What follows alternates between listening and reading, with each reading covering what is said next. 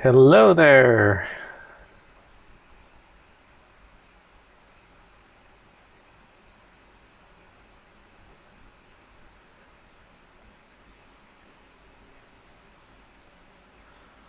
No, no, not too early.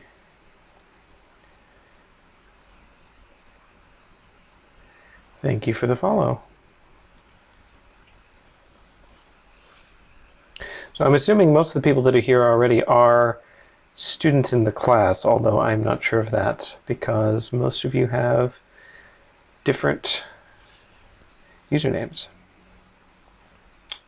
But if you are in the class, give me a shout out in the chat.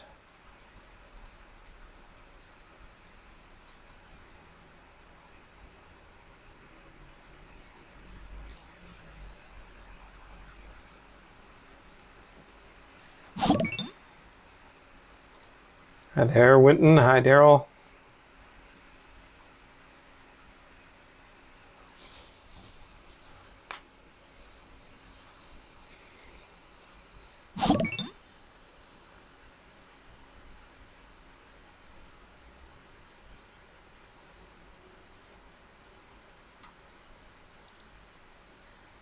Hello, hello.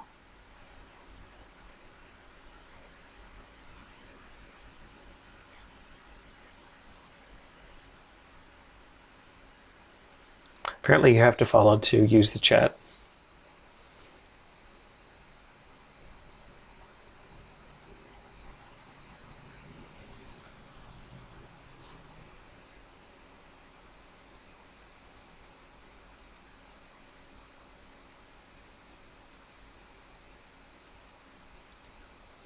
Yeah, I'm not looking for a subscription, so I don't know.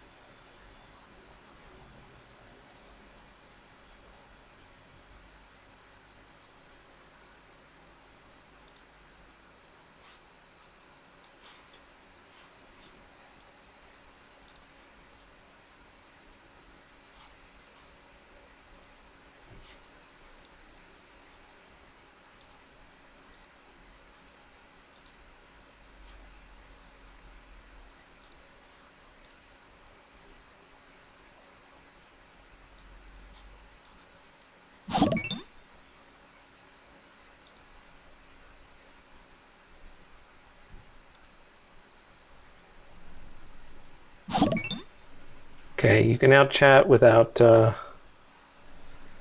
being a follower. It defaults to that, which surprises me.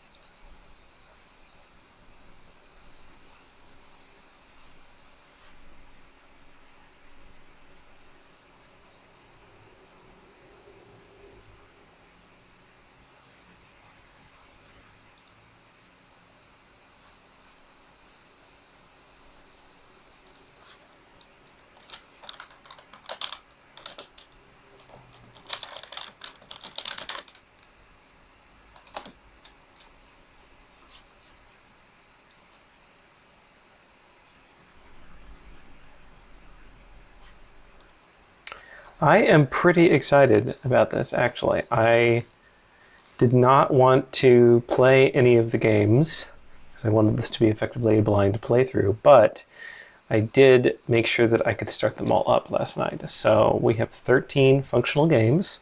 Hooray! Which we're going to play in order. Which is going to be great. Mostly in order. One of them is going to be played out of order.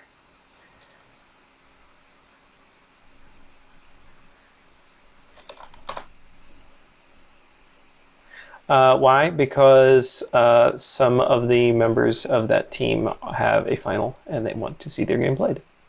So we're going to push it a little later. That's why.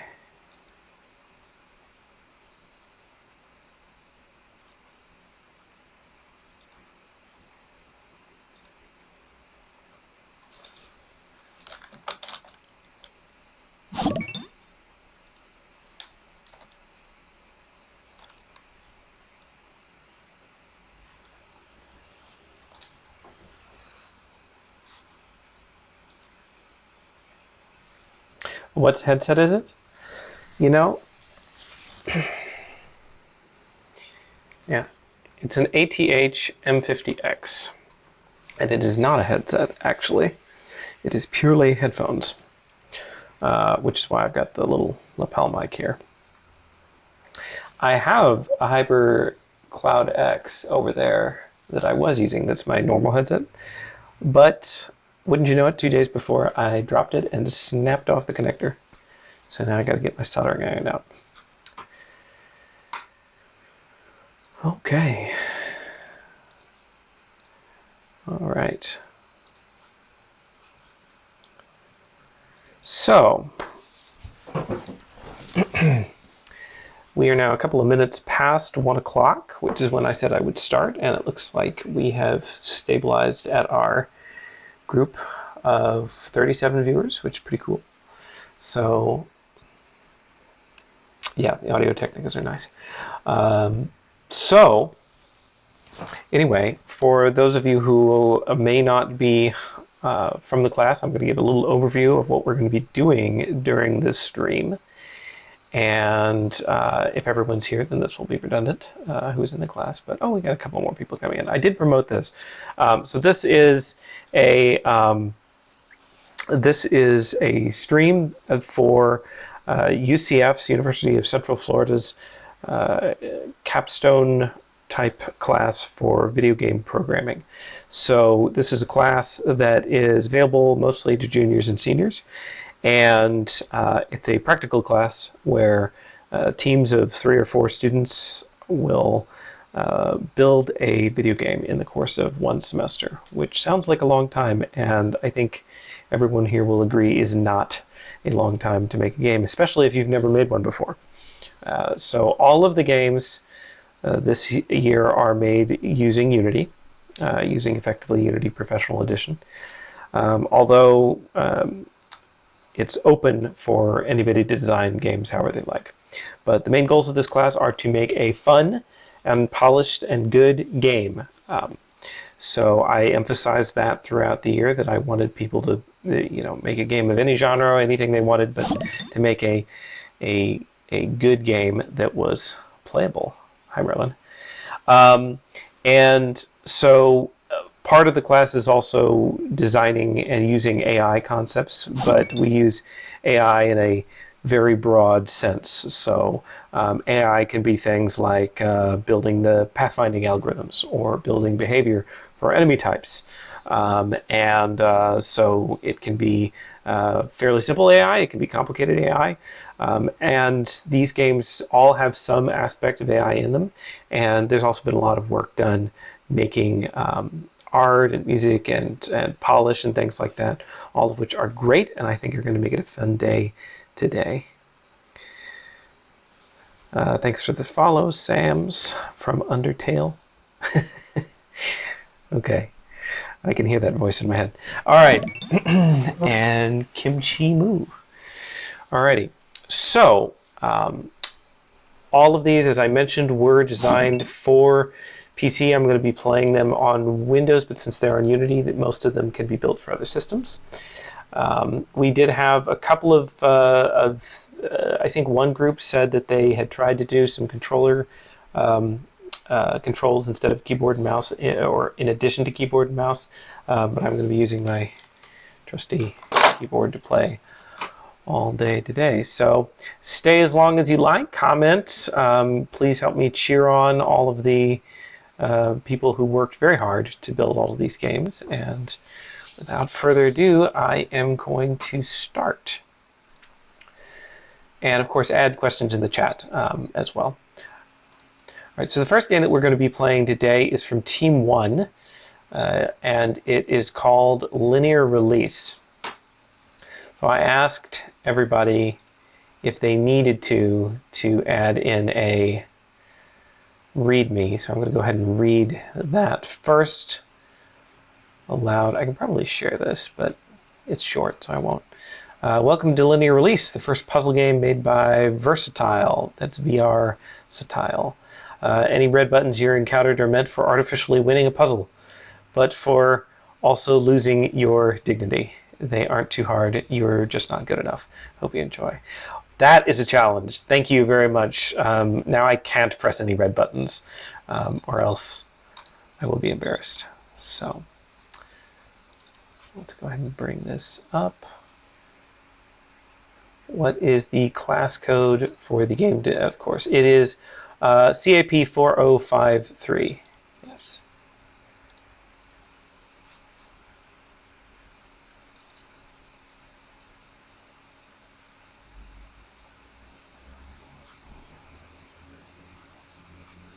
I am booting it up now.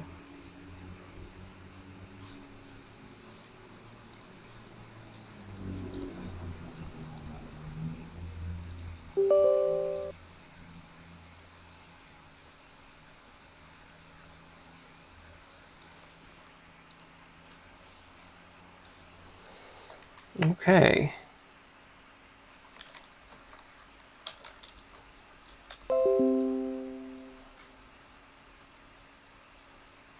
First game of the day, and I'm having technical difficulties. Cool. No worries.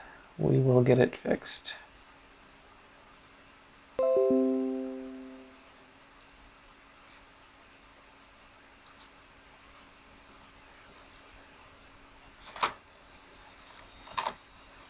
I think UCF is trying to scan it for viruses.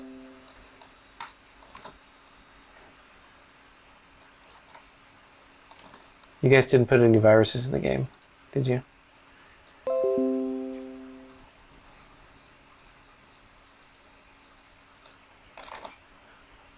Share my screen? Okay. It's very boring. Right now it's just, we'll just explore.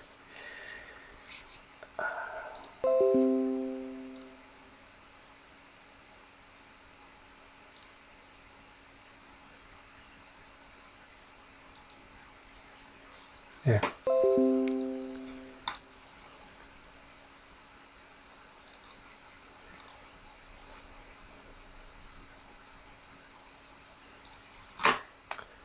Okay, well, let me see if I can get any of these to start up.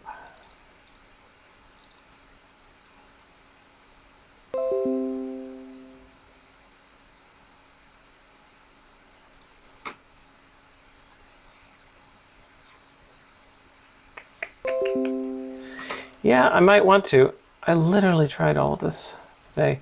This is an administrator thing, though, so...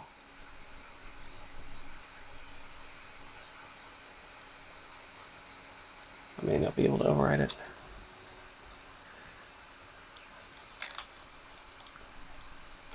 There we go. Okay.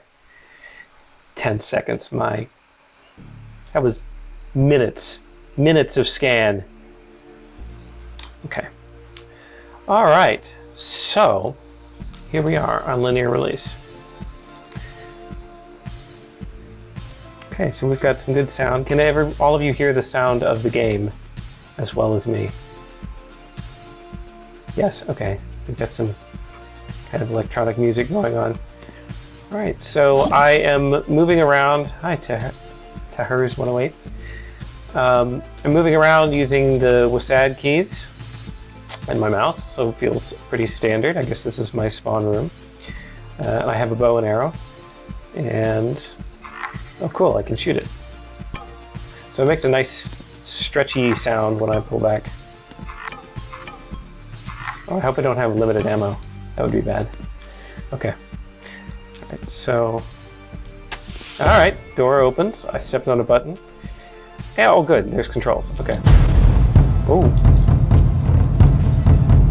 I think Dice Try just opened up in the background. It did. Got it. Alright. So, pull arrow back, and then change bounce count, and then jump and sprint. Okay. Alright. Nice, I like this room.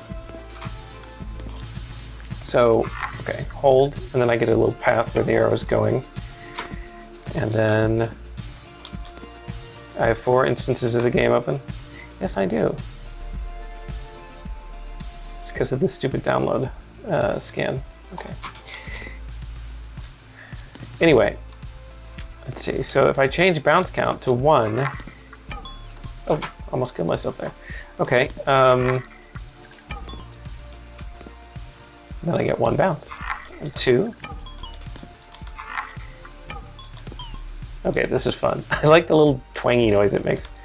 I can do 3. Okay, I'm not Hawkeye. I'm probably not that good. Okay, so 3 is the maximum. All right. So we've got the science lab kind of feeling. I've got a bow and arrow. We do feel like Hawkeye. I like these, whatever they are. Cool. Can I open the big door? Not yet. Okay. So I can run and jump. Maybe there's a button or something for me to open the door. What if I... That opens the door behind me, but it doesn't open this door in the front. Maybe if I shoot the door. Maybe if I look at where the wire is going. Haha, there it is. Okay, let me hit this with an arrow then. Nice, okay. All right.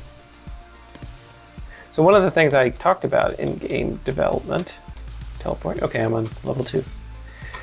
Things I talked about was kind of introducing concepts to your players sort of naturally.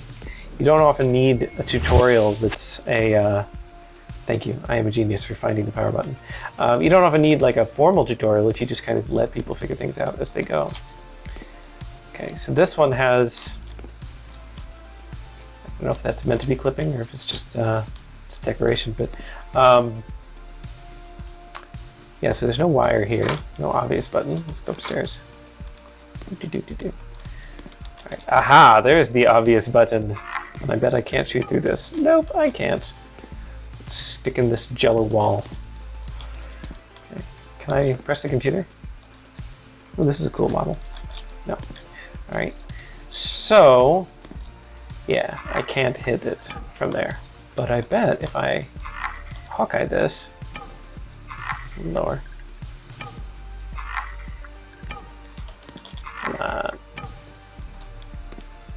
Hitting the glass just slightly.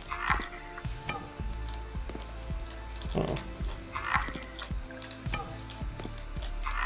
it's because the arrow is trying to, there we go. The arrow is trying to turn its full space. There we go, finally. All right, cool. I have learned Ricochet. So, see what I mean? Now I know another technique that hopefully I can use in the rest of the game. All right, level 3. Aha. All right, I've got a ball. The background music is very mellow. I like this. Just calming while I solve puzzles. I'm a big fan of Portal, which this is a kind of makes me think it's an homage to. So can I put the ball up the skee ball track? Totally can. Nice. Okay. Should have checked to see if that door was locked. I assume it was. Can I post links to all the games? I will. I will post links with the permission of the students that made them.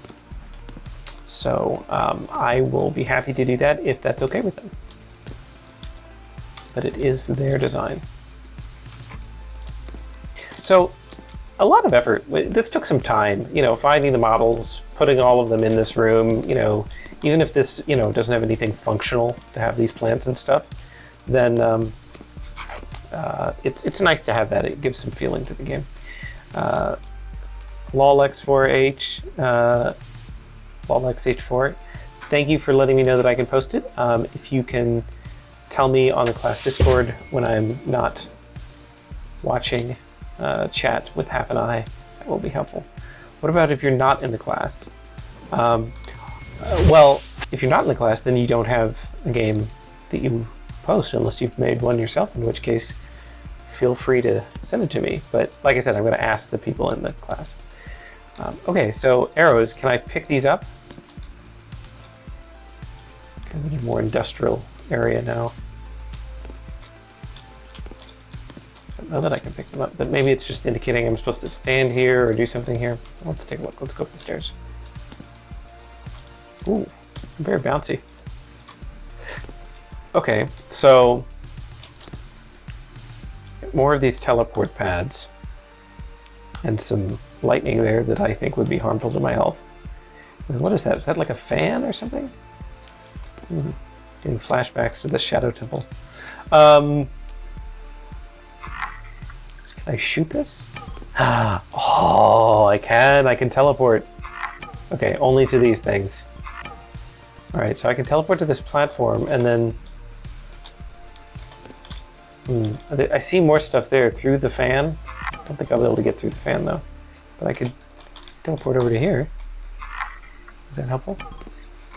Nice. Okay. So behind these boxes. Okay, so that was the goal. So you go up the stairs because you can't see this from the ground. And then maybe I'll get another angle to hit something. Like that. Oh, nice. Okay, so now I'm behind the fan. Cool. All right, this is some fun little obstacle platforming. And now messing up would be bad. Okay, so I can just pop right on over there. I kind of want to fall over and die just to see what happens. Should I do it?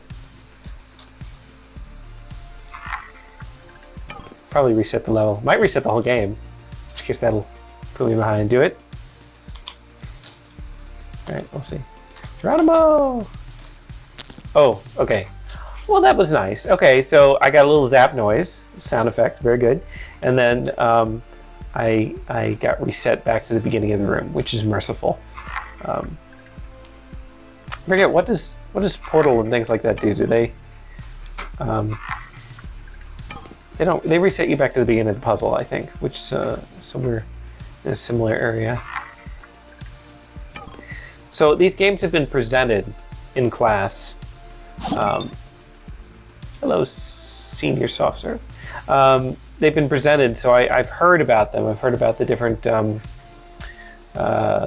games, but this is my first time actually playing them. So I know certain things about it, and the creators can comment in chat as well, but I know that there was some discussion about wanting to put like some framing story and things into this, which might happen if they had more time. But as far as a polished game, this is, I'm feeling so far no bugs. I'm getting the puzzles. I could definitely get used to this. Okay. Well, I have new music. Okay.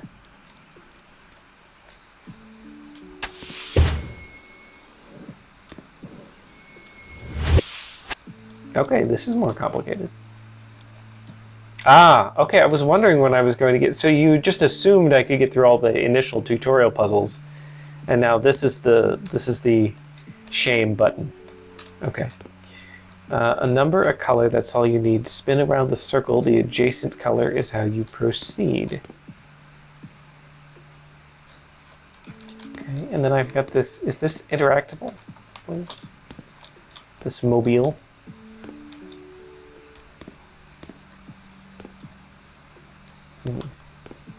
And then a piece of glass.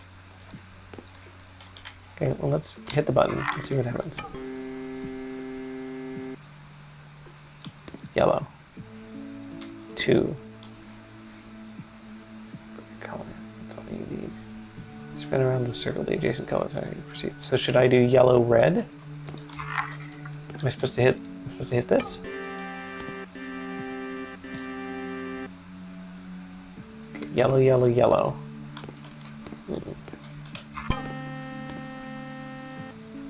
Blue.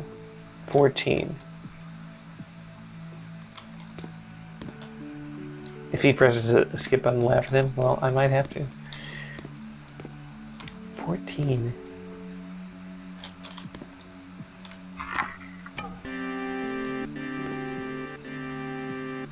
Okay, so does that just mean fail? Three boops? Okay, I got yellow again. What happens if I hit this again? Nothing. Okay. So if I hit yellow...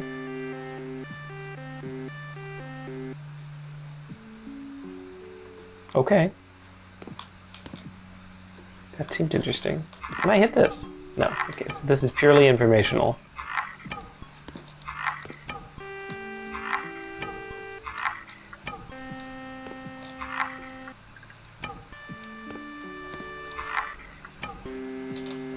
I think the tones are consistent.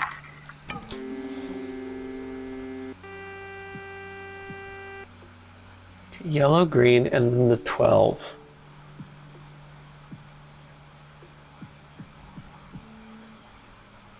So am I just supposed to spin around the circle the adjacent colors how you proceed?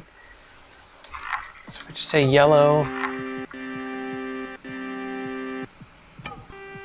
then green.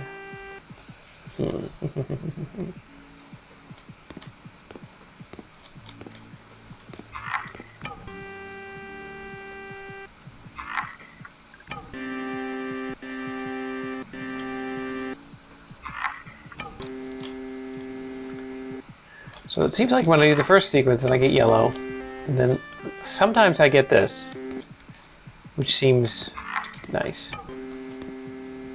Yellow, green, and 11. I'm not even getting the same numbers every time. Once it was 12, once it was 14, once it was 2. So if I just go clockwise around the circle, which is what it says, you know, spin around the circle, adjacent color is how you proceed, then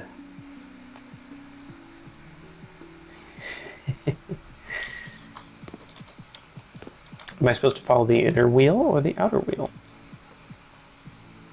I mean, I could go around 11 times. Let's try that. Let me reset this. Let me get it back to blue.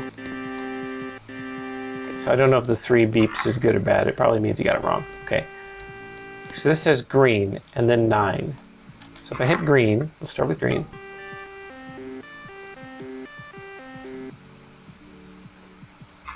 Maybe that's good. Maybe I got lucky. Hold on. So if I started with green and I went around 9 times, 4 would be back to green, 4 would be back to green, and then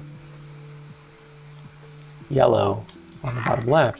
But if I started on the inner circle and went to the outer circle, maybe that's good. Okay. So fine, let's do the next sequence. Let's see if this works. So it's green again. Green, red. Okay. So if I say green, red, and I go around 6 times. So if I start at green, and I go 1, 2, 3, 4, 5, 6, then that would be yellow. Let's try yellow.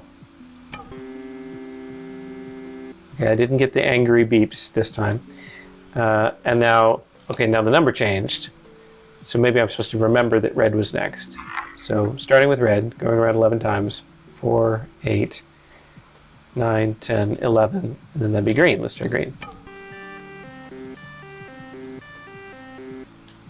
I think that's good. I think when it does beep, beep, boop, boop, that's a good thing. And when it gives me the 3 anks, that's a bad thing. Okay. Green, red, green.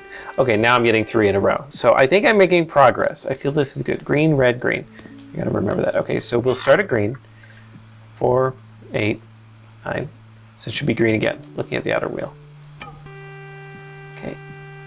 And then red, starting at red, going 2, that's red again. And then green, 14 times. Okay. This is 12, 13, 14. That should be yellow. Ooh, that was fast. It's very beepy. Oh, something happened. Oh, what happened? Did I get the teleport? Was that there before? Was that teleport thing there before? I don't think it was. Ah, ha, ha. Okay, good. I have access to the upper balcony. I did not have to skip it.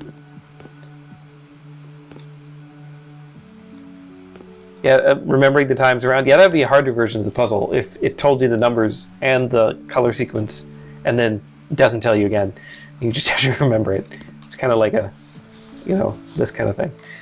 All right, cool. I like that puzzle. So, okay, this is skip and then reset tiles. Oh, I know what this is going to be. This is going to be I have to get it in the blue. There's going to be like a ball or something. How do I launch? Or wait, no. What am I thinking about? A ball?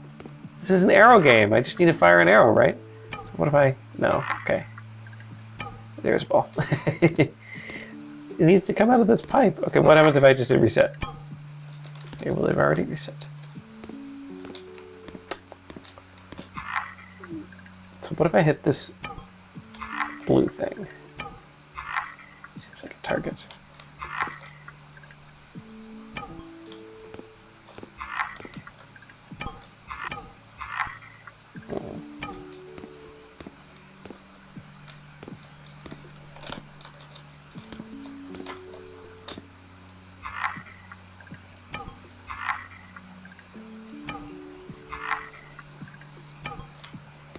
Okay.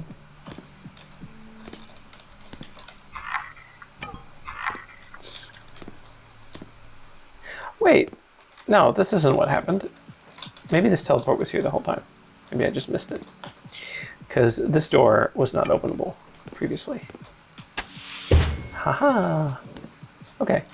So maybe I have to come back to that. I bet there will be a ball. Okay. Oh, someone else is shooting arrows. Where are they coming from? Okay, well they're spawning and then they're going through like a specific ricochet. We have same things over here, and then if I fall into the pit, I can teleport back up, which is good. So, alright. So what do I hit into this? Oh, okay. Turn blue.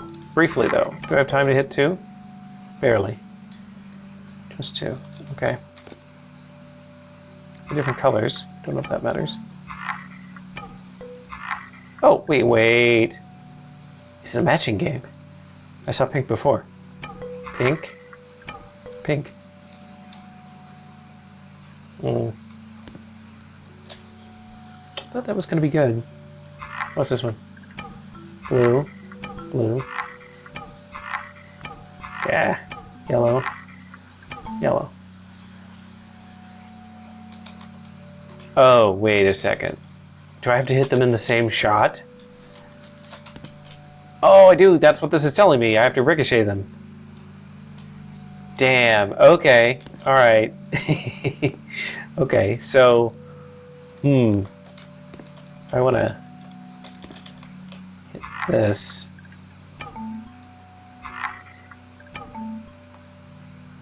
This is the one I need to hit. No, that's blue. Never mind. Where's my yellow one? That's yellow. Okay. Oh, well then I was close. Just need a little bit more. Yes. And they're staying on. Perfect. Okay. So this is nice. This is telling me with imagery rather than words what to do. And it's not obvious at first. I was just like, okay, cool. Arrows shooting through things. All right. So this is meant to train you to be better at ricocheting. Yeah, I forgot my colors. That's blue. Yay! Okay, so I should be able to just... Yes. And then, how the heck am I supposed to do this?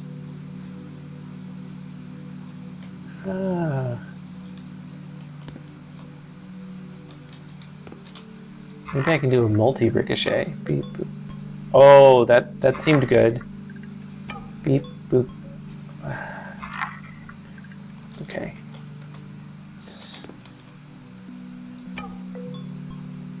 That's getting there. What if we just a little bit? And I got a beep for my troubles.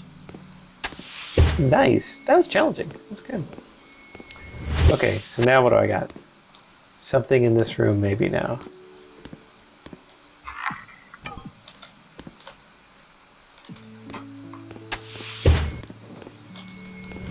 This has not changed. There's got to be something in here. Maybe I can see it from up in the... So if I just hit the top of this, will I still teleport? Yes, okay. I thought I kind of hit it on the pad, but I don't have to. That's nice. Okay, so, I told you there would be a ball. Okay. So, I assume the goal is to get the ball into the target zone. So, that was just a miss. Okay. Oh, and the ball disappeared into the aether. Okay, so it does not bounce except on the targets. That was close. Was it supposed to just...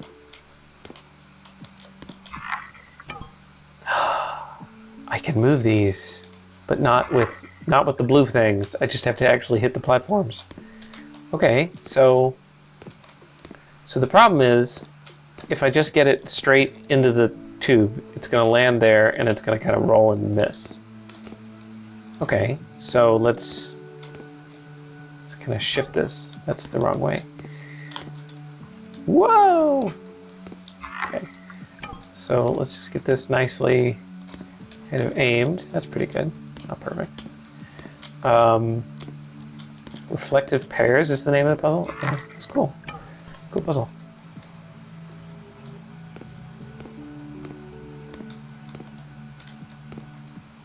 The ball came from the tube. Okay, so now we're not going to be able to land on the ramp unless we kind of bounce it. So this is physics-based, right? In the angle that I'm hitting it is affecting the force that it's moving, which is neat. Okay, so that'll kind of bounce maybe that way.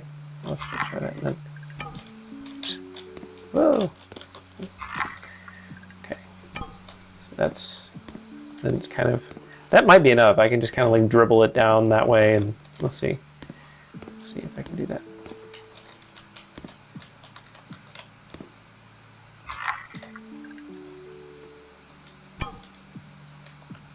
Okay, that was just a miss entirely. Okay. Get in the basket. I went over the basket. Hitting a ball with an arrow is hard. Oh no, my ball's gone. Oh, it's because it's still stuck. It hasn't despawned yet. Go away, ball. Okay. So there's probably a collider on the floor to make it disappear, and because it didn't hit the floor, it didn't go out. So a timer there would be good too, maybe, just in case. Okay, finally.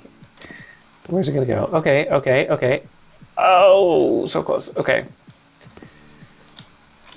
So we probably do need to use all 3 tiles, or else why would they have given me all 3 tiles? But I'm not sure I have the top 2 tiles in the right place anyway. One more. Okay. Yeah, I don't think this is going to work either, but... Okay, roll, roll, roll. It might work if I just get this a little further on then, but I don't want it to... Yeah, now I think it's going to miss the... It's going to split the difference there. Okay. The teleporting feels really intuitive. This reminds me... So this was a game that was originally envisioned as maybe having a VR component, which I think would be really cool. Because, first of all, the bowstring pulling is very intuitive, but also the teleport mechanic feels very familiar to the way a lot of games in VR handle teleporting. That time, the ball got stuck. Oh, there it goes. There it goes. There it goes. Oh, darn. Maybe if I try it again, it'll work.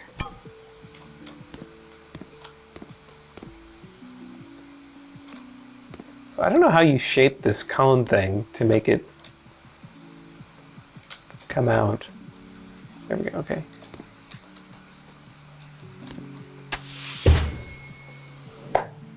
Nice. Okay. All right.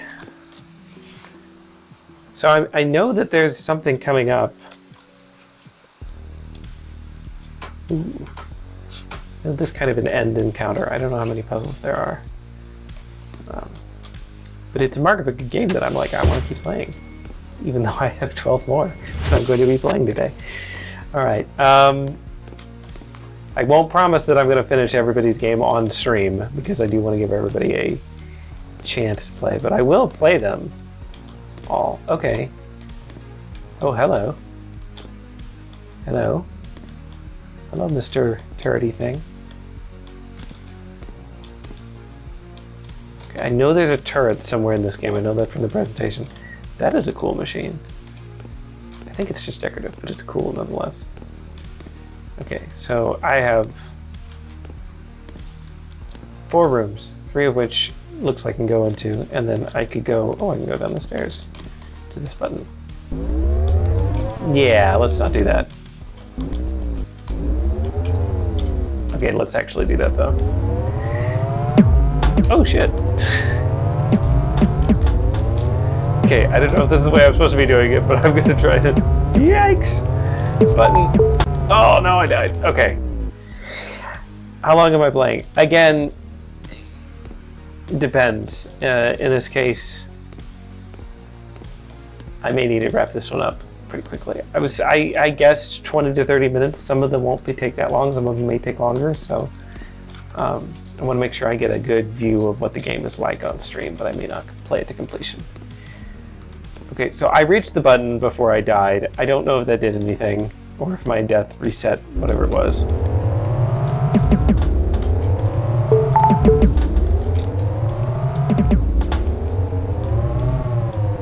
Okay. So I hit the button. Might have needed to hold on the button. Don't know. Don't see that it was helpful. It's a yellow button. That probably means I can't boop it. I don't know. Maybe that doesn't. I can't boop these either. Those are pressure plates. What if I... Yeah, okay. Can't arrow boop it. Please at least see the other rooms. Yeah. Okay. Power reset. Yeah, oh, ow. Oh, nice. There's a pain effect. Okay. Don't try this at home. Okay. Zap. All right.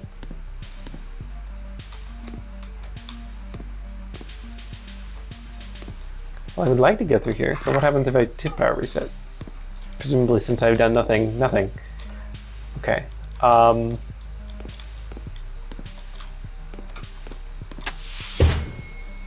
don't see anything to do here. Let's check out the other rooms. Ah! Hello, friend. Friend laser thing. Okay, so I can avoid these if A, I stay out of the line of fire, or B, I just move fast enough. So 3. And keep moving. Or S. Maybe it's east and south, or start and end. Doi. Okay. Are all these Unity? Yes. Okay. So looking at this, there's glowing platforms in the sky. So what is this saying? It's saying to get to the end, I need to step on 3 oranges. Ah, darn. 3 oranges, 3 teals. No, 4 oranges, 3 teals, 4 dark blues, 2 teals, 3 oranges. Okay, so if I go... Oh, aha, now I'm shielded for a brief second. Okay. Okay, so I get to my first teal. Okay, so I need 1 more teal. Ah, shoot. No, it reset me. Okay. Okay, so 2 teals. And then dark blue. I can't do that. I could go all the way back there. Okay, fine, let's do that.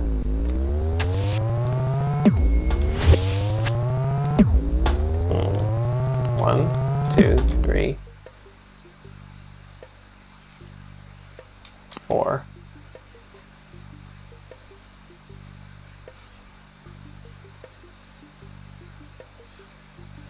One, two, 1, 2. Ah, okay. You shush. Okay, well let's do it from the end. So I have to hit 3 orange tiles at the end. So 1, 2, 3 probably, and then 2 teals. So there's those 2 teals could be over to here maybe, and then 1, 2, 3, 4. But then I need more teals. Okay, 1, 2, 3, 4. 1, 2, 3.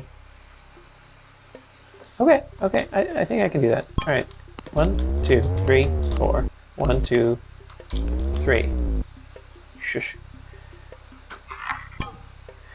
And now I need to do 4 blues, 2 teals, and then 3 of those. Okay, so 1, 2, 3, 4. 1, 2, 1, 2, 3. Ha ha ha. Okay, so I disabled the turret. Do you think that disabled the turret in here? It did. This was no longer following me. Nice. Okay. Oh, and I have electric in here. And more turrets! Can I step on this wire? Oh! I walked right into that.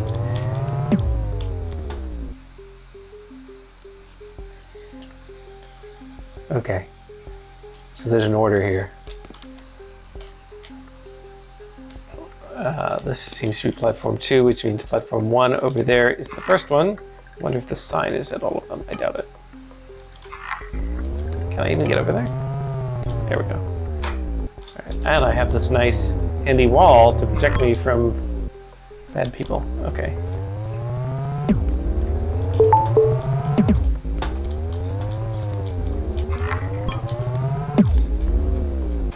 Okay, so I can use the wall, and I can hit the button. Ah, that's why it didn't work last time, because I have to stand on the button long enough for it to do its thing. Okay, and now that's done. You be quiet. Okay, so number 2 platform is by the door. Back over there.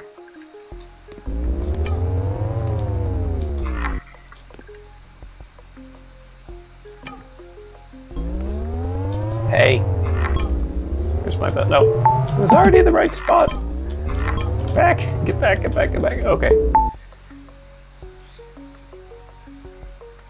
So again, there were crueler things you could have done. You could have not put the sign at every station, but I appreciate it.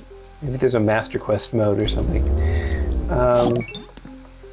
Hi, Santy. Okay. Number 3. Out in the middle of the room. Okay.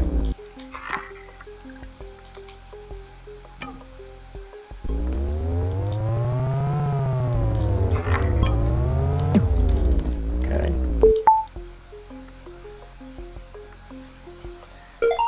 Okay. And then number 4 should be right behind. Ah, that's a problem though. Look at number 5. Number 5 has a wall in a stupid place. So I'm not going to be able to... Maybe I can, but barely.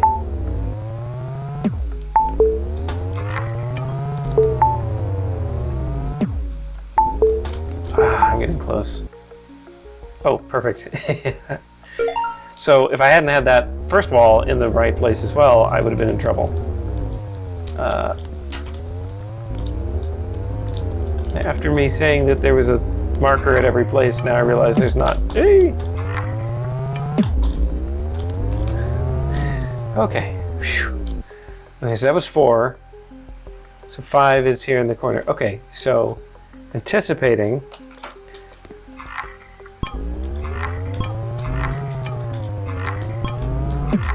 Oh, shoot. I died. Okay, I didn't reset my progress. That's nice. Oh, okay. Too far. Oh, we'll just pop over to here. Sort of feels like The Witness. Yes, in some ways. The Witness is big into visual and angle and stuff, especially once you start discovering the secret patterns, which this angling all kind of feels like. It also reminds me of Talos Principle. But I mean, these are all puzzle games, so it's kind of... Ah, perfect.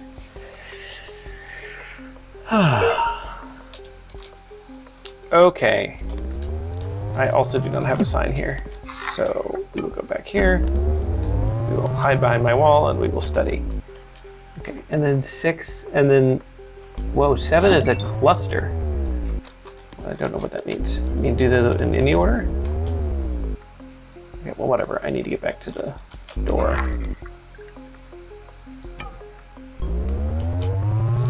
Skip the rest of the islands? Okay. I don't know. I was told if I hit the red button, I would be mocked. But I think I may do that.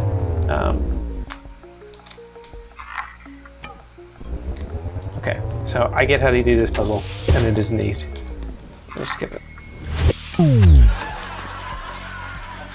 Okay, I'm glad I skipped, just because of the laughter.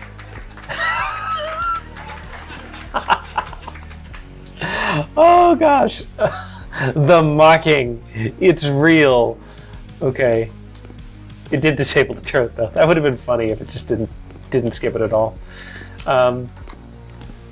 So the only thing here is that I clearly didn't.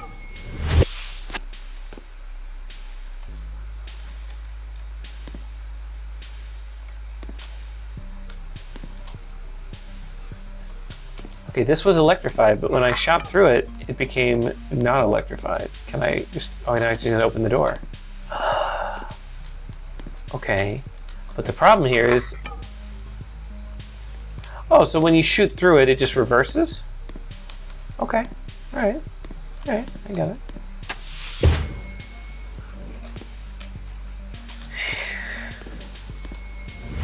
Oh, that looks mean. Gladys, are you watching me? Okay. Full room power reset. Warning, big warning, warning. Teleport over here. So I still don't quite get the way the mechanics of this work. Can I... I seem to have to shoot through certain things to make it turn off. Alright, we'll hit the big caution button.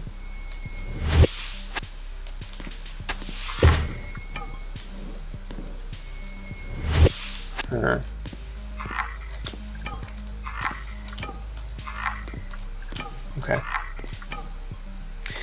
Alright guys, I have enjoyed this game very much. I think I'm going to call it here on this one because I played for almost 45 minutes and I want to give everybody else their chance too. So there is no pause menu or anything, so I will have to work my way back here, possibly with laughter, but I will do that. What are the size of the teams? 4 in almost every case. All right, wait. I know, guys, I know, but I have to move on. I have to move on. I've got 13 games to play. All right. Okay. So I need to make sure that I'm just going to go to full screen.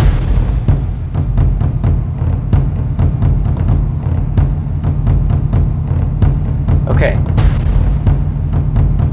So we're moving on to the second game.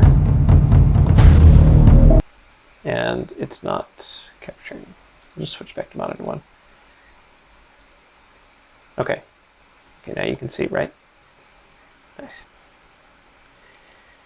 Okay. Okay, so this is pretty loud. Let me see if I have... There's sound options. Okay. Okay, so, hope you all enjoyed the first game. I certainly did. It's a great puzzle game, and I can't wait to finish it, which I will do off camera. But now we need to get into all Unity. Yes, nice job, Team One, for sure. Get into the next game. So this one is Team Two, and Team Two, you guys here? Do you have a team name or anyway? This game is called Dice Try, and it's very atmospheric. So first of all, a couple things to note on this. So most of the games when I started them up do have a splash screen. So lots of little things go into a game that you don't think of that take time to build, including a start screen. We have new game, load game, options, exit. I already went into the options and messed with the sound, and it apparently worked. So that is great. I may turn it down just a little bit more. And it's telling me changes have been applied. So a lot of work went in to make, player settings and things like that. I can change the brightness, I can change the resolution, make it full screen. Cool. Let's make it full screen. That worked. Cool. So this is a lot of extra stuff just on the first page here, which is great to see. So the logo is a dice with a with what I'm assuming is hand sanitizer coming out the top, and it's called COVID RPG Dice Try. All right, so without any further ado, let's get started. Want to start a new game? Yes, I do. So, as any good RPG should have, I now have the ability to choose a class, and I'm told that these are named after the students on the team. So we've got Sam, tank, brash warrior who can deal heavy physical damage but weak to magic. Tam, healer, aloof strategist who can heal you in a pinch. Amanda, a hunter, a sharp-tongued huntress with deadly accuracy, specializes in ranged combat. And Carl, class mage, a wise mage who can dish out heavy magical damage attacks weak to physical attacks. Well, anybody guess what class I normally play when I play RPGs of these kind? Archer? Archer, you think? Mage? Yeah, it's mage. For sure. So I'm going to be playing mage. Plus this guy looks like the black mage from 8-Bit Theater, and that makes me happy. So, okay. Blood, Prime Mage. We get story. Welcome to Dice Try. In this game, the world has been ravaged by the deadly COVID-19 virus. True. You are one of 4 party members on your quest to put an end to this pandemic. Travel to distant lands and defeat the 3 bosses who each hold a fragment of the legendary JPM vaccine. Legend has it that once gathered, the pandemic shall finally end. Best of luck on your travels.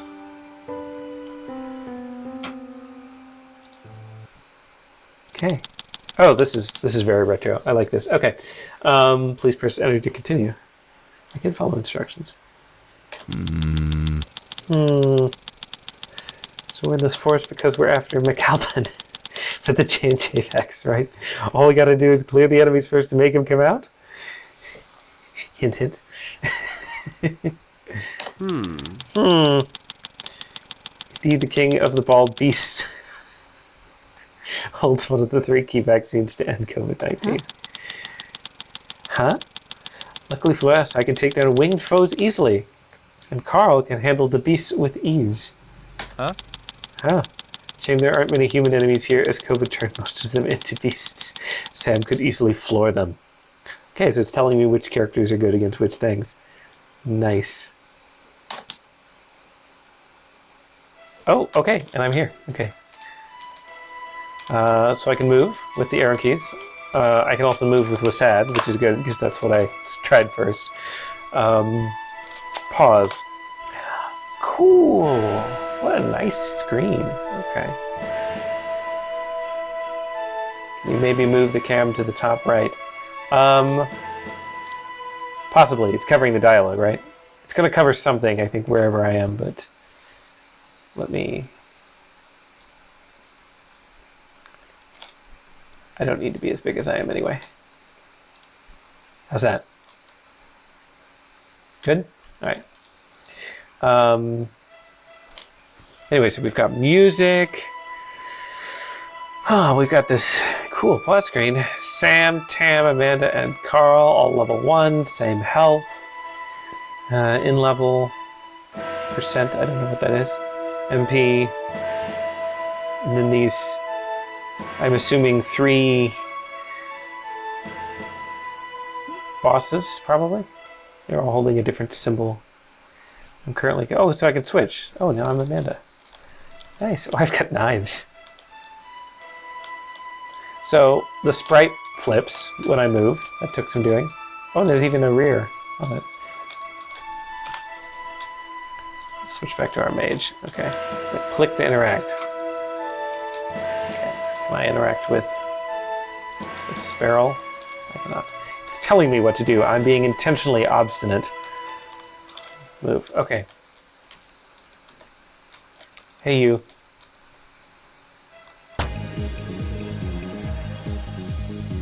Okay.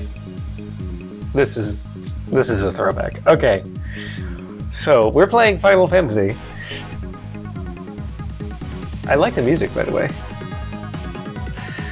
Okay.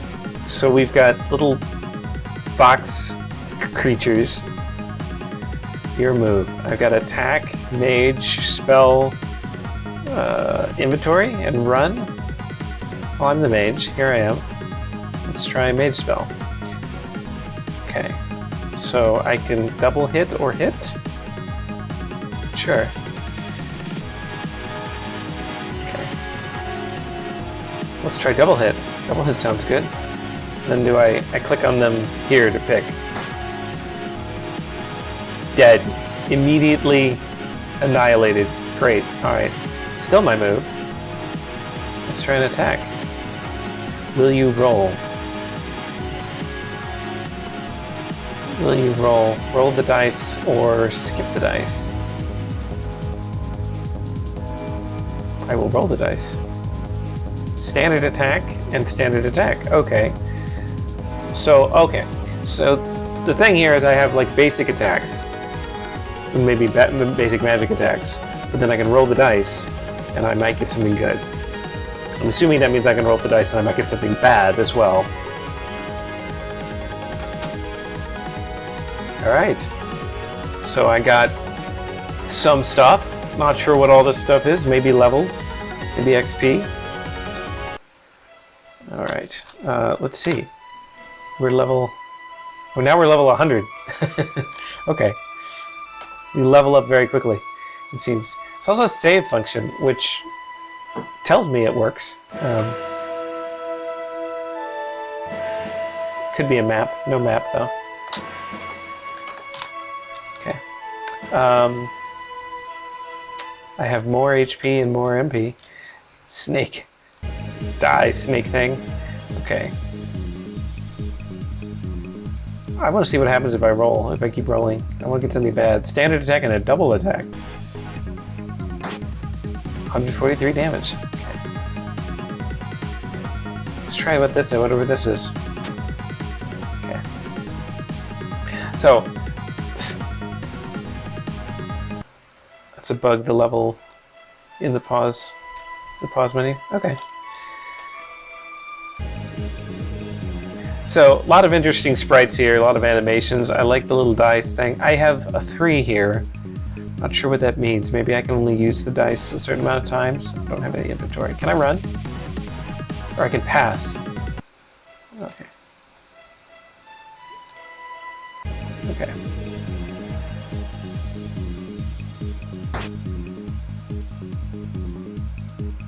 So yeah. So, okay. We haven't. Press enter to continue. So what I was going to say is, clearly there's been a lot of UI work done on this game to make all these buttons and menus and things. So there's still some things that are not entirely obvious to me on the first viewing, like what the difference is between like the 1 magic and the 2 magic and certain things like that. But a lot of stuff went into this for sure. Press enter. And here comes McAlpin, who dares disturb the cake at the bald beasts. Bring it, Baldy, you're going down. Rah! Oh, what a cool screen effect. I'll crush you all.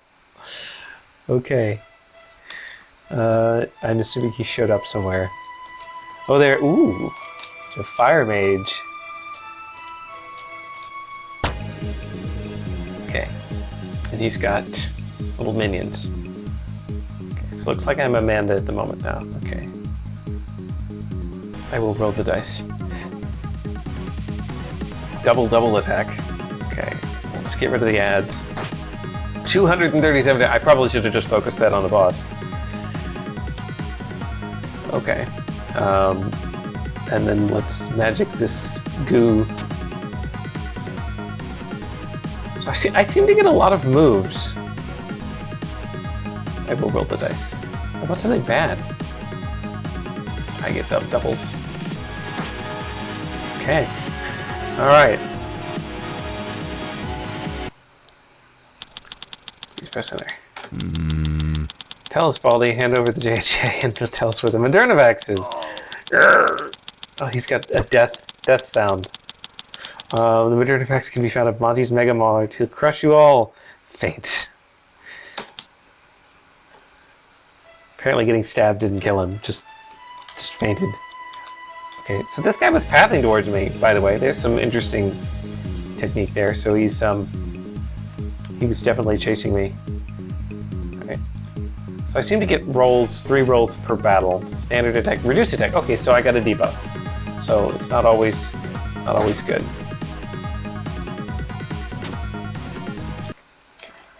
So am I playing as each of the characters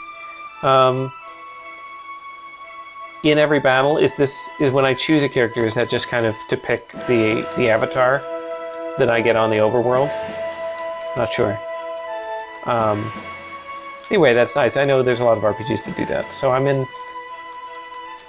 in Celadon City, apparently. It's cosmetic. Okay, got it. Cool. That's a nice feature though. So that's why I'm getting so many turns. We all 4 get turns. Got it. Oh, more barrel creatures. Yeah, so they're chasing me. Oh, he gets stuck. But this one is trying to path around obstacles, it seems like. Which is nice. Alright. So I'm going to skip the dice this time.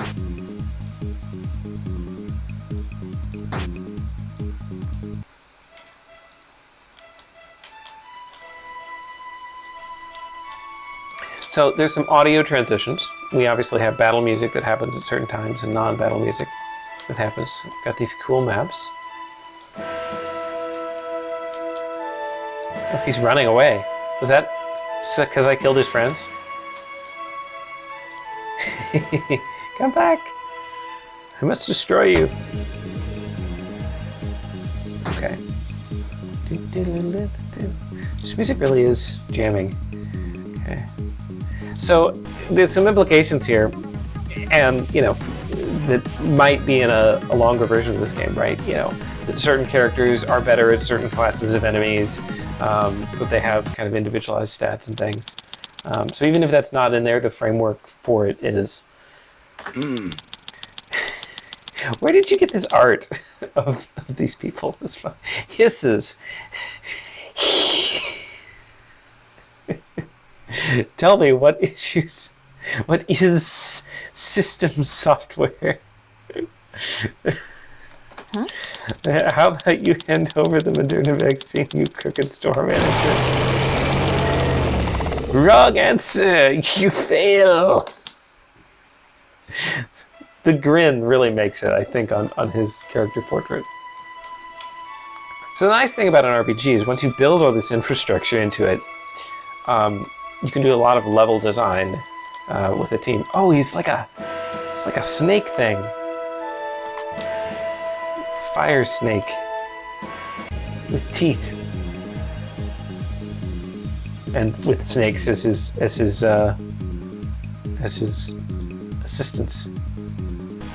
Okay, we'll skip the dice. I'll just gotcha.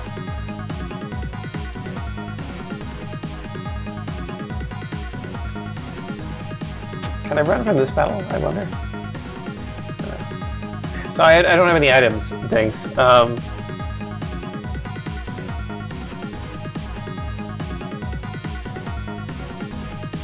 But it looks like these. Oh, okay. So these characters the sprites came from different things. So when that character attacked, he actually had like an animation that showed that he attacked. Not all of them are animated because they probably came from different sources. But that's all good. And I got him. And I'm getting rewards of some kind. Press enter to continue. No, this is impossible. Monty the snake cannot be defeated by the likes of you. Huh? Well, you did. Now give us the Moderna vaccine to also to find Pfizer. Shoots Monty. You're supposed to shoot them after they tell you where to go. Fine. Guha holds the final piece of the Trivax. Find him out at the hospital. Faints with an arrow, presumably, in him. Okay. Oh, okay. We're in the hospital. So yeah. So sometimes they chase me, and then sometimes when I'm going after them, they kind of run away. So there's been some movement and pathing kind of work been done here. It looks kind of fun. All right. So I keep clicking on the actual sprites instead of the toolbar here by accident.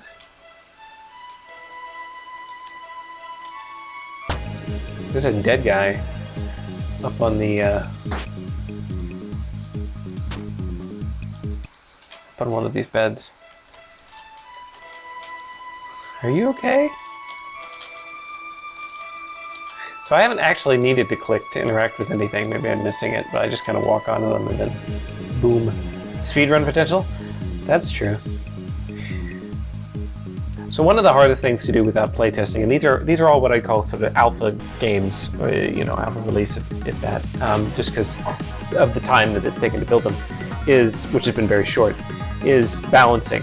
So I know a lot of people have noticed, I'm able to kill these guys in one hit, and for the demonstration purposes, that's fine, right? But it's one of those where how difficult do you make a game? How much do you put into it? And even game philosophies change, right? So a lot of JRPGs, level grinding is kind of baked into the whole thing, that you're supposed to reach enemies that you can't beat without a lot of work of just destroying trash mobs over and over. And they do that a little bit less, I think, these days, but certainly older JRPGs, that's part of the allure, I guess. Oh, right off with the roar. Here comes Guha. So your fools were behind this ruckus. No matter, you'll make fine test subjects. Huh? And then there's Dark Souls. Yeah. Watch out, guys. His minions look strong too. There's no advantage here. Screw it. Who needs advantages? Come at us, you wacky doctor. Wacky indeed. Okay. Oh, need sprite. Oh, he just attacked me immediately. Alright, we'll skip the dice.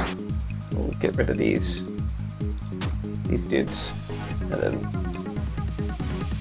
Mage! Got him. Ready to continue. We did it! The world is saved! We finally got all 3 vaccines to complete the Trivax. So what? You completed the Trivax, you just summoned the professor.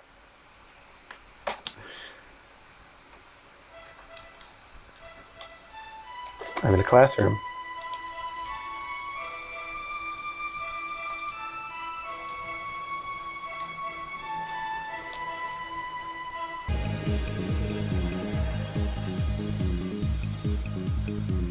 Scimitar guys. Alright. Is this the boss? Or is this just a monster? Oh, okay. Gotcha, gotcha, gotcha. And then, yeah. Nice, homage. Press enter to continue.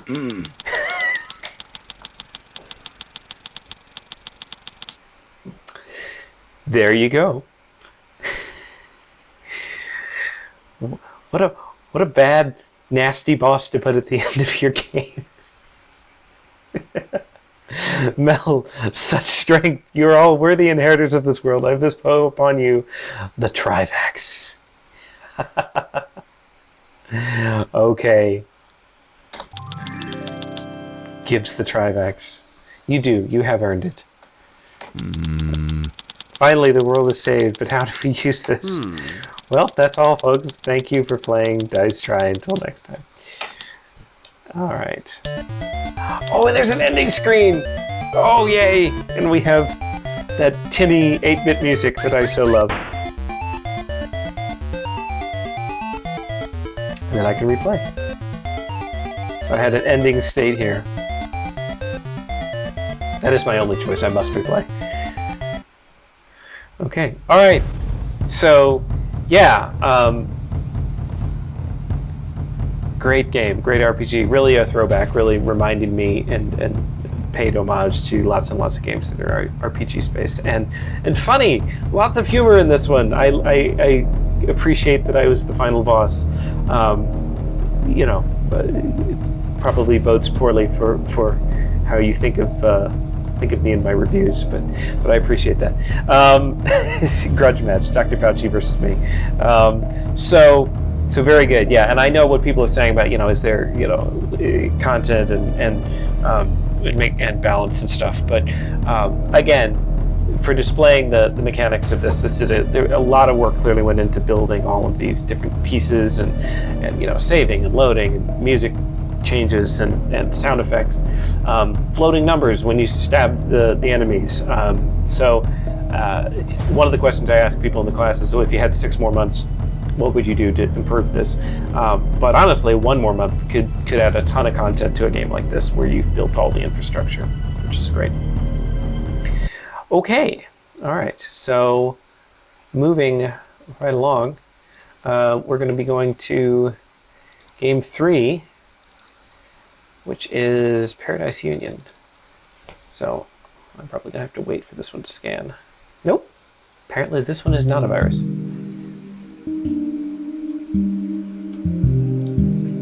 Okay, so moving from kind of 8-bit to lo-fi in terms of music. So 3 of these have all had music so far, which is great. Again, it's not a requirement in class that you put music or really any graphics or anything in there. So it's but it's nice to have it. Okay. So there's a little animation, kind of a smoke in the background. I don't know if you can see that easily, but there's kind of like clouds and things. Is this Sephiroth? This looks like Sephiroth. All right. Okay. So I can do VSync. I can change the volume. Tweak it down just a little bit. Maybe a little more. Let's play. I should have been using the readmes on these last 2. We'll wing it. We'll wing it on this one. Because there seems to be instructions. Escape to pause. Welcome to Paradise Union.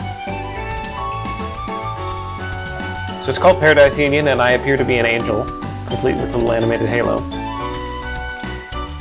You control some pause menu. Let's do that. I'm going to drop the music a little bit more. Okay. Controls. Move was sad. Wazzed, I guess. Attack, left click, teleport, spacebar, switch weapons, right click, interact E, use equipment Q. Okay, let's try some of that. Okay. Oh, pew pew pew.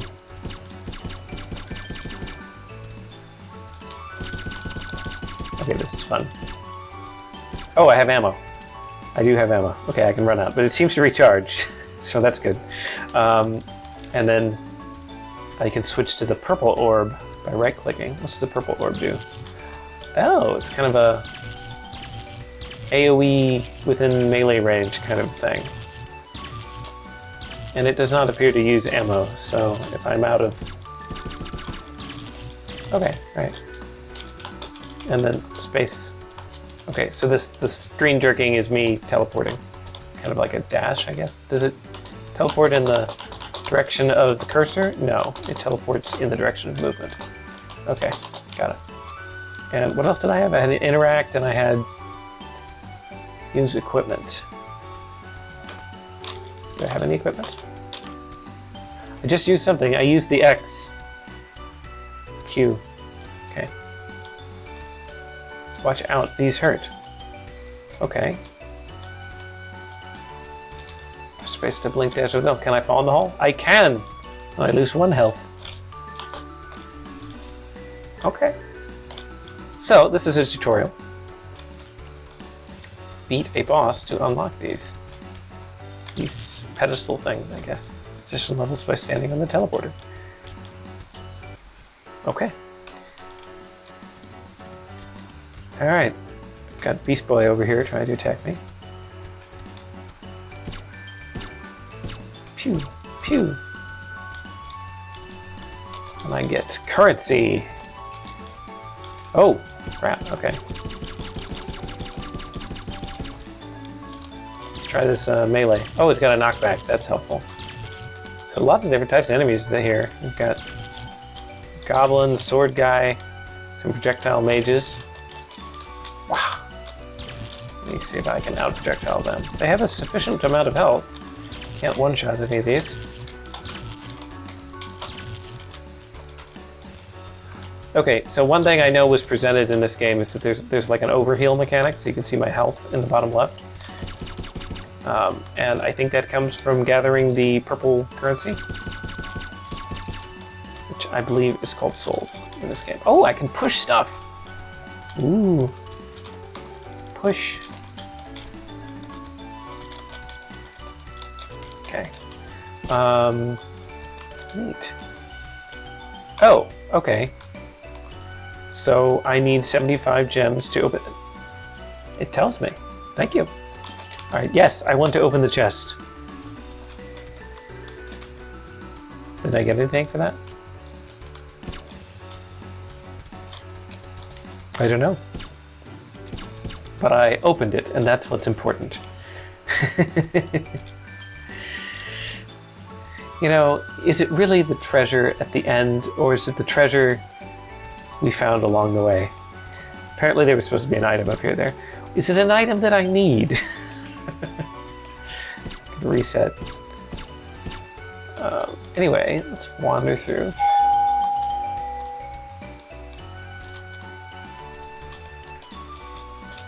Locked. And I cannot teleport into the locked room.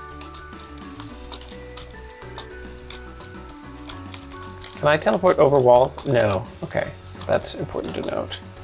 Boss. But I want in the locked room. Okay, maybe I can get this to appear. I don't have the gems for it though. Hello. Can't go in there.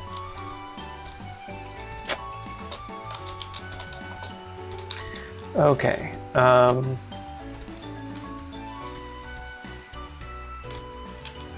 Button and box puzzles. I know how to deal with this. Maybe. Oh, okay, this is neat. You see this? See what's going on here? See how the sprite actually moves behind the box? That actually takes some work to get that to happen.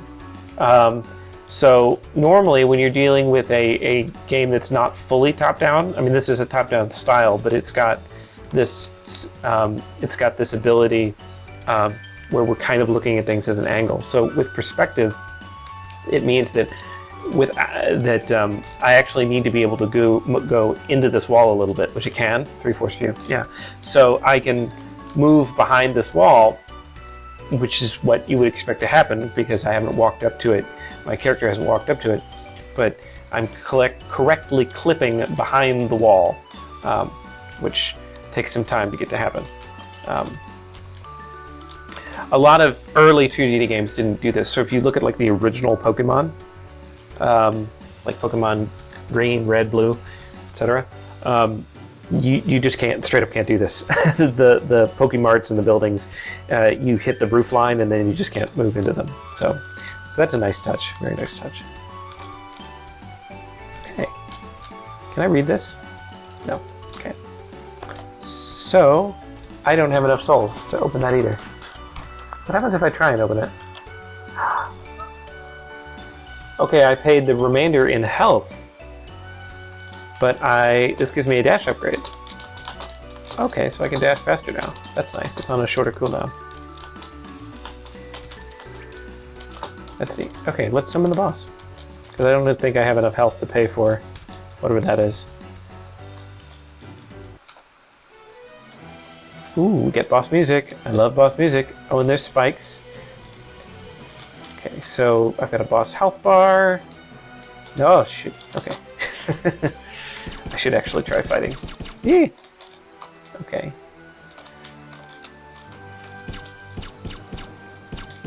Okay. So I need to get rid of these mages first. Go away, mage! So I got knights here. So a lot of different enemy types. That's not... those are pretty fast projectiles, actually. Ooh, I got hit there. Back off. Back off. All the sound effects seem really well adjusted here. Okay, so I can overheal. So I get the currency regardless. Then I can overheal. Ow, ow, ow. Which is nice, because the boss actually kind of hurts. Okay, let me go after you.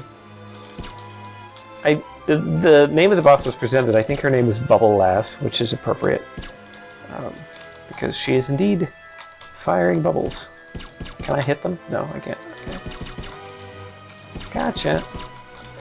I love the animated portrait on the boss itself that you can see. Actually, you can even see your bullets going in. Wow, that hurt. She's got some damage on her. Give me more health. Give me health.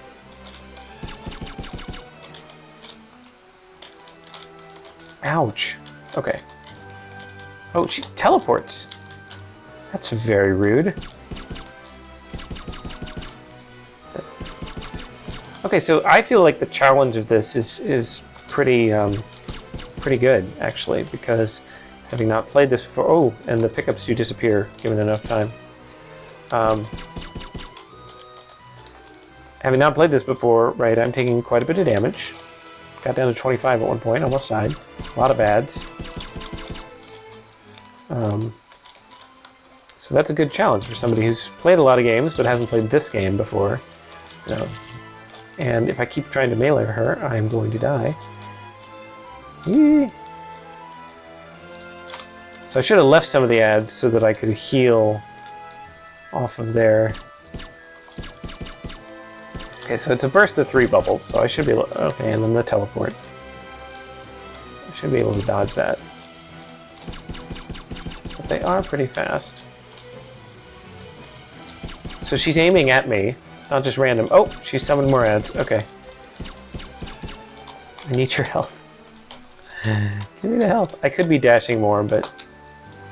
A lot of people. Okay, well, so this is good and bad, right? More enemies were summoned, but that also means more health for me. I wonder if I have to destroy all the enemies, or if I can just destroy her, and I'll win. Because I kind of want to leave these guys alive for the purposes of being a health pool. So these spearmen have a surprisingly long reach, also, I will note. Like, they're hitting me, I think, from further away than I would have thought. There we go. Sneaky. Oh, it's the spikes that are hitting me. Okay, so a little bit of weirdness on the hitboxing there, but that's minor. Oh, she's trying 4 bubbles now. So there's progressive difficulty in the boss. The boss gets harder. Ow! Crap. It's harder the lower her health goes. Which is a video game trope of old. Tropes aren't bad. I don't say that in a pejorative way. I say it because actually tropes can be very good because it lets people know what to think. I think the bubbles are moving faster, actually, too, in addition to there being more of them. Um, so, oh no, my full screen. Get back. Okay. Doing things that people expect is not necessarily a bad thing because then they can figure out how to play your game. So I was able to kind of recognize, oh yeah, these drops are going to disappear if I don't pick them up in time, and that's a familiar thing for me. I ran out of ammo, or else I could have gotten there.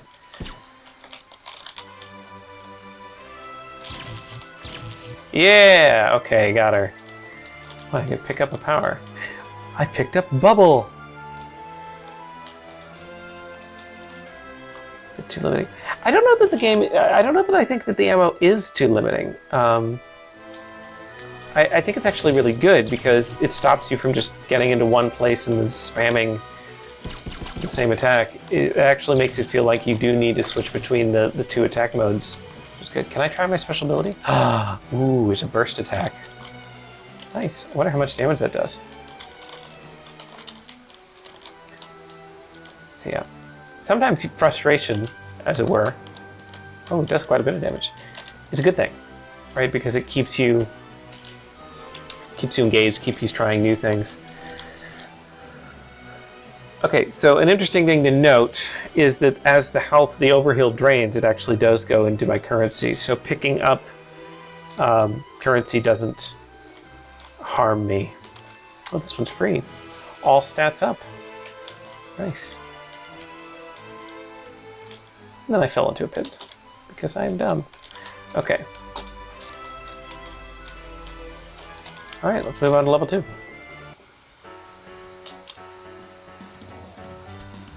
New song. This is giving me some Undertale Deltarune kind of feeling.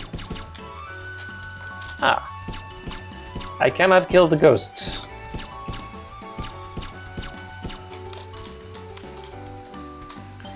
There's also a rain effect. I'm getting some, or maybe that's just a desync thing. I don't know. I'm getting some blue tearing. Okay. Let me try melee.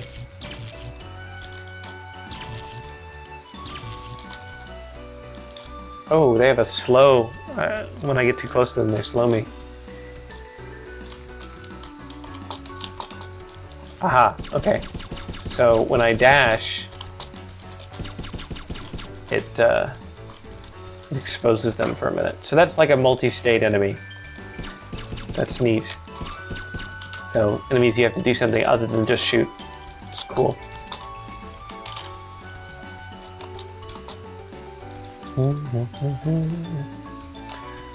So, oh, when I entered here, a bunch of people spawned. Let me just go in the middle and wow! Well, it's not a full 360. I thought it was. It's just a wide arc in front of you with the bubble lass power. Oops. Gotta watch those spikes. They're no joke.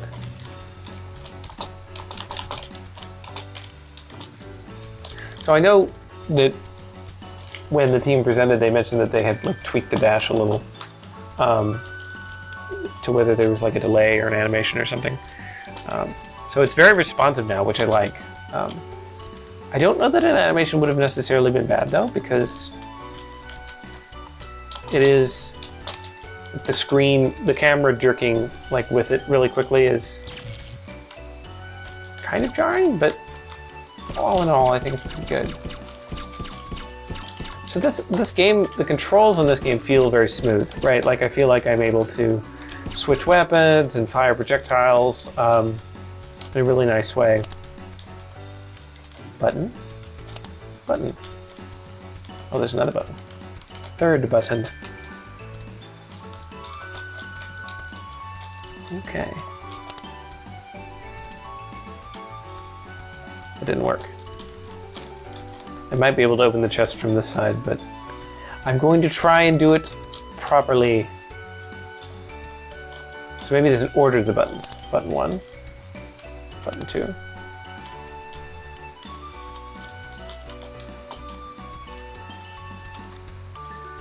Button 3. Okay. There's another little puzzle here. Can I just teleport through the spikes? Can I do that? Okay. So that button is still pressed.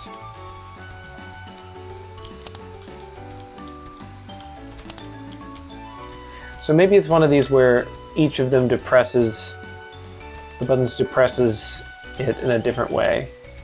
So that like raises both of them.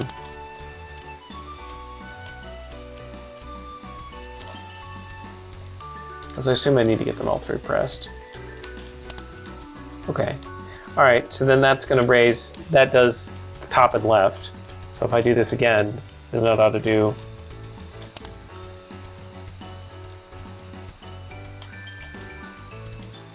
No, that did left again. Ah, okay. So that just did right and top. So now maybe if I do top and left again, I'll get them all three pressed at the same time. No. Push boxes onto the buttons? I could do that. Don't see any boxes. Last level was rife with boxes, and there are no obvious ones here. Maybe they're in this room.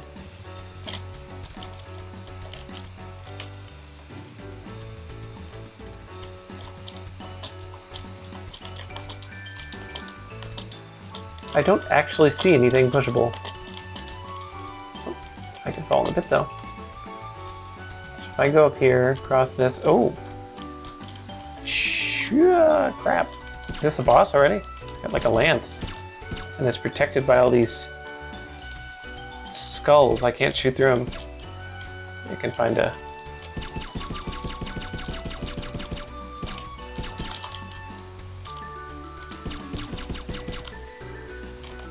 This is kind of like a BMOS turret kind of thing. Yeah, okay, nice. That was interesting. Oh, HP up, okay. That was an interesting enemy. And all these skulls and things around it made it difficult to beat. So I assume that's the teleport? Press? Sure. What's with this cat thing? Should I shoot it? I kind of want to go back and solve that other puzzle. I don't want to move on to an area that I can't go back to. I don't know what the cat slime was, but it was... Push it first. Well, almost there. Okay, I'm gonna give the button puzzle one more try. Because I do feel like it has to do with the order you were pressing them, not waiting. I feel like it just wasn't quite correct on the order. Okay, so let's try and be scientific about this. Okay, right now, 2 of them are pressed. If I press this one... Okay. So I need to think about that puzzle. I think I got lucky there, but all stats up nice. But I think it was one where you had to... Certain buttons were raising when you pressed other ones. So you want to make that... Oh, my speed went up. That's nice. Especially in a bullet hell type game like this, having a high speed stat is often very helpful. Okay, so I'm going to go up here. I'm going to ignore the teleport pad. And I'm going to...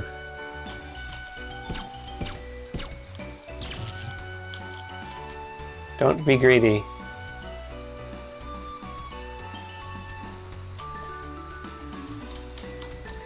Don't be greedy. I'm gonna be greedy. Probably just triggered the bad ending now.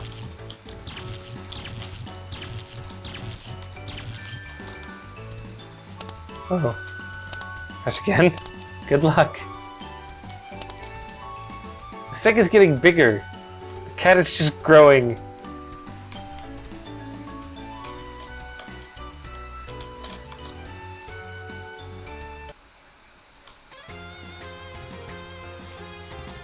Okay, I have a boss. There's an orb of blood. Oh no, it's that guy. Okay. He's got little orbs of evil. Oh, okay. Big wide attack. Ah, I missed with the bubbles. Ooh, nice, got little red flames. Oh, oh no! Oh, it's a slow field. Okay.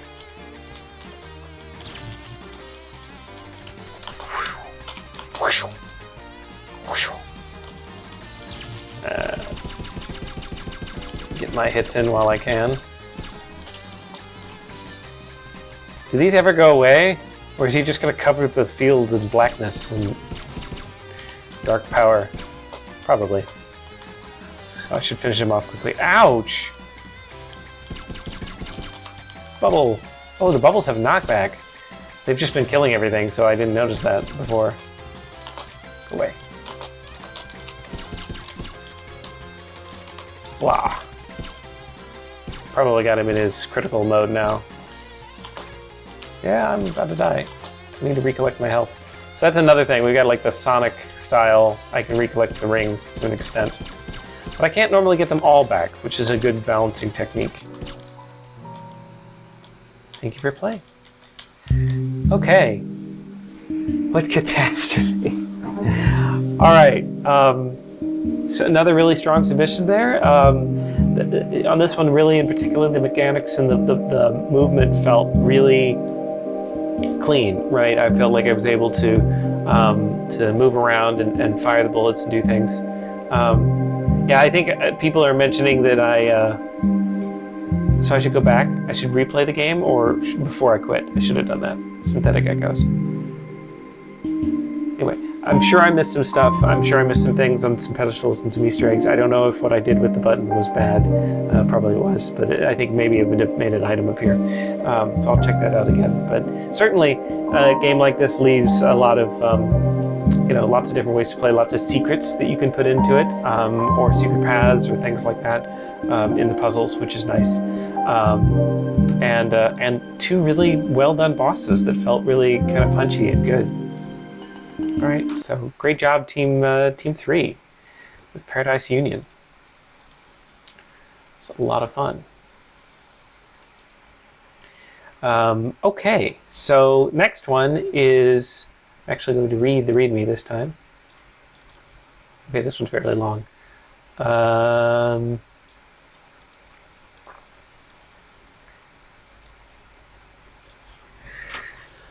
Welcome to Spirits. The premise of this game is you're saying you're dying to save your dying dive bar. You need to make $5,000. You will achieve this through capturing ghosts and using them to craft unique drinks. Yes, so this game is a pun. It's called Spirits. Here's some of the controls. Pause, ghost capture, space, dash with shift, WASD, and then special attack. 1, 2, 3, 4. Throw the bottle to use special attack. Okay. So strong blow, weaken, heal, poison, health steal, speed goes up. Make recipe. Click on the recipe you want once you have enough ingredients. You have enough ingredients when all the icons are colored in. Scroll with the mouse wheel, melee attack, left click, long range attack, right click. You will be first thrown to a tutorial level so that you're able to test and get familiar with these mechanics. Thank you. Once that level is completed, feel free to move between levels as you please to try and make as much money to reach your goal of saving this dying dive bar. Reach the win state, you will need, as stated before, 5 big ones. Found the boundaries to be buggy. Okay. So, made with Unity. Okay, so we have another good splash page. We have our pixelated background here. Never know whether to say 8-bit or 16-bit. I think this kind of reminds me of like King's Quest level graphics. So I guess that'd be 16-bit. There we are. So we've got. So these are actually highlightable. I was wondering if they could be rebound. Don't think they need to be. So we've got dash. Okay, so dash is on shift now. I'm gonna. After just playing the last game where it was on spacebar, I'm probably going to mess that up a couple times. Okay, let's play.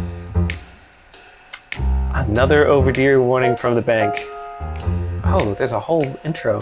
It's like they swear I'm made of money. I could get more people with a better menu, but then I'd be even deeper in the hole. Shucks, what do we do in this town? Heh, never thought it would come to this. Time for a refresher. We've got a book. Okay, so the film noir thing. Oh, okay, shoot, okay. I'm fighting against an imp ghost. I'm just gonna punch him. Punch, punch. Yes, I'm going to punch him. Do I have a long range attack? I was told I had a long range attack. Yes. Okay. Oh, I throw the beer. Do I have? Do I have a specific number? Oh, he's dead. I threw the beer bottle at his head. Okay. Oh, he's back. Oh crap. Okay. He's blinking. Can I capture him? Okay. So I was able to suck him up Ghostbusters style, and now I have 1 green. So I've got this beer, got a timer. It's definitely making me think King's Quest with the graphics, or old school Monkey Island maybe. And then here is the, okay, so this is on the scroll wheel. So I have recipes, as they told me to. Love the apron, yeah. And the punching, look, I've got animations going there. And when I move the cursor, he faces that direction, and there's at least, yeah, there's 4 different versions of the sprite, depending whether he's facing front, left, right. I like a punch. So that's very nice. And then I don't think I have a limited number of these. Hope not. But I can only fire them so fast. And then, I can't tell, is this one colored in? No, that's going to correspond to the red swirly thing. So, do I have any recipes that call for green? None that I can see at the moment. Okay. So, I don't know if there's anything else for me to do other than wait for the timer to run down. But then kind of observe. Like his tippy toes when viewing from behind. Yeah, he got it. Well, you know, he's got to float like a butterfly, sting like a bee. He's got to be kind of jumpy. So this game, I know, went through a lot of different iterations of what it was going to originally be, in terms of it was going to be kind of a day-night cycle game with 2 modes at one point, but the core of it has remained, which is that it's going to be a kind of a fighting game on the one side, but then you're also trying to complete these recipes in almost kind of like an overcooked fashion. Anyway, and I assume the beer stein at the top is my health.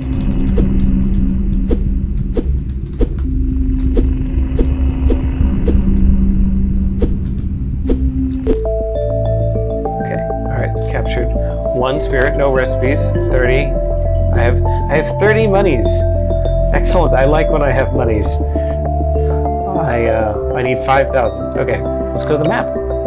So where do you want to go? Well, this is my bar, or I could go to a spooky forest, or an apartment complex, or a church, mansion, something like that.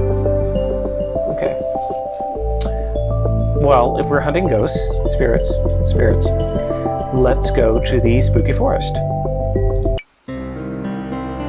Very good. Okay, skeletons, mushrooms. Okay, and the imp guy again. Does the color correspond to the color I'm going to get out of them, or is it the enemy type? Like, will all imps give me greens? I don't know, but let's. Okay, he's dead. I gotta capture him. Okay, I got brown from him, and he was brown, so that's... So I have limited time.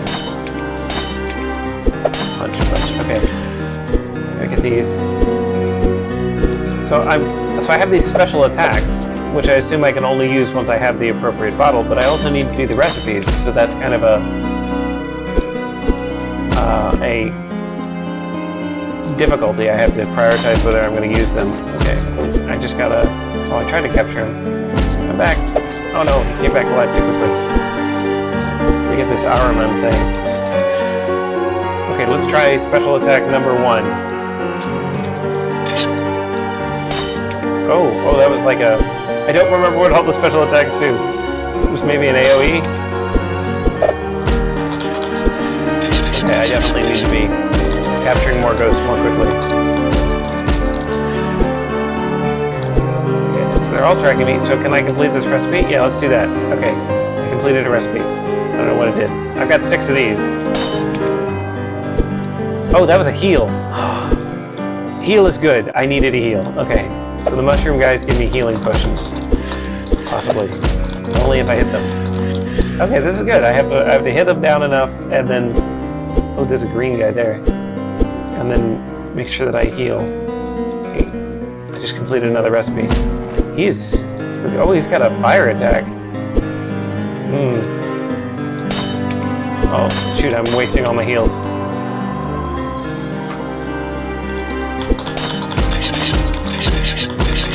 Okay, alright. This is pretty good. I can't seem to get that guy.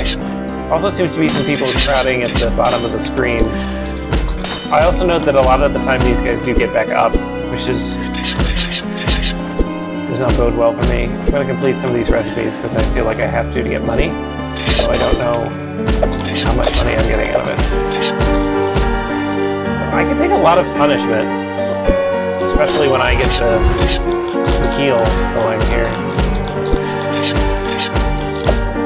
Okay, alright, I'm getting the rhythm of this now. I can definitely collect a lot of spirits by knocking them down.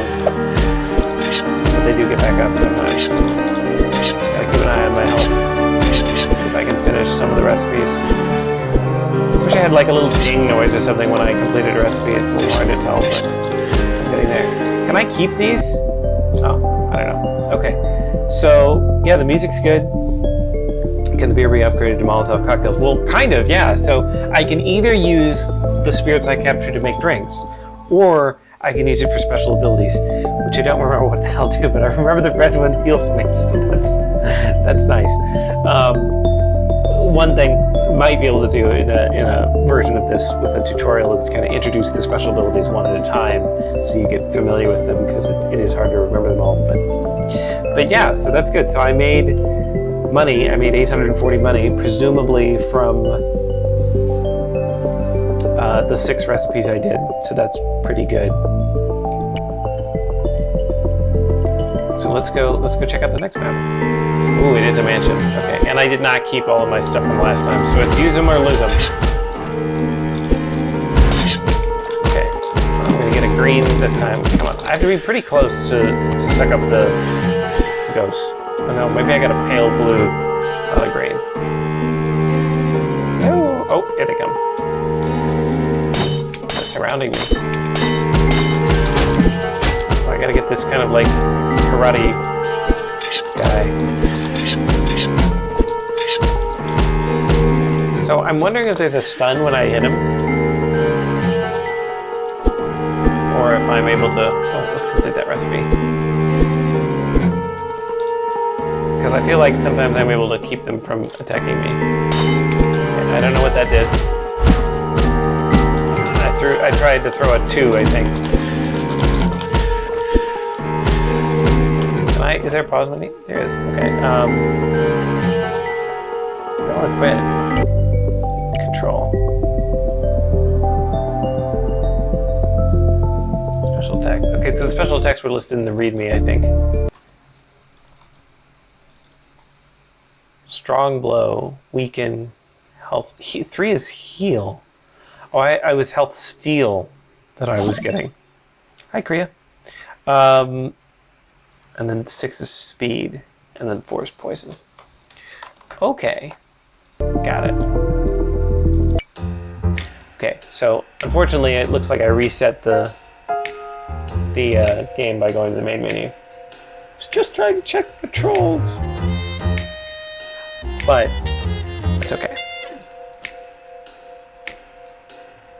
So yeah, so this is another good example of tension in a game, right? Where you're being pulled by competing sort of competing requirements. right? You want to get as many points as possible, which to do that you need to spend your resources on these recipe cards. But if you don't have enough, if you're losing health, then you need to have the right potion, effectively, right spirit on hand to be able to heal yourself so that you can keep collecting resources. So that's a good strategy in a game to make people kind of covetous of resources. The shooter that we played just before this, I had a dodge, don't I? Yeah, I have a dash. I did not use that at all. Although, but yeah, the shooter before this had kind of a similar thing, right? You needed the currency, but you also needed the health. Did you get the gems for the currency, for the health? What do you do at the right time? Difficult to think about. A lot of RPGs will have, at least when I play them, you collect potions for the whole game, and then I never use them. Never want to use them, right? Because I'm like, well, I might need them for a rainy day. But when you're forced to use them, and they're your currency, but then you have to use them to actually succeed in the game and to win it, it puts a better spin on things rather than just sort of being a collector. So I like that. When you have 6 special abilities, which is a lot on a character, this is kind of like a fighting game, I guess, in some ways. I don't know. It doesn't really fall into a nice classification. But you got a lot of special abilities, so that requires somebody to become familiar with them, understand the right time to use them. So learning them one at a time is one suggestion that would be nice to do, is kind of like introduce one type of enemy, one type of thing. But this is this is an arcade game, right? And those aren't exactly known for like a huge amount of detail in explaining how to play. But anyway, so that's one thing to know, but also having a lot of special abilities means that you're always kind of juggling between different things, and balance becomes a question. Should the abilities all be equally useful? I was spamming, just because I realized what it was, I was spamming the red one, which was lifesteal, and trying to get on through that. So I'm just waiting for the tutorial to be over right now, so that I can play the last level. I may not be able to play long enough to get $5,000 and win the game. One thing I should test is what happens if you lose all your health. Do you just get the level end, or is it sudden death? I assume the level just ends. You can just try again. But this could be more cruel than that. Okay, so not back to main menu. Map. Okay. Let's go to this abandoned building. Oh, there's obstacles here. Oh, okay.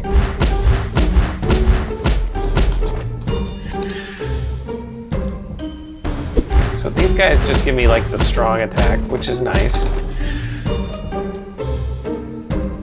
Lots of different music, by the way. Feels very appropriate to the area. It feels all very spooky. Okay, mage. Oh, that fire attack is real rough. He drops a healing potion though, so what happens if I just use this? Okay, so I got a little heal.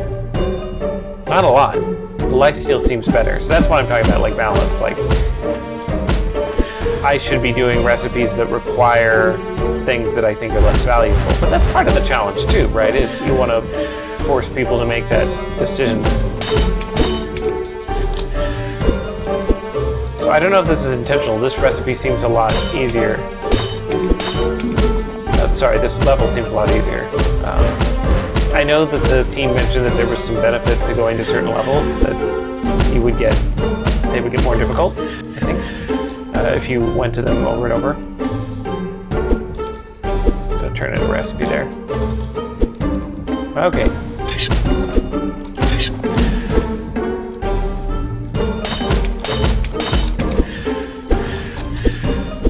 So the sound effects really give you some nice feedback. I'm able to kind of know when I get a ghost. Here's where all the enemies are. Okay, I'm just gonna AoE these guys.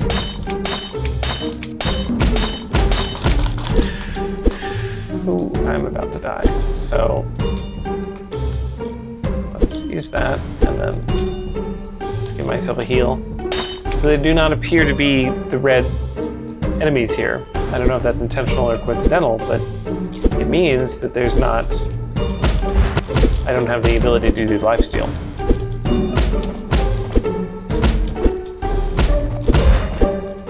Finally using my dash. I don't know if there are any iframes on the dash. For those of you who aren't familiar, iframes are when you use an ability and people cannot hit you for certain amounts of frames in a game. Very common in games like Dark Souls and other things like that. Okay, I gotta do recipes before my time's out. Let me try this thing, just to see what damage it does. Oh, so that's your Molotov, number 1. That's the damage up one, I remembered that one. Okay, this is fun. Oh yeah, that's nice. Got a couple recipes turned in. I don't think I have any more that I can turn in. Yeah! Okay, that is fun. I do like number 1. Okay, so I made like $910. Okay. Let's do one more. Let's go back to the bar. Our classic bar. So is anyone from Team 4 on right now? Is there like a winning cinema or something that I should check out later? Oh, so this is a tutorial level. Okay, so there's not going to be anything more than the one dude. Okay. All right.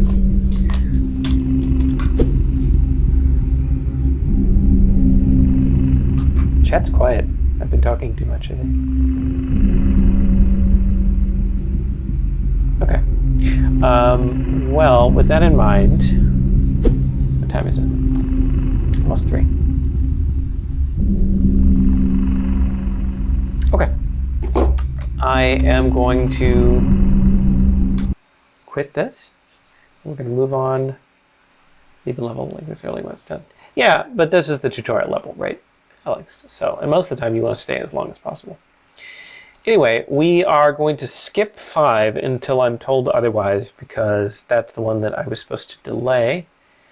And we're going to move on to encapsulated.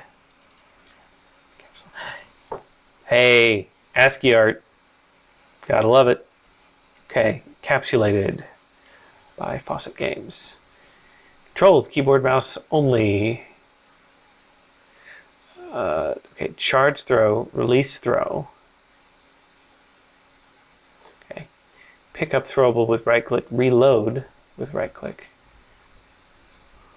WASD, jump with space, dash with shift, camera, mouse move, interactables, F, pause, escape, feature descriptions. Treasure chest, throw a ball at a treasure chest to receive loot. And cheats are built in the game in the options menu. This includes infinite dashing and investability. Okay, so if I need that, I can use it. Experience a total of 9 stages per full run. Order 2 regular, 1 boss times 3. Make sure to stick around for the finale. Okay, well, if I can, I will. Let's boot it up.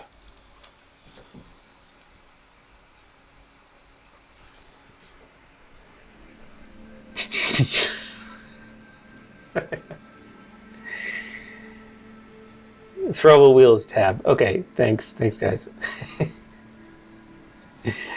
So this was a game that when it was first pitched to me, I didn't really get it, and then I saw some of the first playable stuff, including characters like the Stoofus, and it really just struck a humorous chord for me. So I'm really interested in seeing what this game's going to be about. I like this game. Does he have a name? Infinite dashes, visibility, field of view, volume. So again, nice options menu. Good to have that. And the animated start screen. So this looks like it's going to be a 3D game. Again, we've had a couple of 2Ds, back to a 3D game. Okay, let's start.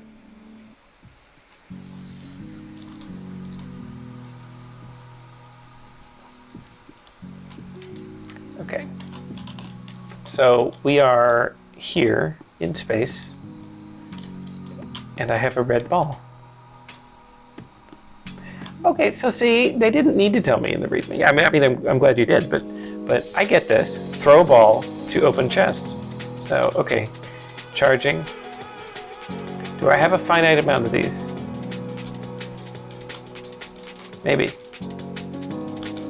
Yeah, so okay, so I can reload. Okay, no, I can reload. I can just keep throwing. Okay, got it. Alright, fire! Oh, okay. And now I have homing ball times 7. Oh, here's my wheel. Nice. Boop ball, grow ball, scatter ball, homing ball. Is that a 7 or 1? I think the fonts for 7 and 1 are almost identical. I don't think I got homing ball times 7. I think I got balls times 7, one of which is a homing ball. And then yeah, throwable, infinite. So, okay. This looks like a medicine ball. All right. Well, I don't know what these are for, so I'm just going to use my regular one, and I will go through the obvious portal. Oh, and there's some balls over here. I can get sniper ball. More of these. These guys are staring at me with their eyes. And their little teeth. Oh, he's coming. So he wants to chase me. Alright. I will throw this ball at you. Okay, so I have to reload manually. I got you. Alright. Okay, alright. And then some more enemies here. Oh, they're throwing stuff at me. Oh, they can. Oh, that's not good.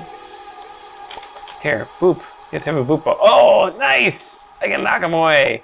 Oh, this one looks mean. Oh, shoot. What is that? What's the 3 do? What's 3? Grow ball. Oh, it gets huge. Okay, sniper ball. This got to do some damage, right? That seemed to kill him. I don't know what sniper ball does yet. Just do more damage. Oh yeah, it does a lot of damage. Okay, I think I'm taking some damage here. Homing ball. Let's see if it really does. Oh, it did! It did! It's chasing him! Okay, so this is like the craziest game of dodgeball ever. Alright. We're out of our homing ball though. Sad. We're sad. A lot of sniper balls, though. That must be these guys must be trying to snipe me. Possibly they're succeeding in sniping me. Okay, so the sniper ball, I don't know if it does more damage, but it doesn't seem to be affected by gravity. So I can take these long shots at these guys up here, and when I don't miss, I can take them out. Okay, that's good to know. And then the scatter shot, I assume will be a scatter shot, which doesn't seem very helpful. So the ones that are, don't stand here like a dummy and get hit. The ones that are firing at me fire the color of the ball that they use, which means the yellow pellet guy, yellow capsule, was able to shoot the grow balls at me, which makes sense. So can I even reach that high? Yes.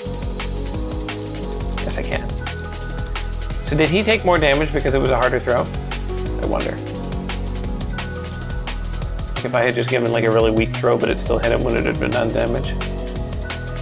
I don't know. Yeah, see, that one didn't kill him in one hit.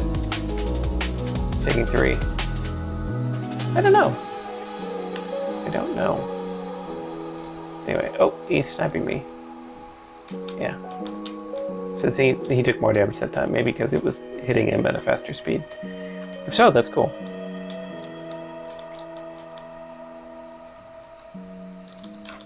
So, okay, so we're in this kind of, now that I've less terrified and I'm in this room. So the door I came in was over here, but it's disappeared. And how many of these do I have? I got a bunch now. Okay. So there's a purple circle there that looks like something I should throw balls at. And then we've got some platforming elements here. I guess I could have just walked up here to these guys. Oh, wow. A lot of stuff over here. More enemies, including a homing guy. So So, okay. So I can throw into there.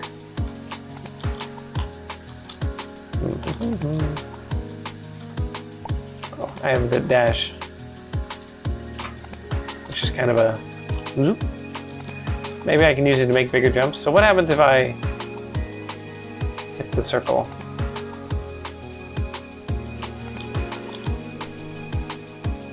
I also seem to have an energy gauge. The lightning bolt, I noticed it was charging up. I don't know if that means anything. Maybe I get tired. I fire too many. Not sure. Okay, well, hitting the purple thing did not do anything immediately obvious to me. So yeah, like, what if I zoom? Oh yeah, I can. Okay, I can dash in midair. Oh, okay. The lightning was my the lightning is the dodge, the dash. Got it. So yeah, okay. Good catch there, synthetic echoes. So yeah, it has to recharge before I can do it. So I don't know if that's important or if it's just decorative. So I can actually jump pretty far on my own, even without the dash, but dash is very helpful, so I should be able to just, there, okay. I'm pretty speedy on my feet, so it's easy to overjump these. Okay, I'm now here. Okay, should I don't think the circle will do anything. Purple ring's supposed to be challengers today to make it out of the final build. Got it, okay.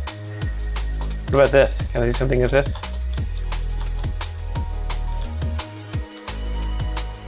Okay.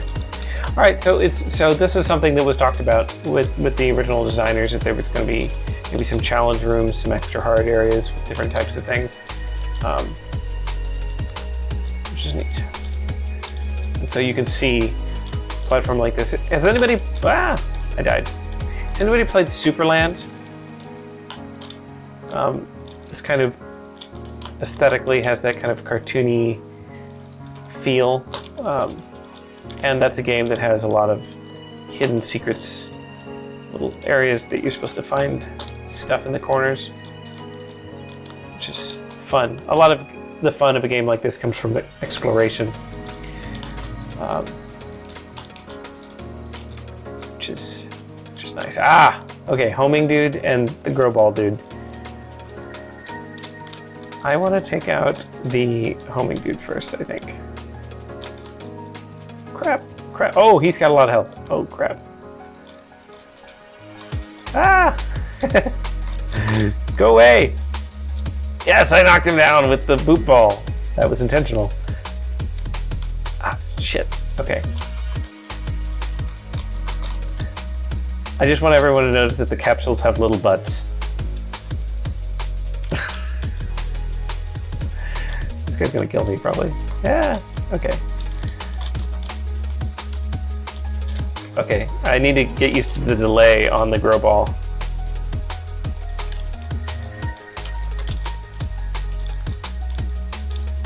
And the reload. Okay. Success.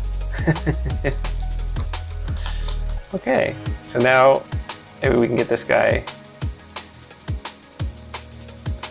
I guess you could use these guys to farm the balls that you need, though. Like if you need particular balls. Anyway. So here's a secret treasure chest. Okay, so I got another homing ball, some more scatter balls. That's the one type I haven't used yet. See, I told you I'm covetous of the things that I think are good. Some more boot balls. I have tons of sniper balls. And then, okay, do I walk through that or do I throw something through it?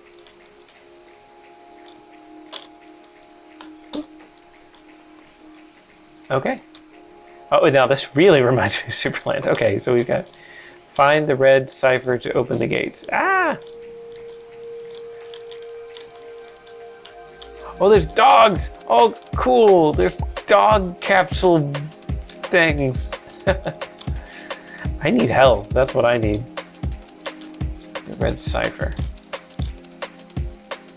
Oh shoot, not that guy. Here, fine, we will use the scatter. Womp. Oh, there's like a little spider capsule too. Okay, this is neat. So, I feel like so far, Supraland, Supraland, I feel like this is a game that has an aesthetic going for it, right? You know, something where, even though literally the enemies are capsules, which is, you know, kind of a built-in shape in Unity, I feel like, you know, obviously some effort went in to make them look like little doofuses, which I enjoy, and the game just kind of works with that. Okay, I got pooped. Okay.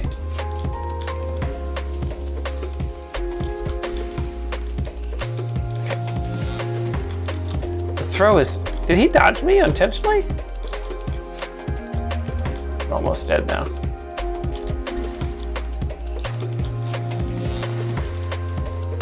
What happens if I do a grow? Yes! Oh shoot. Can I hit myself with my own things? The grow balls are very fun. Those are the boot balls. Probably the ones I enjoy the most. Shrink. And then you can pick them back up. So this really is like a game of dodgeball, right? You know, you're in a madcap doing things. Ooh, those are new. Gray. Spider. Web ball. Okay, let's try it. Okay. I don't know what it does. Here's what the guy. Oh! Oh, maybe it's got a slow on it? Not sure yet. More of these little computer-y platform things. What? Oh! Darn. Okay. There's lots of little snipers on this. So, a lot of level design here, right? A lot of making this interesting, and have a lot of different shapes and cubby holes. A lot of thought went into this game in terms of where to put enemies so that they aren't immediately obvious, so that when you walk into areas you'll get maybe caught off guard, which is fun. Hey, got him. Okay, so now you're on my level.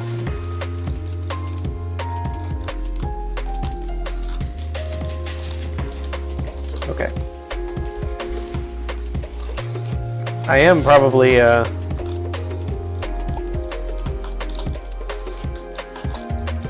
gonna die from lack of health. Oh, there's another homing guy. So Alex says, you know, leave the homing guy alone so you can collect the homing balls. Yes, but I have no health, and the homing guy can easily kill me.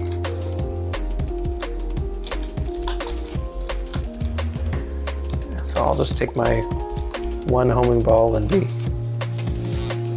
good about it. Okay, press F to interact.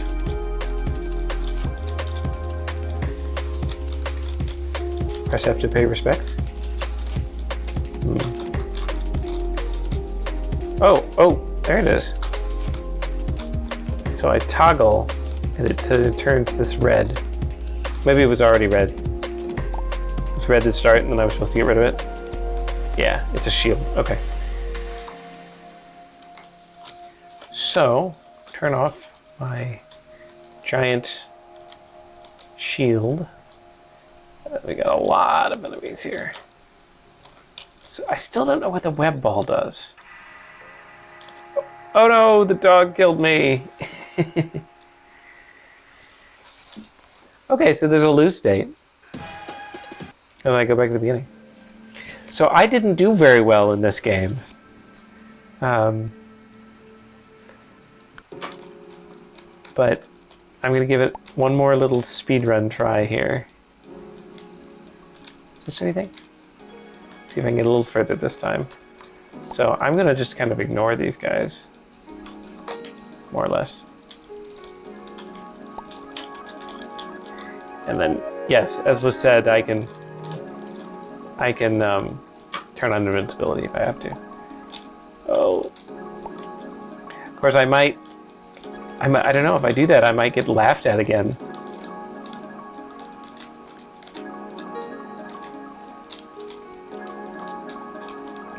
Okay, I do feel like I'm getting more comfortable with the controls here. I took a little bit of health damage there, but not too bad. Mostly from the sniper guys. I don't notice them. So there's a sound effect when you pick up the balls. There's not one when you throw them or get hit, which I think is contributing a little bit to me not noticing that. But then again, I should notice it. Not trying to make an excuse there. But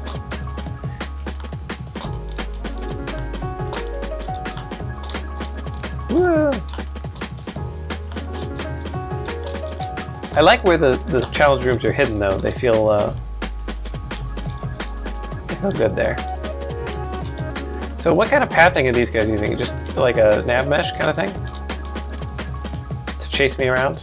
Some of them feel more aggressive than others.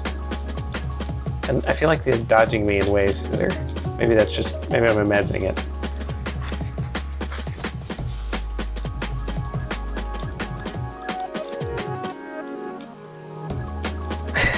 God mode into Jesus mode. So I assume in Jesus mode you can die, but you have superpowers. I don't know.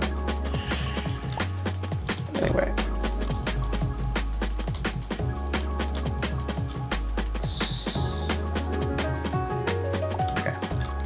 Okay. So now that I know what I'm doing, I was able to get through here a lot faster. What? It's a different level. I think this was mentioned, actually, that I think the blue one is important for this one. Only like this is blue. So I think it was mentioned that the levels, although the levels themselves are custom made, the order of the levels is different. 90 blue balls. Okay. So we don't necessarily go to the desert level next. Okay, so this is an interesting puzzle here. I think I can go down to the grid. I don't know if there's fall damage, I doubt it. But then, what am I supposed to do here? Like move the asteroids? No. It doesn't do anything.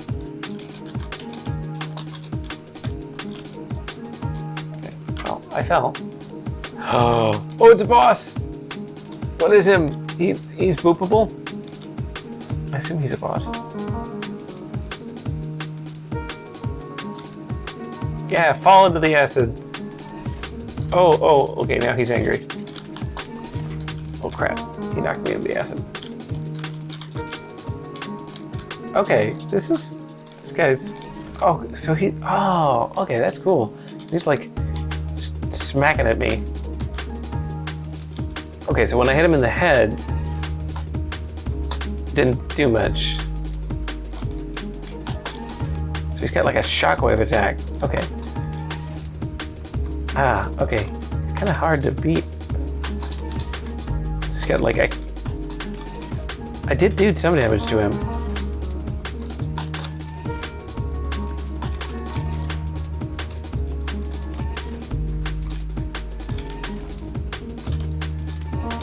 Okay, I'm focused. I seem to be hitting him, but he's not being knocked back anymore. I think knocking him into the acid's a good idea. I just can't seem to do that. He's knocking me back every time. Oh, and then he puts me in the acid.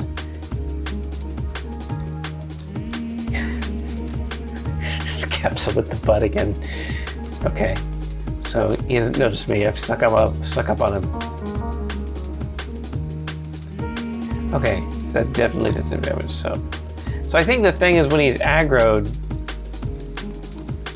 and when he's in his attack, he's invulnerable when he's in his attack sequence, maybe, which is what's making it difficult to feel like I can damage him. Yeah.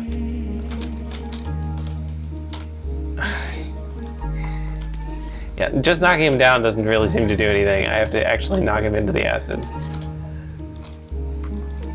But, yeah. Oh no, he knocked me into the drain. So that jump attack knocks me off every time. So it's cool that there's a boss in this, in addition to the puzzles. You know, some games can get away with, you know, just having one kind of mechanic. I'm thinking of like Cuphead, which is a boss rush. Like, there's nothing else other than bosses in it, which is fine for what it is. But often it's challenging, especially when you're making a game from scratch, to say, well, we're going to have this one thing that's about kind of a battle, and then these other pieces that are more puzzle-based. Okay, dude. Why won't you get knocked back? Maybe I can... Maybe it's because I'm hitting him in the butt. Maybe I need to hit him in the head.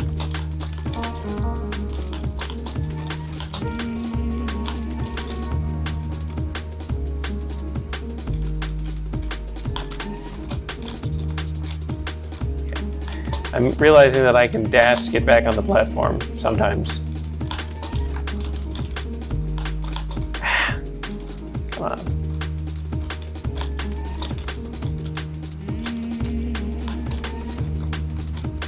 How many of these do I have left? Okay, plenty. I don't keep falling to my death. Honestly, I'm at my most vulnerable here on this platform. Didn't see me. But I died anyway.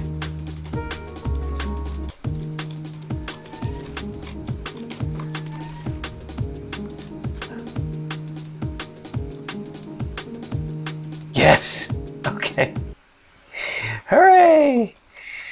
Okay, I got him. Too much trial and error. Okay, cool. So now it's just a battle royale. 22 enemies remaining. So each of these levels also has a really nice, unique feel, right? We've got this mountain cloud kind of thing, and I should pay attention to what I'm doing. Wait, suddenly I got more health. I don't know why. I didn't turn on the invincibility, so I don't know why that would be. But I'm not complaining. So the boot ball knocks them down, but doesn't actually damage them most of the time. Oh, the heals from boss completion. Nice. Okay. Well. Good. I cannot use the ladder. Okay, so can I go up here if I hit the target? Yes, I can.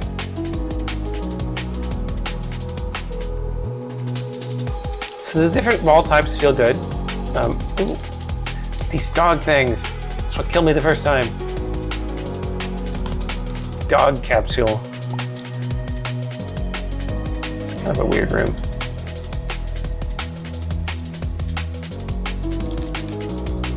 Don't know what the spiders do. Somebody tell me what the web balls do? Is this screen being recorded? Yes, the VOD should be available, and I'm going to download it and make it available for people in the class at least, possibly publicly. Slow. Okay, that's what I thought it was.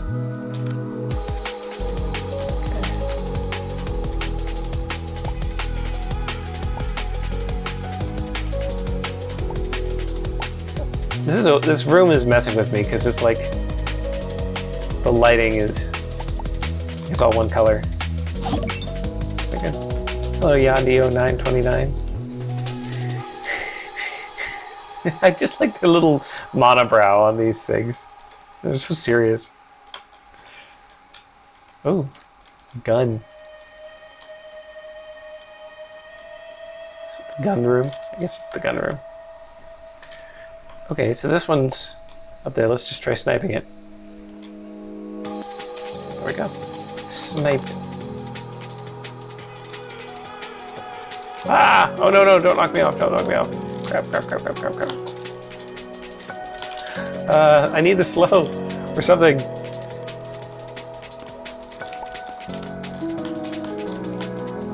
I need the web ball.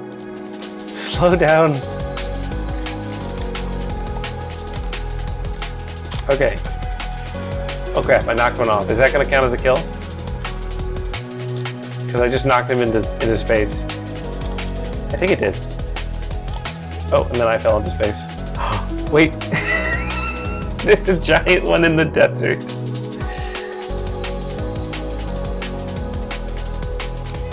Twitch disables chat on VPN for some reason.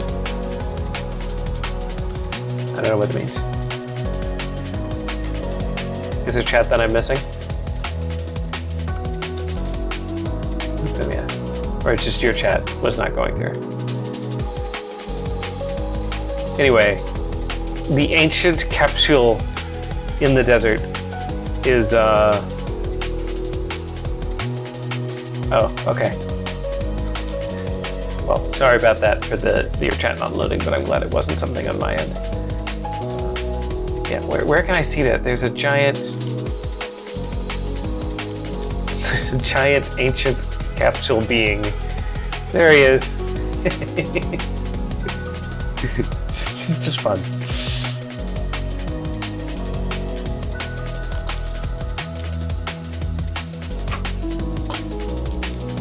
Okay, there's a bed. Can I? Oh, okay, that's nice. It's a springboard. Okay. Whee! Oh, man, I was on the tower. I thought I could have stayed up there, but I messed it up. Okay. Boop all these guys. Boop you. Boop you. Boop the dog. It's humorous. The flipping of the creatures off the. Yeah, the snipers are my fucking bane on this. Oh no, not the big balls things, the grow balls. There. The only thing I wish is that the grow balls expanded like on impact, because they're kind of hard to aim. Otherwise, but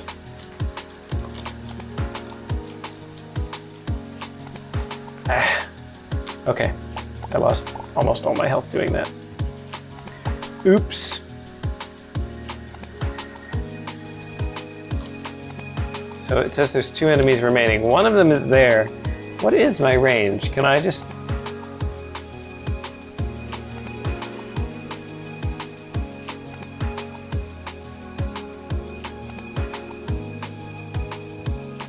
It eventually did drop. I saw it drop, but...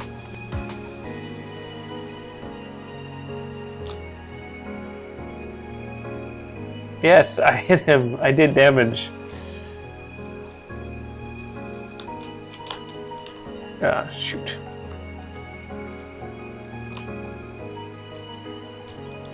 And I'm starting back at the beginning. Okay. I'd have to backtrack. Yeah, well, I was thinking maybe I could go and use the spring bed again. Get up high enough to deal with that. Not sure where that was. So this game has a lot of platforming elements. You know, it's got kind of a fun combat element to it. There's a boss battle. A lot going on in this game, and like I said, the aesthetic is very appealing to me. Hi there, missed you. This must be the guy I forgot to kill.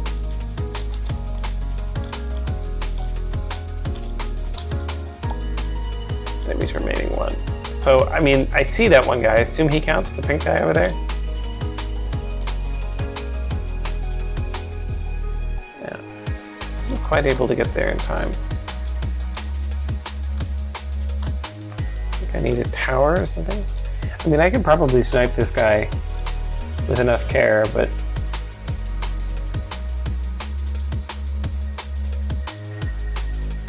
I guess I didn't get close enough to him to do it.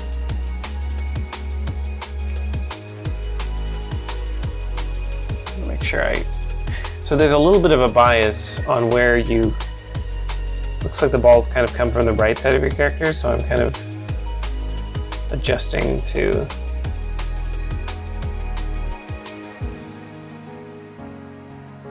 this can't be what I'm supposed to do. I mean, maybe it is. I didn't even hit him that time. I know I can dash, but I'm not able to get enough height. Can I dash like straight up in the air? Okay, I'm dumb. So what I didn't realize is that I could just, you know, like, do that. Or I could have pooped myself. Might be useful to poop myself. Whoa! I'm not good at pooping myself yet. Okay. One thing I'm going to do, because I don't want to lose at this point, is I'm going to turn on invincibility, but not infinite dashes. Because I want to make sure I get to the end of this game, and if I have to restart at this point, I probably won't. But again, good level of challenge, right? So these guys are doing damage to me. I already died once. Likely that I could die again. So it's got a good feeling that it takes mastery. I bet it does. Okay, so let's try a singular boop in the air. Okay.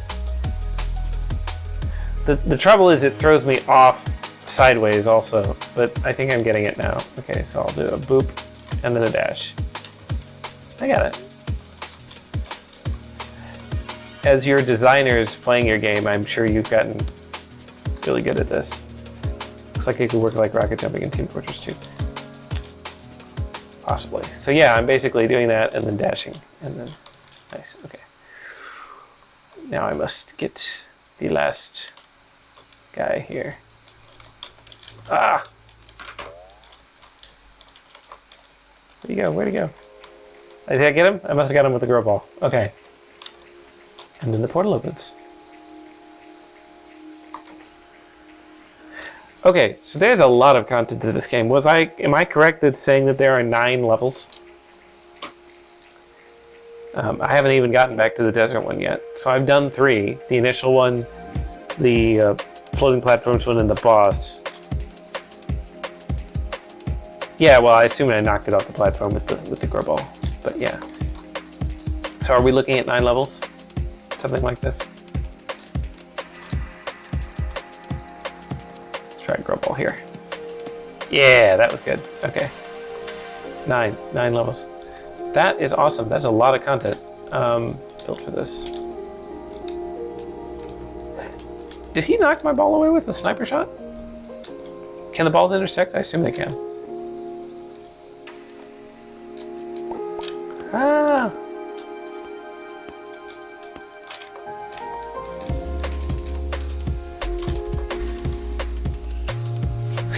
Bye-bye. Extra 1, but 9 for sure. So that is, yeah, that's a lot of good stuff. And once you figure out your core mechanic in a game like this, right? We're going to throw dodgeballs at people. They're going to have special effects.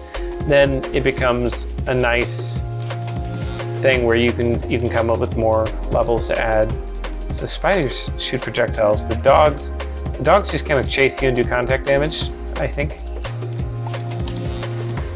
There's a lot of mastery here. A lot of figuring out that I can do things like that. i.e. dash into the air, which took me a while to recognize. Somebody mentioned speedrunning potential. This game has it, in my opinion.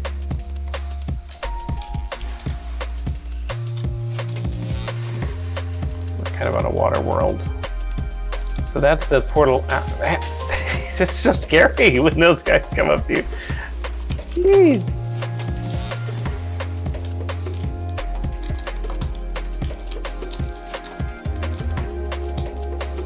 Okay, I'm now dead. I should be dead, but I have invincibility on.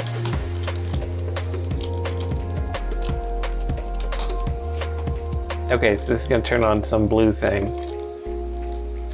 right? What's my interact Q? Or E? I don't remember.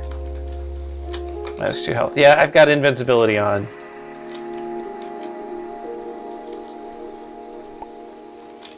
Should be the enemies here for this one as well. I guessed that. Okay, let's try my technique again. Woo! Okay, yeah, cool. So the mastering of the boot ball and the dash is, I think, key for this game. And not getting hit as much as I am.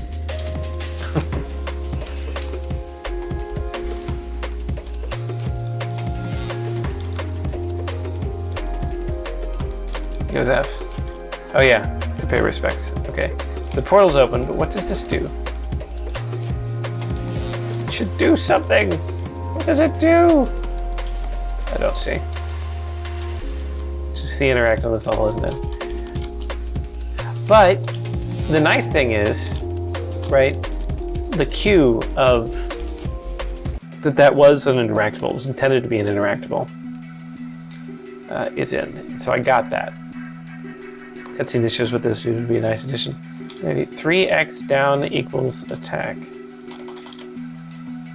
3 times down is attack.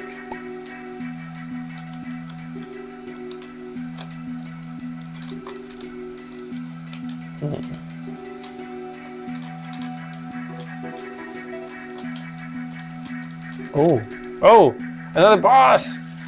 Nice. And he has cannons. He has cannons and a little bow tie. He's like a little butler with cannons.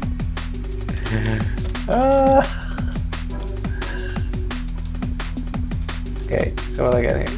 1. He's firing a boot ball and a regular, I think, maybe? That did nothing. Okay, let's try sniping him. Okay. So each of the bosses has a special gimmick. I'm supposed to figure out to deal with it. But what is that? I guess I'm supposed to get on his arena. Okay. Okay, he can't hit me here. Oh, so he's just gonna try and knock me off the whole time. He's moving faster now. Web balls and boot balls. Oh my god, let's go.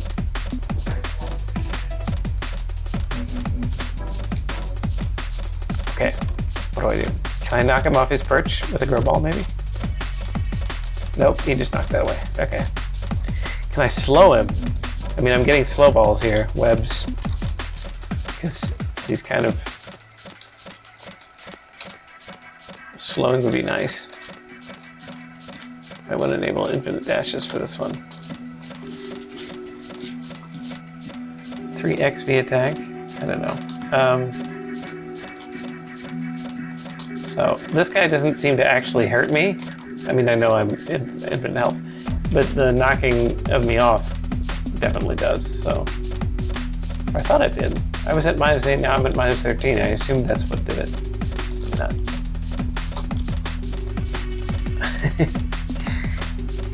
He's so fast! Okay, I tried to collect... I'm out of web balls, apparently. So it's pointing at a platform. I'm assuming it means, like, go there. So... Okay. And now it's going even far faster. Okay. So how do I... But now he's throwing snipers and boot balls instead of the slow ones. I wonder if that matters.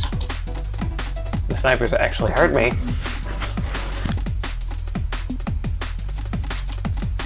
Use the grow balls to block the shots. That's an idea. Yeah, that's another thing that I haven't gotten good at is recognizing when I can use my own tools.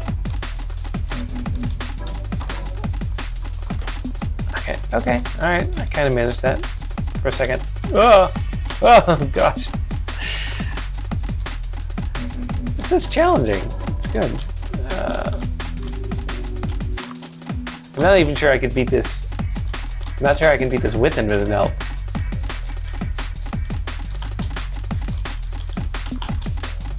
Okay. The delay on this is there, okay. So he just knocks him off immediately. There we go.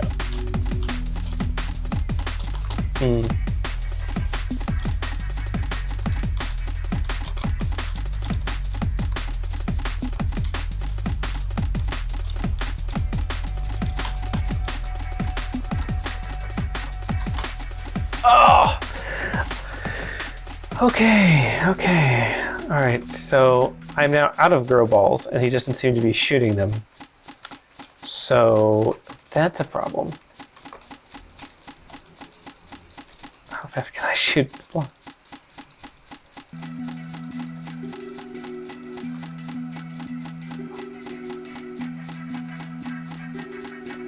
So he's locked in place, so I can't really do anything to him, but I am... That's interesting, he spins when it's paused. I'm going to turn on infinite dashes so that I can get past this. And now he gives me the... Oh no! So I bet I can attack him now. Yes, okay. Cheating! So he goes faster and faster the more you do it. But falling off doesn't reset the progress. So this is doable, guys. It's just... Yeah, gotcha. Yeah, because you can do a lot of damage to him in one. You just have to figure out how to... You need to come in prepared. You need to have enough...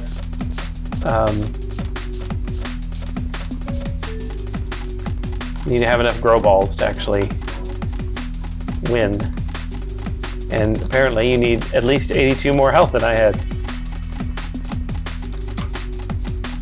Wait, I was on the platform. I guess I was not on the blue part.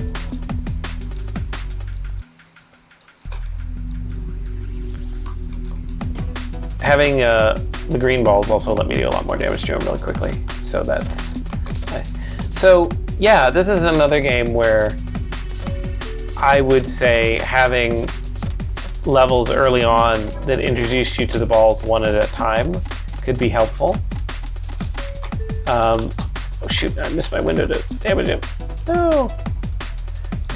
Because it is one of those where it's like, you don't always think of using the right ball at the right time. Jump on the last arrow, watch what happens. Did I mess it up? I think I missed it. Okay. Anyway, I beat him, and then the portal is enormous. Okay, now that I'm cheating, I want to go. Oh, I don't want. Who wants to turn on sticky keys? Nobody wants to turn on sticky keys. Okay. Cool. So I've done 2 bosses now. I think I'm gonna call it here. I won? I won? Okay. I thought there were 3. Okay, cool. So.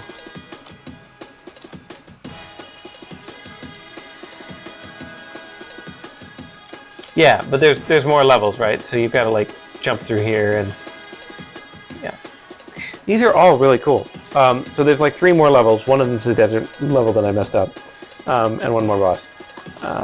But I think I'm probably gonna break now and move on to the next game. How long have I been playing this? I don't know. Does anybody know when I started? I feel like it's been like at least 30 minutes or longer. I can keep going if you want me to keep going. About 30 minutes. I can do another level.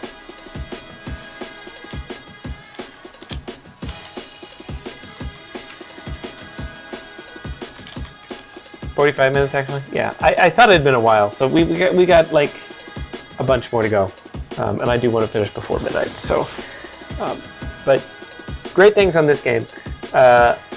Sounds like I want to keep playing. I do. But it's been a while, yeah. So yeah, I want to make sure everybody gets a fair shot at this. So I'm gonna quit. But so encapsulated, good things on this. Lot of level design. You guys built a ton of levels on this, and I do think it's one of those with some tweaking, a little bit of sound feedback on a couple of the things in the attacks. That this could get a very small amount of polish, and you'd have already quite a good chunk of a game done.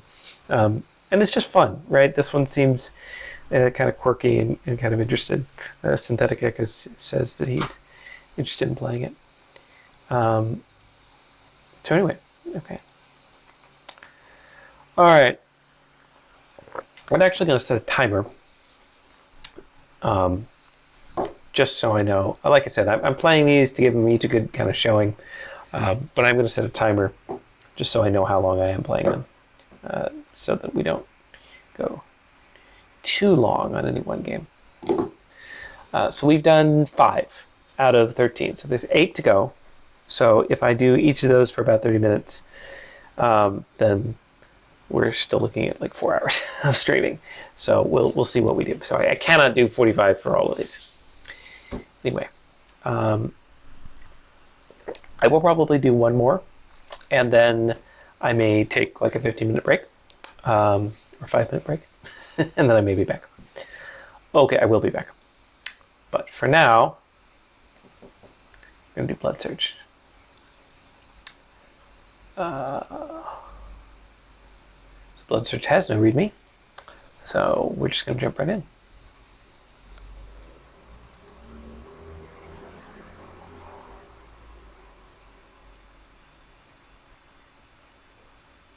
Okay, so this has a different aesthetic. All right. So here we have Blood Surge. So far, I don't hear any sound, but we've got this crazy animated map with fire and smoke and all kinds of stuff. So we have a quit button, we have a start button. I don't want to quit, so I'm going to start. I'm going to turn my Game Awards. Started at 8 p.m. Eastern Time. Tom, is that you? Professor Carbone?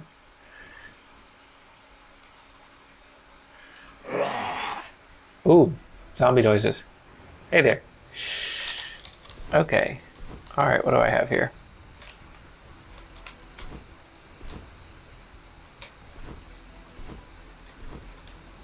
I have a gun. I have 8 bullets. I have 100 health. Press E on the button in the safe zone to summon zombies.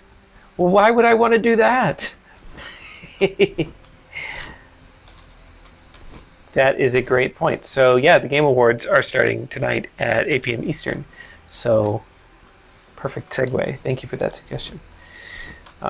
Okay, kill 26 enemies to unlock this gun. That's why I have to kill the zombies. Like, if you tell me press button to summon zombies, I'll kill 100 to get this one. Spend 0 score to restore your health, and spend 0 score to refill your ammo. I only have 8 bullets, so can I refill? Can I do that? I'm pressing E. Maybe I need to shoot it. Nope. Okay, now I have 7 bullets.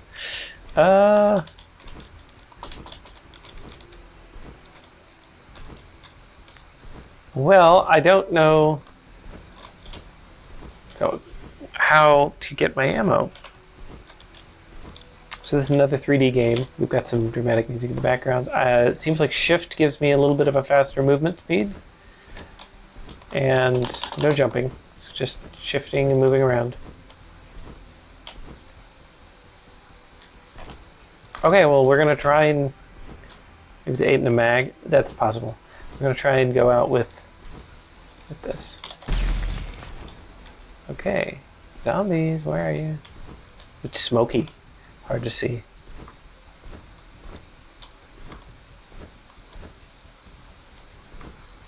Wave 1. Oh, here they come. Okay. So the bullets actually fly. Ah, crap, this one's behind me. Oh. This gun, okay, it is magazine. And this gun is really slow. I'm dying. I'm gonna die in the first wave. Okay. I almost died. Okay, R is reload. That's good. That's what I would have expected it to be. And the bullets actually, they actually are projectiles. How many of these does it take to kill one? 4? I have no health.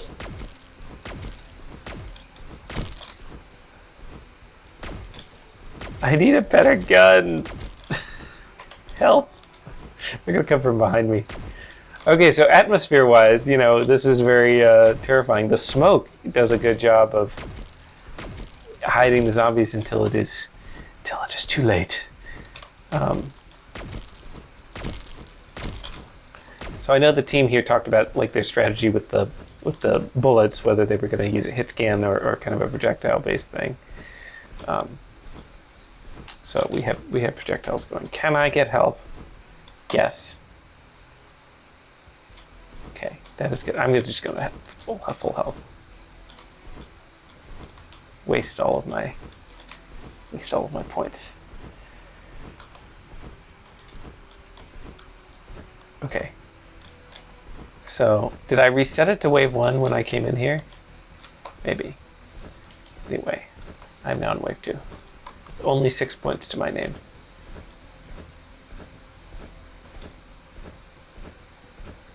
The walking sounds. Okay. So, this game doesn't have any... Oh, I want this gun. I need to kill 777 enemies. Okay, so... okay. So I can... Backing away is not a good idea. I can't actually go that fast. Have I mentioned I'm not very good at shooter games? They're slightly faster than me. See, that was intentional, I believe. I believe I heard somebody in the team mentioning we wanted to make them slightly faster than you.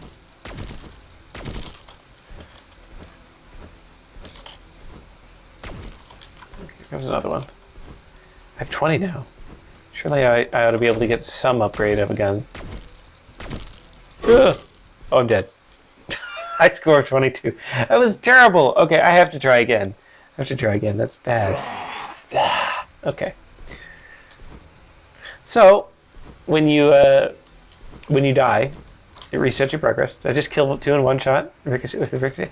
Possible. So that's one of the benefits of having this be done as a projectile rather than just a hit scan, because you can get some trick shots. So if I go in the safe zone, they stay there. They follow me. So I can't cheat. That's what I'm telling you. Okay. So the smoke and particle effects, again, smart idea. Makes it hard to see where the enemies are coming from. I don't know if there are places on the map that I can exploit where the spawn points are not. I do notice the zombies seem to be coming from certain areas. Like when I was standing here, I was... Oh, now I'm trapped. Yeah, that's not good.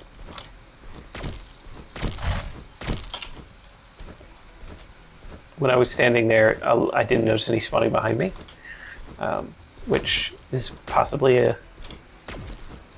good method for not dying. There's a sound effect when they hit me. You can hear the little zombie chompy noise, which is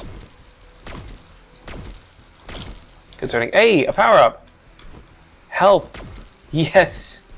Wonderful health. And then pills. Okay, so the wave's over. Speed boost. Okay, well, that's probably not permanent. Okay, so what do I have here? Can I kill 248 enemies? I can get this thing. Okay.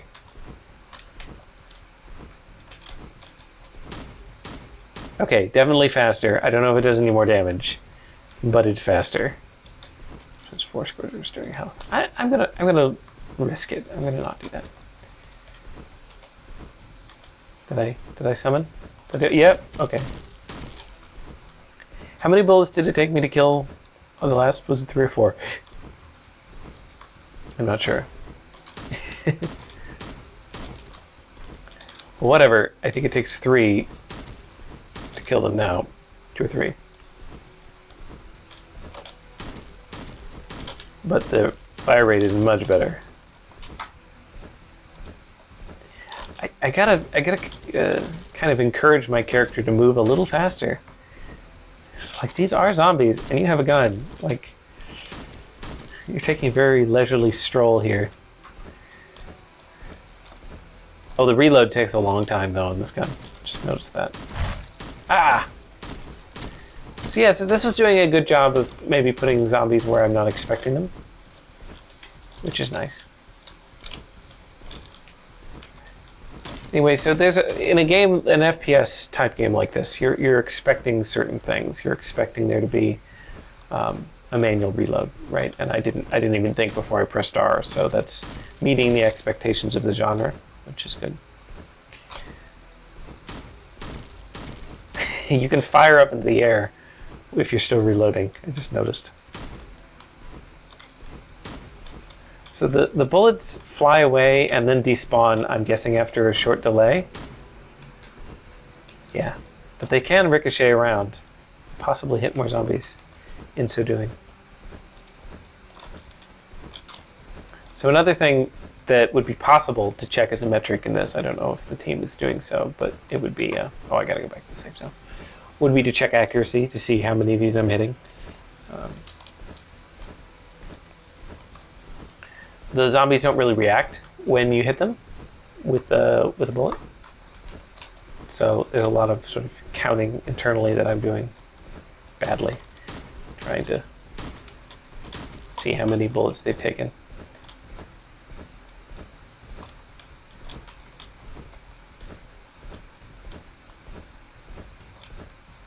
So the AI elements here, we've got some pathfinding. For sure, the zombies are following what I assume is a nav mesh, trying to get to me. Ah!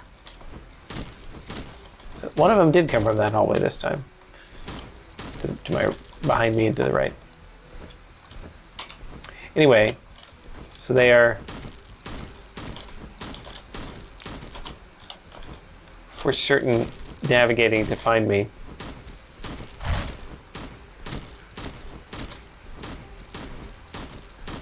Oh, another speed boost. So that's why I'm moving so slowly. It's so that I can have this nice speed boost to get away from them. Wish it lasted a little longer, but it's still nice. Nice to have that. 26 score to restore your health. Is it based on a percentage then? Must be a percentage of my points. Oh, well, look at the next gun. Only 38 more enemies for that one. So I like the unlock system. I like that you can progress. Makes you want to keep playing.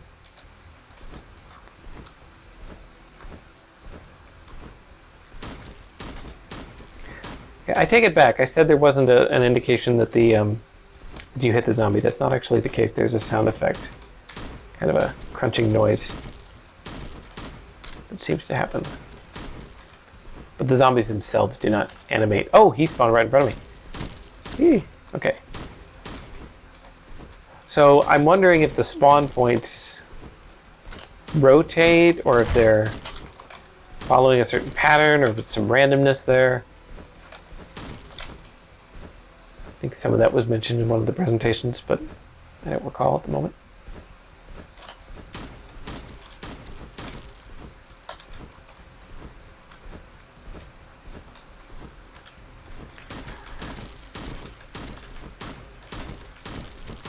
Ah, I knew there was one behind me. I jumped though. So this is the worst place, this corner back here. It seems to be right in the middle of where I don't want to be.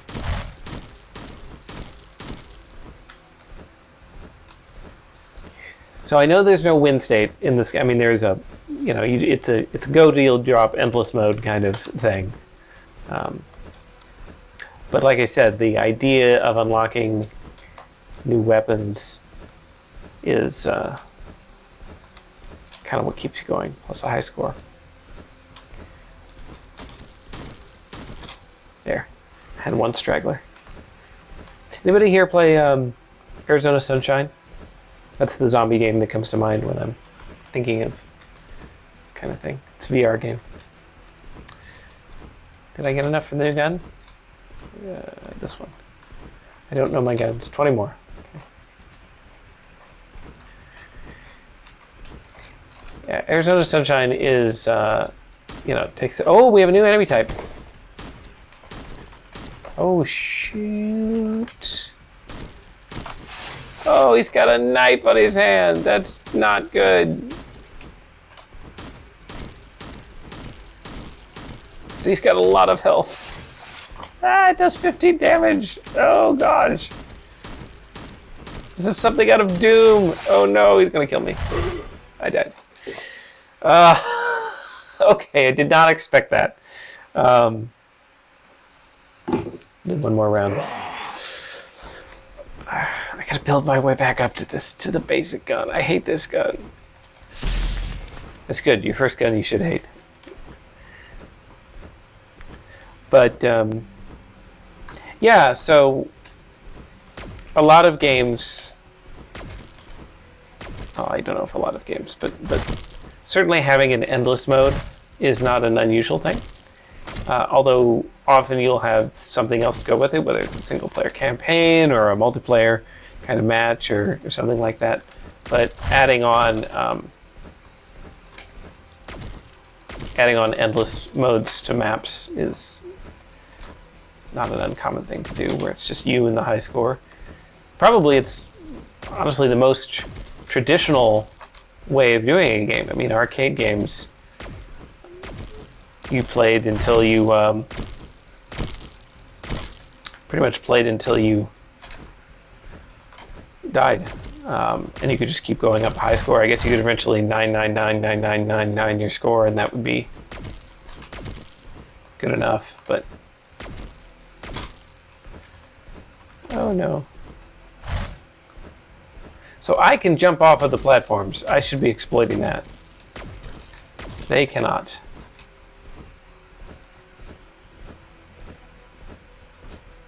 So I don't know if it's because it's the first round that it's really cheap for me to pay this, or if it's based on a percentage of my points or what, but I'm going to take it while I'm allowed. But yeah, arcade games, you just play levels until you either die or you get the max score, and that's pretty much all there is.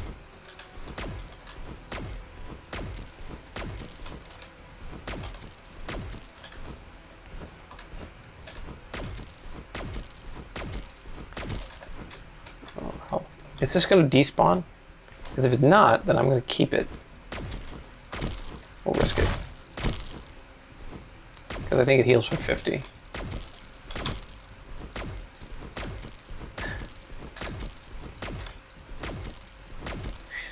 So the gun sound is kind of a pew-pew. Which is kind of funny to me. Ah!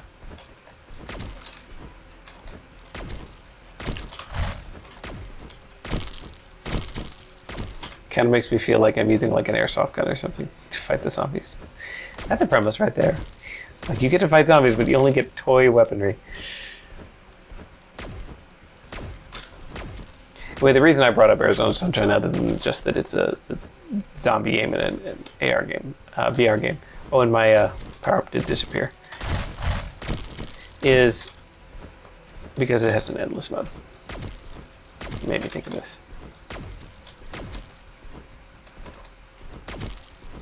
So there's different kinds of pressures you can put onto somebody in an endless type game like this. You can put ammo pressure, which so far I haven't really faced. Or you can just have there be too many enemies, so it's overwhelming. So you're more worried about health as your resource. But the point is that you're often trying to deal with constrained resources. Oh. Oh! Okay, so it didn't reset my progress. Nice. Okay. So it's cumulative. So it's more of an achievement-based system. Okay, I got it. So I can now use this thing. It just kind of throws the bullets, so they just spin in the air. That was just funny. Anyway, let me start the next wave. Lost track. But yeah, putting constraints on your player, forcing them to worry about either their health or their ammo, or both. Good way to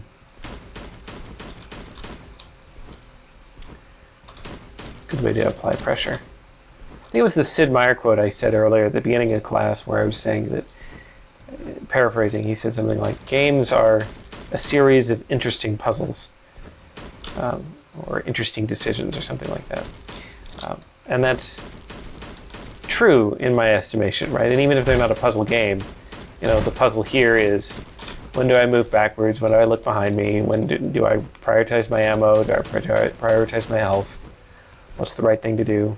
Series of interesting choices. Thank you, Alex. Puzzles, choices, decisions. You get the idea. I want to get to, what wave did Mr. Sawhand show up in? Was it wave 4 or 5? I want another chance to try my luck at him. This one seems to have the benefit of both weapons in that it refills quickly and it fires quickly. Somebody could probably tell me the name of this gun, but I don't know it. I know it was mentioned in the presentation.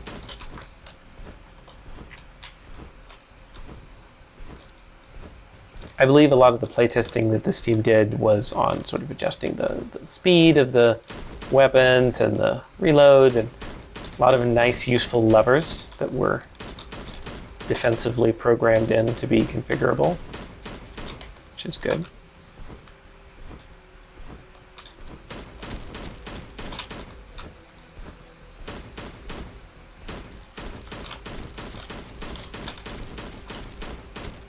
Oh, no upgrade. What's this do? Defense, armor, resistance. Okay.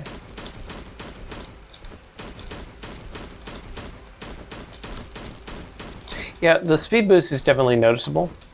Very short-lived, but noticeable. Well, now I'm starting to get all kinds of drops.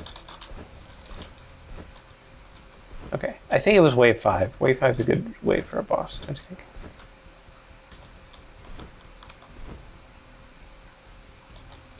Getting full ammo.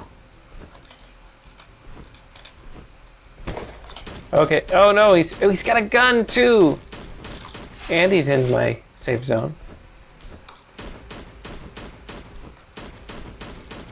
Okay, he kind of scoots forward on his little leg. It's funny.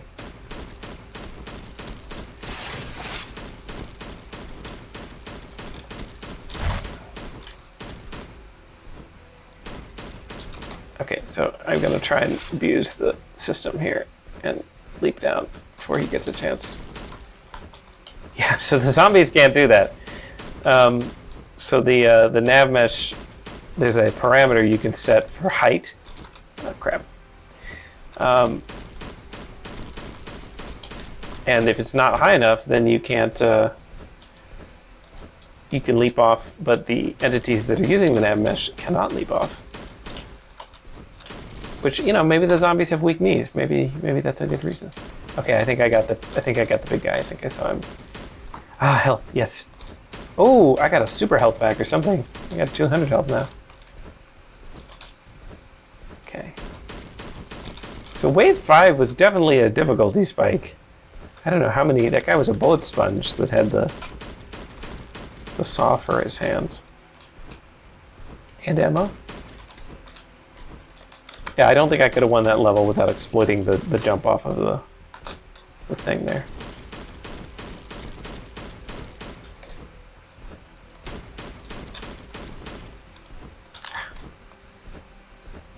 So one thing that would make this a different game, I don't know if it's a better game, but a different game, would be the zombies are extremely quiet, right? So I don't know that they're behind me until I look around, so I have to kind of look quite often to make sure none of them spawn behind me. Certain games make a lot of use of that. Now, a lot of FPS games are going to be about sight and being visible and kind of looking around, and that's part of the challenge. I can point to games like Deep Rock Galactic, where it takes mostly place in a dark cave, and yes, there's some lighting you can supply, but a huge part of the game is about sound. About you hear these skittering creatures in the dark, and if you are not using headphones or ambient sound or anything like that, it can be very hard to do well. You play with a handicap if you don't have access to the sound. Okay. All right. Well, I think I'm going to wrap this one up. I know that the team said there were two different enemies. There was the regular zombie and the other type, and I'm glad I got to see and to beat them. So I am going to wrap up this one, and we will move on to the next game shortly.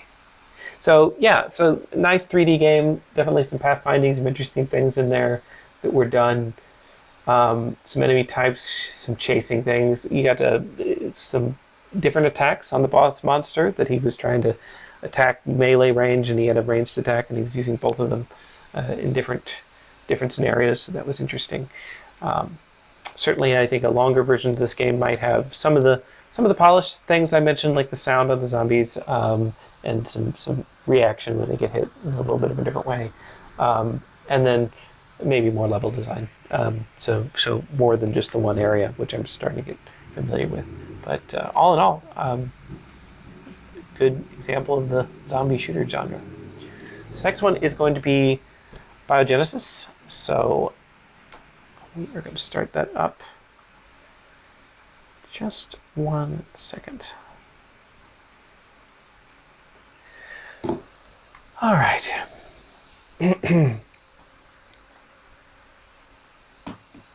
Okay, so Biogenesis.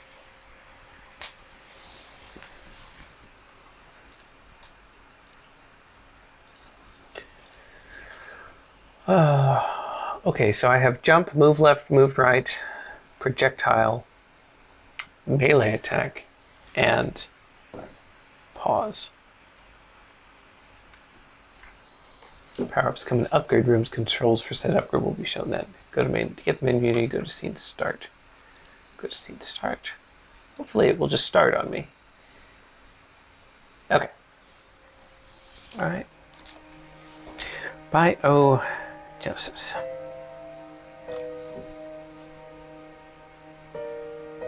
I'm just appreciating the start screen.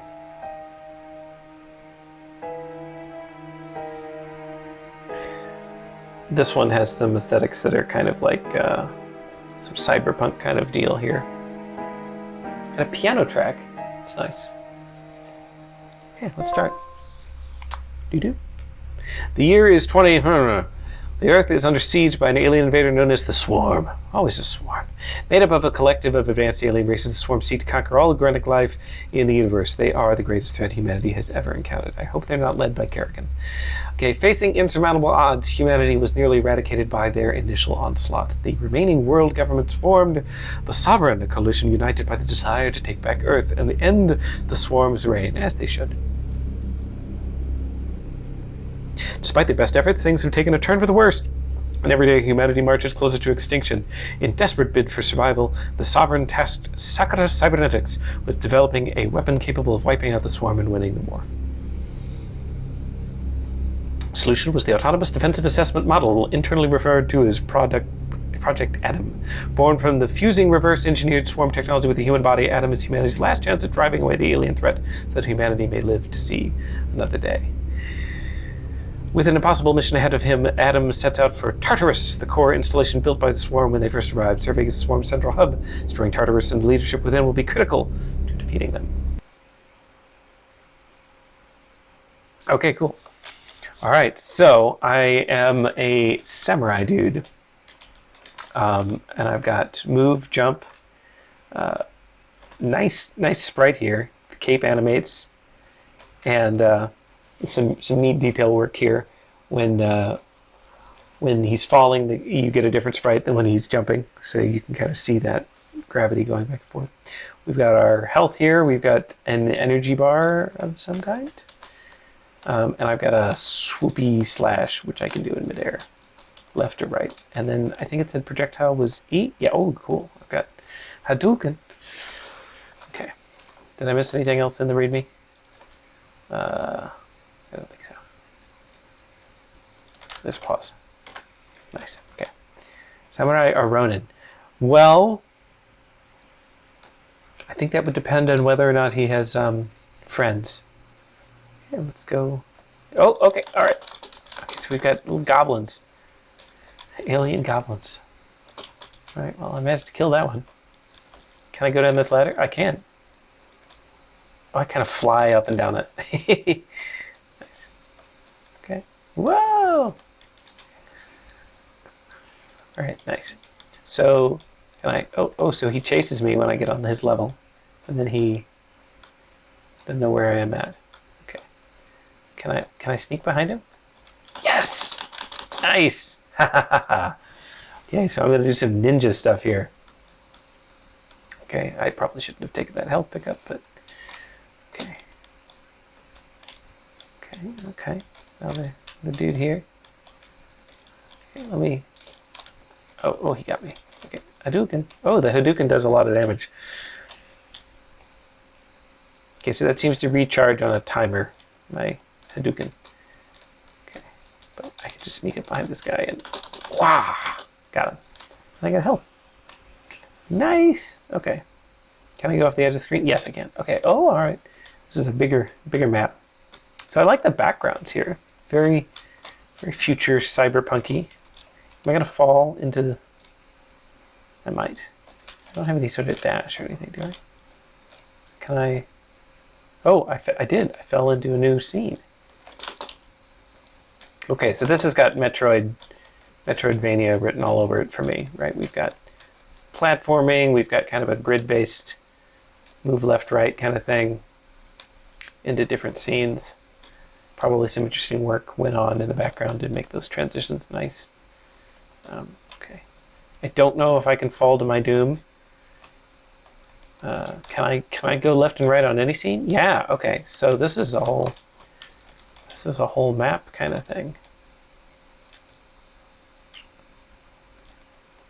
Okay. So I'm going to get myself lost very quickly. Okay, we've got a skeleton guy here. Oh, one hit and he's done though. Cool.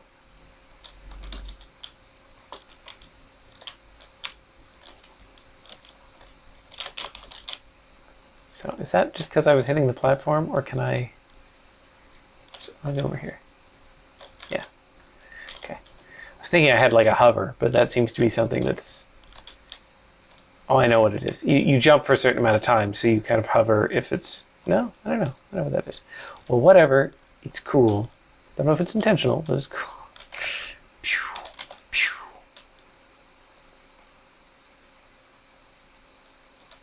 Okay, I think that's the edge of the map. I didn't get a new scene transition there, so I'm assuming it's the edge of the map.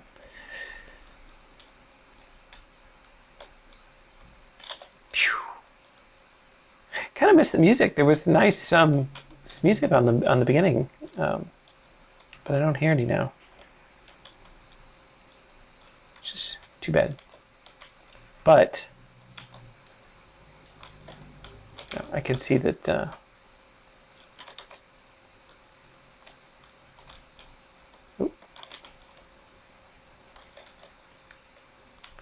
Definitely see that there's been a lot of sort of design on the level.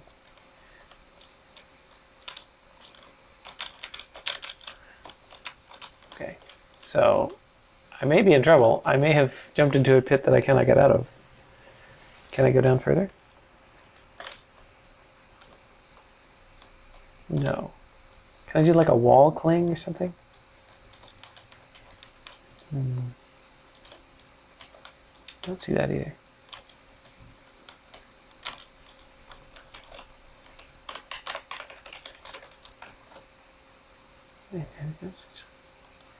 Upgrade shares. Huh.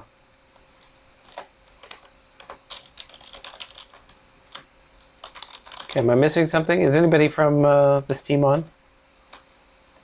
What are we on? Team 8? I think it's Team 8. How do I get out? I can reset if I really am in a death trap. It is very pretty. Isn't this like, I love the backgrounds and the sprites and everything. The animate's been fun too. Aha! So I am trapped. Okay, that's cool. I will not go this way. Maybe I'll restart. So that is something that is hard to test all your edge cases for. Um, I need to restart this entirely. Especially on Metroidvania style games where you have all of these different rooms, right? And you have to make sure that every single thing from every entrance and every exit is locked so that you can get into it, but you can't get out of it without the right item. At least modern days you do. Older style games were much less forgiving. LucasArts was, and Sierra Games was kind of infamous for making games that you could just get into lose states where you could just not win the game. Mostly they were adventures, not Metroidvania, so I'm thinking things like King's Quest and some of those post the text-based adventure game era, but not by much. And you know, if you just didn't have the right item, or if you forgot to pick something up at the beginning of the game, like 10 hours ago, then you're just like, oh no, you can't win. Sorry. And I've heard it said that they kind of took a perverse pleasure in this. That they said, yeah, our games are hard, and so it was all about you had to like make multiple save files, and you had to keep everything very, very, very locked down. Anyway, and then LucasArts was the one that kind of responded by doing some of the Monkey Island games and things that are you can't lose in them. Can't get into bad states. So depending on your design philosophy, you might want to do one or the other, but it can be hard to figure out what to do. Okay, so I'm going to ask, yeah. There we go. Okay, so I found it even without the tip, but I was going to ask which way to go to make sure I don't do this. But use your double jump. So just enter in front of the building. I have it. I have it. Okay, cool. So yeah, so they're mentioning that the double jump can really only be used when you're already pretty high in the air. Okay, all right. Zorchu, Zorchu. That ability is cool, powerful. Oh no, I fell. Okay. Oh, we got a flying enemy. Hello. I think the sprite was in the Spirits game too.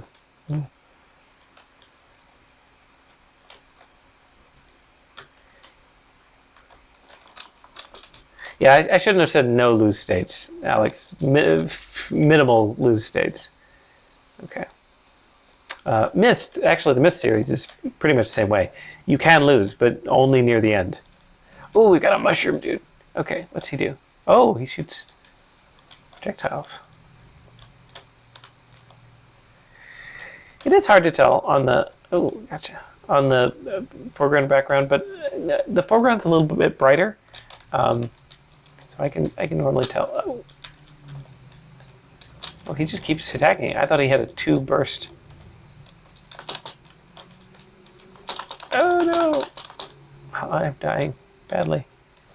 Here, I tried to kill him with melee. Do not attempt to kill those with melee. Can I cut him through the platform?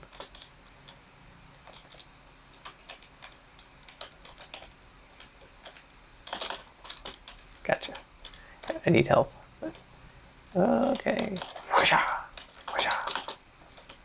There's some health. Nice. Yeah, so there's some scene transitions here that are a little unclear. Just because, mostly I think because the scaling of the screens isn't standard, which doesn't have to be like Zelda style where all the screens are exactly the same size. Ooh, is this something cool? Just a pedestal, I guess. It doesn't have to be the case, but yeah, so you can see how I'm like moving 2 screens at once there, maybe somehow, which is just because there's probably 2 scene transitions right at the same area. Okay, so I cannot get up there. Sprites are very cool. I like them. What? So what's over here? Oh, so this guy's back again. Good. I get more health.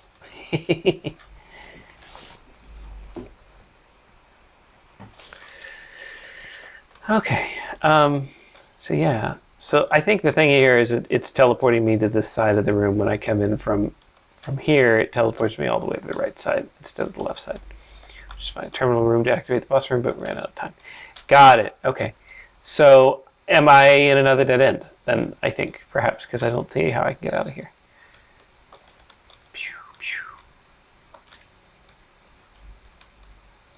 I need the mantis hook from Hollow Knight. Because I don't think I can get back up there now. So, team that's on here, is there anything that I should in particular see? That's okay. That's okay. We expected some bugs. Is there anything that you want me to in particular look at? If I want to do another quick playthrough here.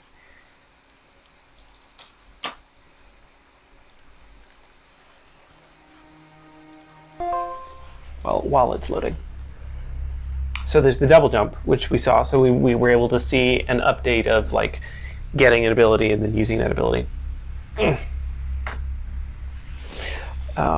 Is there anything else, any other upgrades or boosts or anything that I need to take a look at? We saw several enemy types. We saw skeleton guys that patrol the balconies. I know the team talked quite a bit about the skeleton guys. You know, they don't fall off the balconies, and there's some interesting work with colliders that makes that happen. We've got the little goblins that chase after you, and we've got the little one-eyed Ironman thing that follows you around. Air dash in the second world, so the first boss should be defeated. Okay, well, for the sake of time, I will ask you, if you don't mind, to kind of give me a kind of a guide as to which way to go so that I don't fall into a trap again.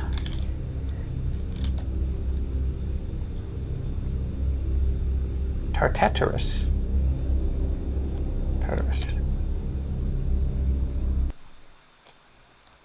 We've got some interesting, nice mythological crossover here. We're named Adam, kind of some biblical imagery there, and then we've got we've got Tartarus. We're in the Greek mythology there. Okay, so press enter and get my double jump. Okay. Yeah, you know, you're right. There's differences in you know, in the transitions. And I think that's something that could get just a little bit of cleanup would make that more possible to kind of see. But all in all, I mean, this is a pretty extensive map. I certainly haven't mapped it all out in my head yet as to where to go. Which to me, a lot of the fun of a Metroidvania is that exploration piece, is figuring out where you want to go and how to get there. And really the pleasure of going back to rooms that you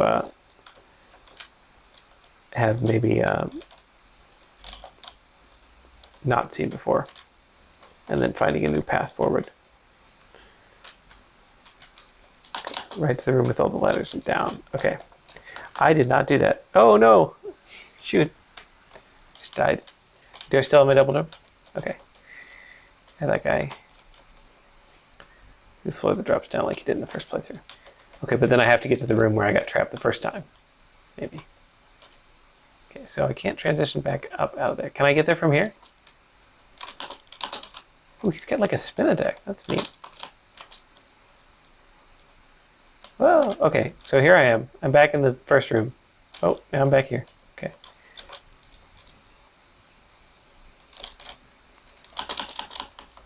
Give me a goblin here. Okay. Alright, so through the floor that drops down like you did in the first place. Okay. So I think what I did was I came in here. Ah. Okay. This guy's take 2 hits. And then, yes, this, I feel like this is the right place. Okay. But then I think I went to the right. Yeah, it could be, but I've seen sloping things like that. One thing is interesting. Notice the camera work on this game, right? So it's not. I don't think it's not fully locked to the player, right? Like it follows you as I jump, like the camera pans up, but it's a little lagging behind. And as I move around the world, it actually does kind of follow me and moves around and exposes more of the world, which takes some doing, right? On the bigger maps, it kind of follows you around because you can't see everything on one screen. So you kind of notice when you reach the edge of the map because how the camera stops moving to the right. So I know that there's going to be, I would expect there to be a transition on the right side of the screen, which is nice. Okay, got a chest thing here. Is this related to the boss?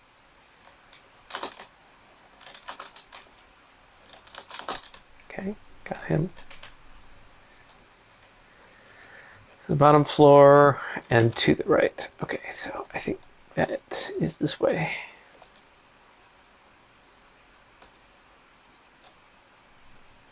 Scoot down here. Blast him. Oops. Slash him. Yeah. Yeah, this is a game where there's some really neat ideas that I think got partially implemented, which are cool, including a weapon shop that had some AI behind like the weapons that were going to be used and a few others. And even though they're not in the game, I think there's some nice structure for them that was kind of built. Okay. Yeah. Okay. Okay, so bottom floor and to the right. So maybe I found the boss room on the very first playthrough and I could have started there, but that's where I need to go.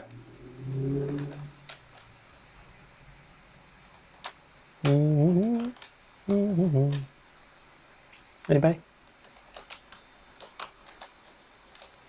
Looking for guidance. Another thing is some Metroidvanias will give you a map, and some won't. And that's also kind of part of the fun, I think. Room with the ladders again. Okay.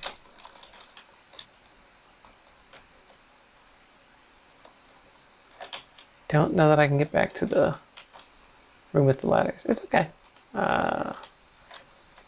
Oh, I'm somewhere new. Let's try this.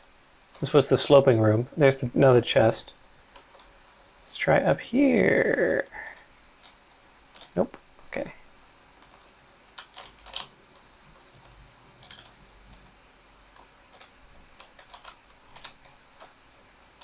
This seems maybe like a good area. Okay. Oh, no, not these guys. Okay. Go left of this room. There's a little bit of lag in the chat, so I'm apologizing if I'm not seeing your instructions timely. I have it set on low latency, but... Oh, okay. Here's a place. That's the ladder up. Okay, let me get you. Yes, health. Okay. And here's another chest. And then... Okay. Nice reaction on the enemies. They do take a hit. They kind of react when they get hit, which is a nice detail. Okay. So the right transition of this room, that room, I assume the room with the ladders, should take me there. So let me try it. Maybe one up here on the top floor. Okay, all right. Is this looking good?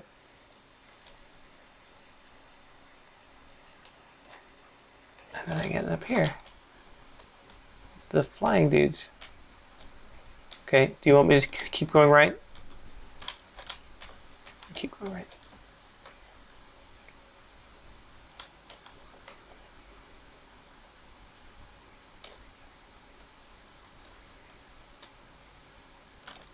Okay, now I'm in the platform room with the mushrooms.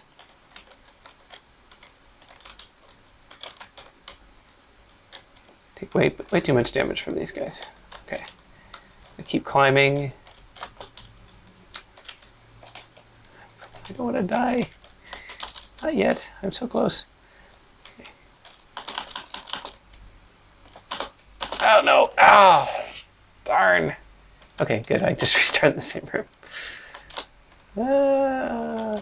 These guys are tough. Little flyer dudes. Oh no! I thought this was gonna be it. Maybe down this ladder. Oh, I'm at the bottom. I'm at the back at the bottom of the room.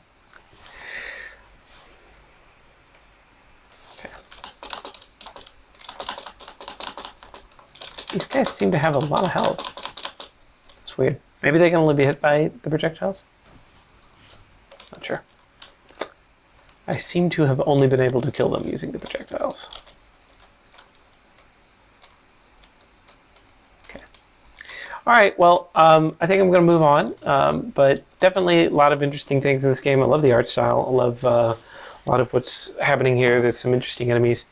And a final version of this could have some interesting things. I'd like to see a little more polish on, some music and a few other things, just because there is music in part of the beginning and see some of the boss things. But good start to a Metroidvania for sure. Okay, moving on.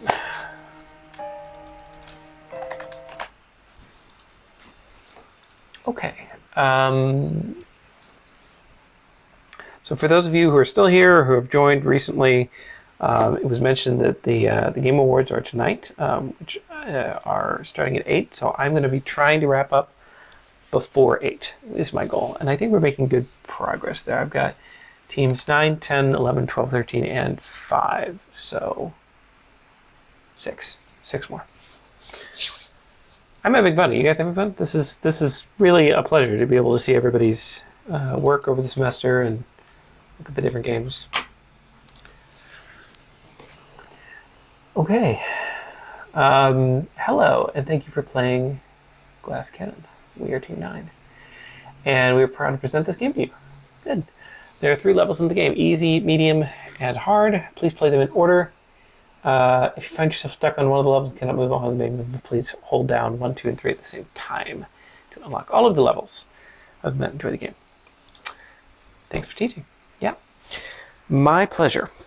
Yeah, and the nice thing here is that we have games of so many different genres. I mean, what have we seen just so far? Kind of a puzzle game, like a physics puzzler. We've seen an old school RPG game. We've seen a kind of a bullet hell shooter type. We've seen Spirits, which is recipe plus fighting arcade style, kind of an arcade style game. It reminds me of Tapper, actually. We skipped Mecha. We'll be back to that soon. And then Encapsulated, which is this kind of exploratory puzzle, also fighting game. That's a hard genre for me to describe. We had a zombie first-person shooter, and then we had a Metroidvania. So none of those have been the same, right? All different. Anyway, beat 'em up. Yeah, beat 'em up. That's probably a good one. Like a beat 'em up, but then also with an overcooked component, which is fun. So let's do Glass Cannon. Okay, so here's our main thing. Whoa, it spins.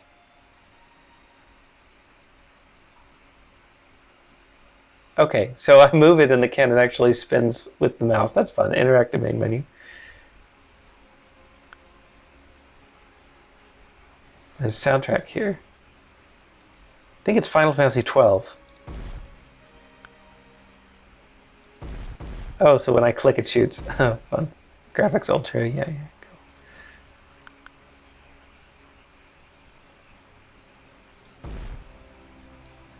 I'm really trying to pick out the song. If it's original, I apologize, but I do think I've heard it before. Sensitivity, sound effects volume. Okay. No, I'm not so sure. Okay, so play them in order. We will play easy. Yeah, Final Fantasy. Final Fantasy 12, right? I mean, this is the Imperial theme, isn't it? You're a glass cannon who must defend your treasure chest full of video games. Yes, defend it from the enemies who are out to steal them. Use your cannon and cannonball to defeat them. Be vigilant. You only have one life. So that's the conceit of the game. You're a glass cannon. So you have one life. Okay. Okay. Be vigilant. Be steadfast. Okay. Okay. We have some upgrades. Fast fire, big balls, blast ball, and freeze ball. Your cannon comes with a shop. Open the shop by pressing the B button. B for buy.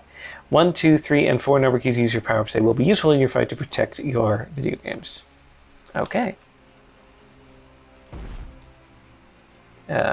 These shop power-ups. Fast fire, increase fire rate. Big balls increase size of the cannonballs fired. Blast kills every enemy in a radius. And freeze every enemy in a radius. Okay, good to know. The enemies. The human has overall good stats and is a menace to society. And he also looks like a gladiator or a Roman soldier. The chicken is fast than the rest and hard to hit, indeed. Watch out for those chickens. Link will tell you that. Robot takes 2 hits to destroy it. Slow but will pack a punch. Okay. What's the logo on the little crash dummy? It's like a banana label. Okay. Start level. So here we are with the go. Okay. Very sensitive. I probably should turn my mouse sensitivity down. Yeah, that's better. Okay. Oh, we have targets. We know how they're coming. Okay. Oh, okay. So it takes me quite a while. Oh no, I'm gonna die. Oh, that was close. The shot timing is very, very slow. I have 30 coins. So can I buy this in the middle of the level? I can. Durations.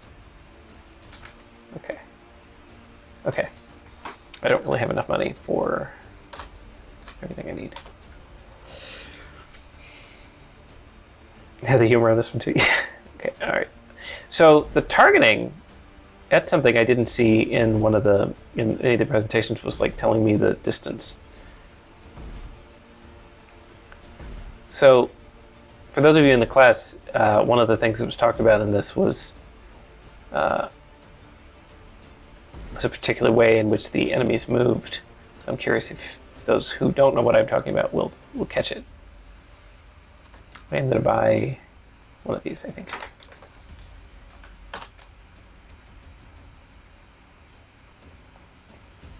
This is just wave 2 of 5. Wave 3. Okay, so, yeah.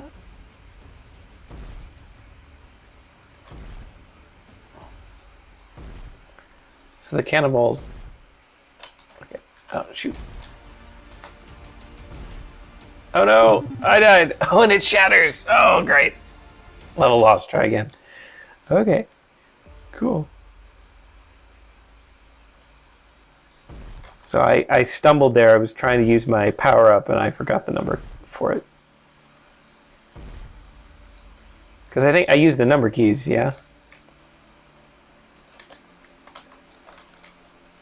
Let me just buy the cheap one. So I can see how it works.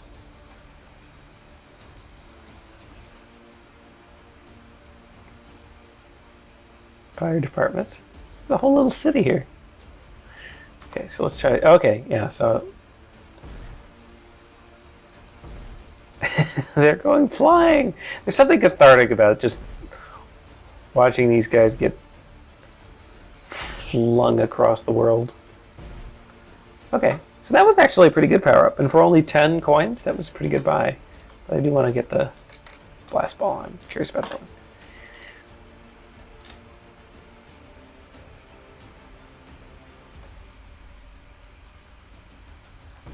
I hit the pizza truck. Die, pizza truck. So they're coming from all over. We've got the chicken here. Bad chickens. Okay, yeah, so did you see that? Anybody see the chicken? What it did? I got my explosion on now. Oh yeah, that was very helpful. Expensive, but helpful. And this guy too, yeah. So there's some neat AI, neat intelligence at work here on the pathing. It's not just that they're trying to go towards you. There's some states to the enemies that they are moving through, which I think is really quite cool. And one of the things that they are doing is that they are avoiding my targeting reticle if I focus on them too long. So that's a neat thing. I probably should have spent more money in that last thing instead of talking.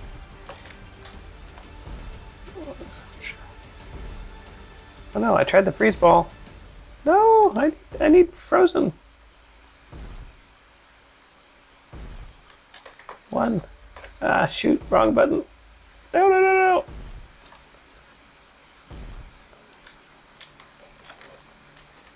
Keep hitting the wrong button to exit the shop. Ah, darn. Okay. Okay. I can do better. I can do better. I do want to get to the other levels, but I got to be able to beat the easy level. That's ridiculous. Wave 1 is only, what, like 3 people? Yeah, see, he was running away. Little coward. Yeah, what I do is I keep hitting escape to get out of the shop. And you have to hit B to get out of the shop, which is what I was told, but I wasn't listening. So did I see that there was a sensitivity setting for the cannon in the settings? Yeah, which is good because most people are not going to have a sensitivity button on their mouse like I do, which I am using. Come on, robot dude. So you can kind of convince them to walk away and kind of game it a little bit, which adds a nice challenge to being able to kind of make one run away when it's a critical moment. Okay, I'm going to buy a fast fire, and I'm going to buy a blast ball. Let's see what I can do with those. I thought I bought a freeze one, but I didn't see that it worked last time, which was kind of a bummer. That's when I get flustered. Oh, nice. So another thing is the balls persist, so you can kind of bounce them into other things sometimes. So I managed to get a double hit on one guy there because it bounced. Oh, I think I just did it again there. These guys take 2 hits to destroy, so yeah. Oh, I got another one. Nice. I'll buy a couple of these and I don't know, freeze some other fast one. I haven't actually tried the fast thing yet, so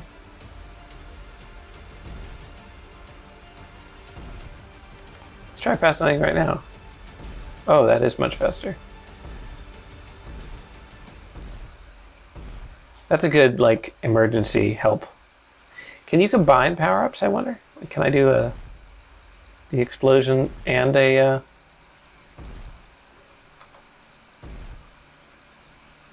the big balls?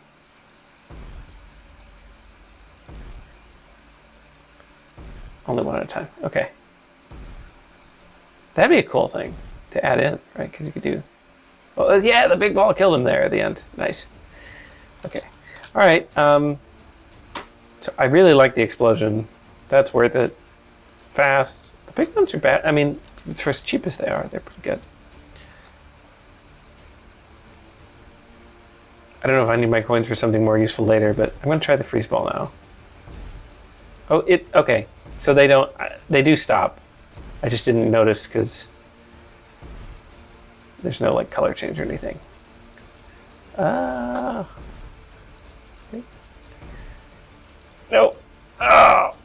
Oh, he ran away right at the last second. Oh, I died. On the last level. Okay. Try the second level. Because I can't win the first one. Oh, right, it told me I had to play through them all. Okay, I will try one more time to get it legitimately. I'm getting better, I think. So there's a recharge You can see how often I can fire the cannonball on the right-hand side. There's a recharge metric. Wow, he gets some air.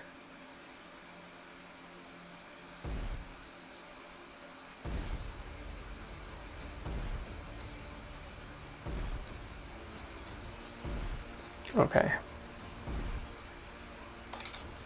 Buy from the shop. Yes, fine. I'll buy from the shop.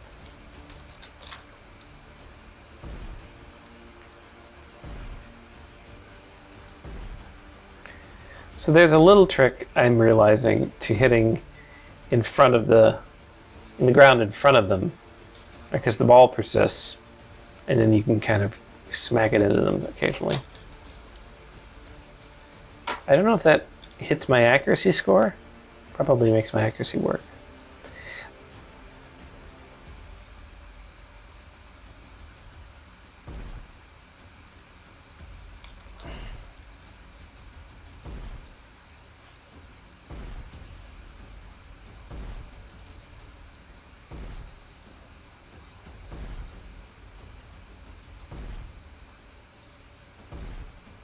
So I know there's also some dynamic difficulty in this game, so things get a little harder, a little easier, depending on what you do. It was described. So if there's anyone here that was not in the class who's listening in, the structure of the class involved first a pitch where everybody told me their initial ideas for the game, did the game design elements themselves. And then the second, about halfway through the semester, we did a first playable where we were able to see where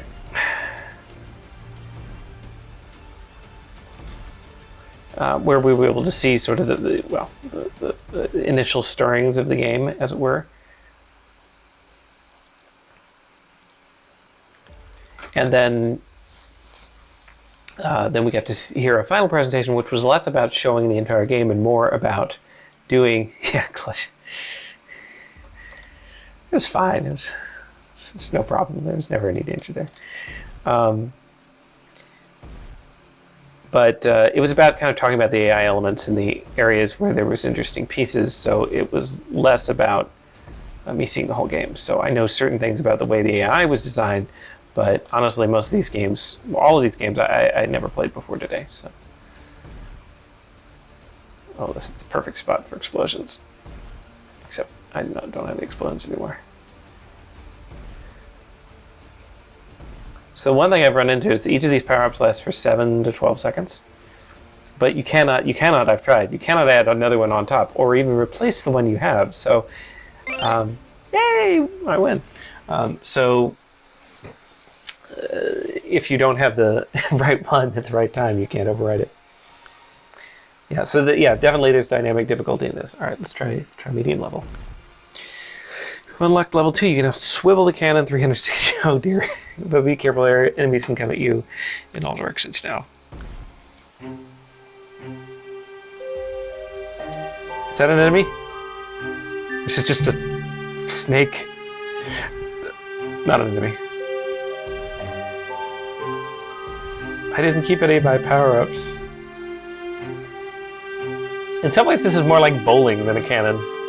Okay, so we have little snakes moving obstacles that are blocking us.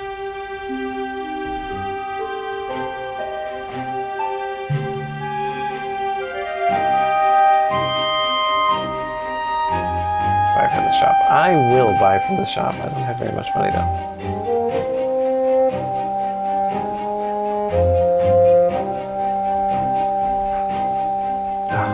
The dreaded chicken.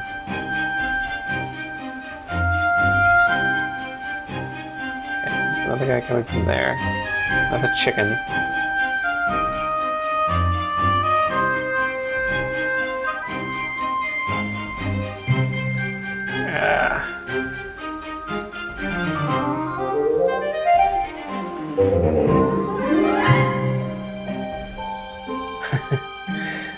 Music here is very mystical.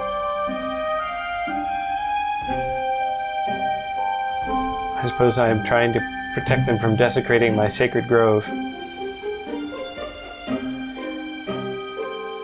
Red arrows? Are there? I didn't notice that. That's helpful.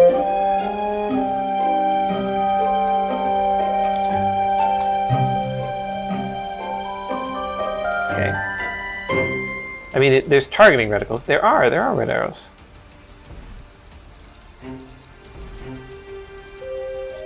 I should have noticed that.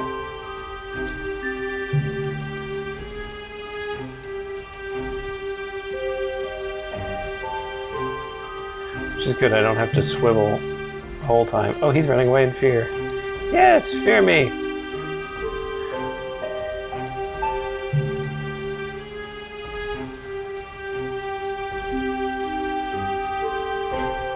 So the explosions don't actually do any more damage to the banana robots. Not that they said they would, but I'm just letting you know. So you can see which kind of abilities I'm favoring here. Freeze ball is nice, but explosion is really where it's at. And the rapid fire. I mean, anything. The challenge of this game is definitely that you have to be accurate because there's so much of a lag between shots. Oh, so he dodged. See him dodging the obstacle like that? Dynamic. Oh no, shit. Gotcha.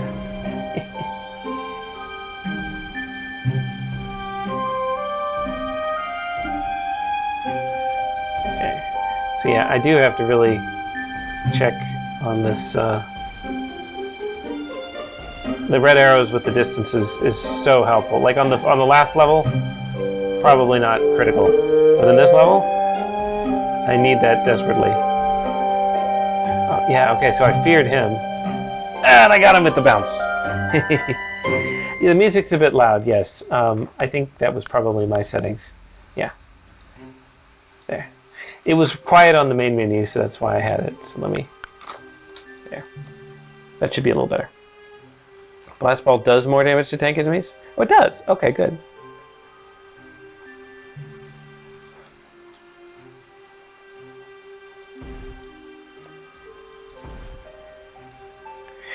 Yeah, this is it's very stressful. I should buy more. Okay. Chicken of Doom. Oh no! I didn't catch him! I should have seen it. Ugh. I saw it just at the second that it touched him. Okay. So you can hold down the button. Oh, see? He's running away from my cursor because I was aiming at him for too long. So for a simple game, I don't want to, say it's simple. But for a game where the instructions are straightforward, there's a lot going on under the scenes here. I know, last wave, too bad.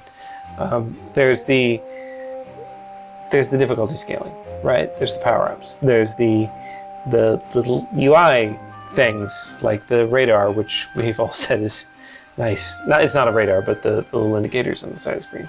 And then there's the enemies taking a little different pathing, moving between different states. So it's actually quite a lot of AI going on here, more than you might think. Ah.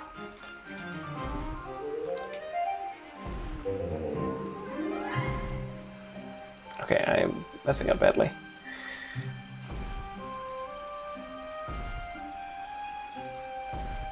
Okay, I think I saved it. I gotta get Robot Dude here. The snakes! The snakes are on his side.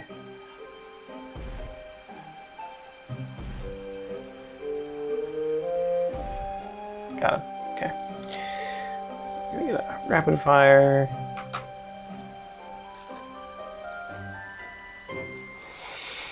I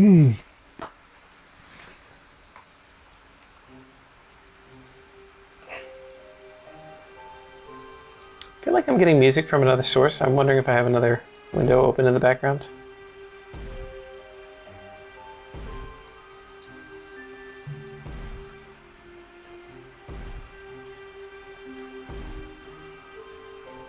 I wish I could full-time Twitch stream. But no. Okay.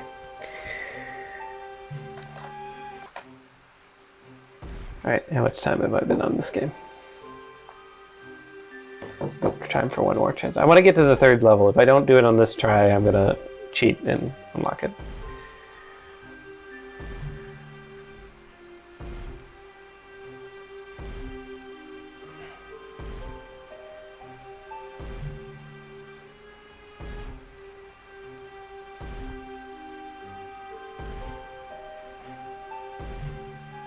Ooh, sniped him. Okay.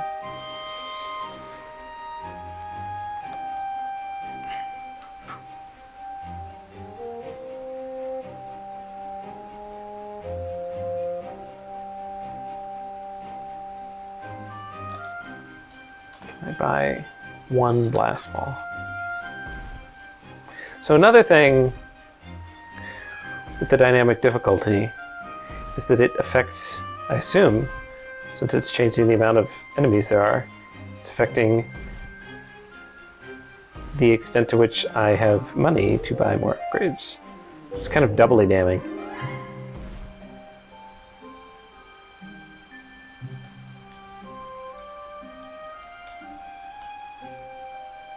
Okay, back in the shop.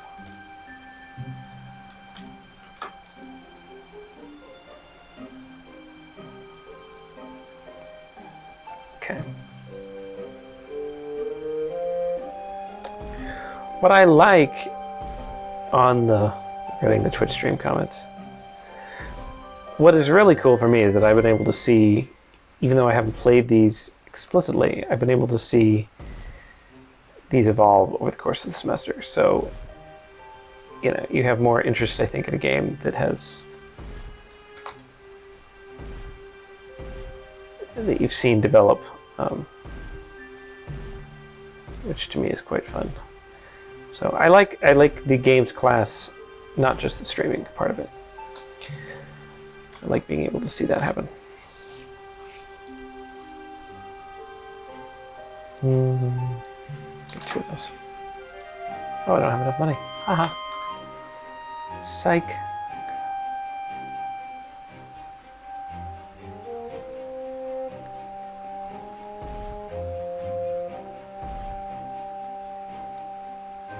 I don't know why I'm even trying to hit that guy.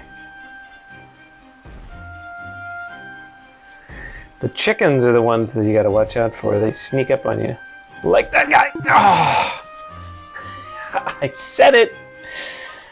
Okay, alright, I am going to...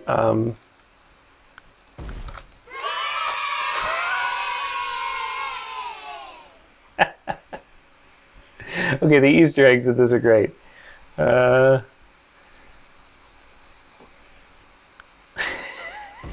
Thank you, Jack Sparrow. Okay, we're going to try the hard level. The final level, you've unlocked movement. Use WASD. So it would seem. Merlin H6. Use WASD to move the cannon around. The test just decided to move 2. Protect it while it wanders around.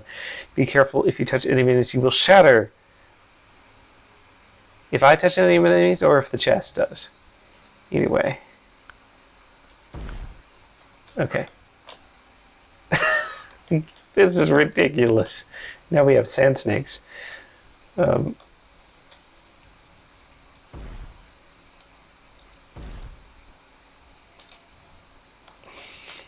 have to chase this thing all around. And now the music here is quiet. Probably need to do some quick balancing.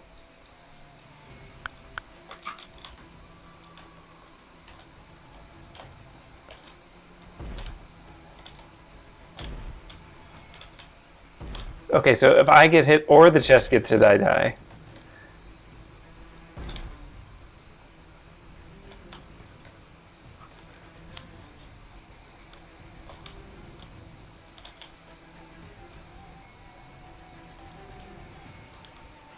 No, it's not a 3090, it's a 2080.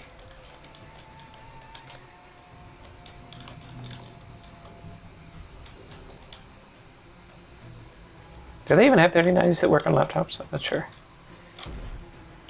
Probably do at this point.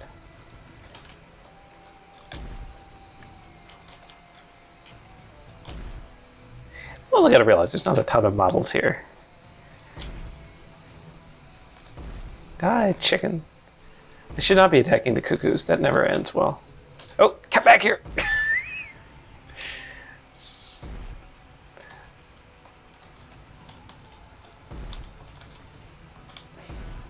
Got to level 50.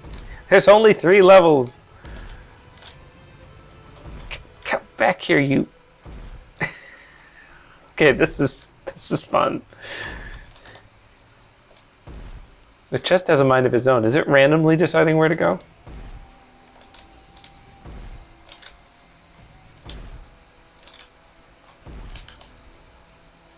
Okay, was at the end of that level? I think so. Good. I need to buy. I think here the speed boosts are going to be where it's at. Maybe one of those. I'll try a freeze ball.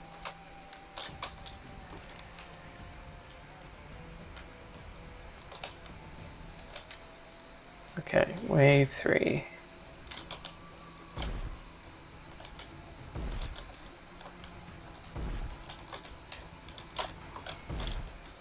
Hit the big cannonballs here for a second. Oh no, I'm stuck. Okay, there. I'm unstuck. I think I'm on the edge of the level. I think that's why. Oh, one got me behind me. All right. Okay. I'm gonna keep moving. All right, guys. This game was also a lot of fun. So when I first heard this one described, I was thinking of for you Floridians here, or people who have been to Disney World, I was thinking this was kind of like a like the Toy Story Mania, Midway Mania ride at Disney. But to an extent it is. I mean, you're firing at different targets, but this has introduced a lot of really unique kind of fun ways to mix up the formula here. I like the initial, it starts off as just, okay, it's a tower shooter, right? But then you move around, and then you keep adding mechanics until you get this stupid chest running away from you. This feels like it's had a lot of time to balance and play test. One part of the class that everyone has to do is they do have to do playtesting and get real feedback from people and incorporate that into their game. And so I feel like this is, just the right level of challenge. Maybe that's just for me, but the dynamic challenge adds a lot to this to make it, get harder as I'm doing better and get easier as I'm, sucking. So this is nice. And see, somebody's brother spent 4 hours testing it. It is addictive. I could play this for quite a while, just because of sort of how frustrating it is, but in a good way, right? I'm annoyed. I'm annoyed that I lost on the levels that I did with the stupid chickens, but in the good challenging sort of way. So, great. Yeah, I really enjoyed that one. Glass cannon. Okay. Am I a professional gamer? I study games professionally, I teach about them professionally, I research them professionally, and I play them enough that I ought to be a professional, but competitively, no. Okay, so Team 10, moving right along. Oh, my sensitivity is really low. I should have changed it in the game, because that was another thing. When I turned my mouse sensitivity down, I'm playing on my monitor here, which is why I'm never looking at the camera, and it's a big monitor. I was having to pan multiple times to get over to the edge of the screen. Anyway, so Gone Rogue. This is going to be another kind of arcade-style game. After downloading the files, run the executable, 4 levels, opening scene, ending scene that plays if you win. So that I'm incentivized. By pressing play, opening scene will play that explains the premise. Then game controls. You can press escape or menu button on the Xbox controller at any time to play the game. So there is, I said there was a game that had controller input in here to give you options to review. Thanks for playing our game. Okay. Let's start. Gone Rogue, Team 10.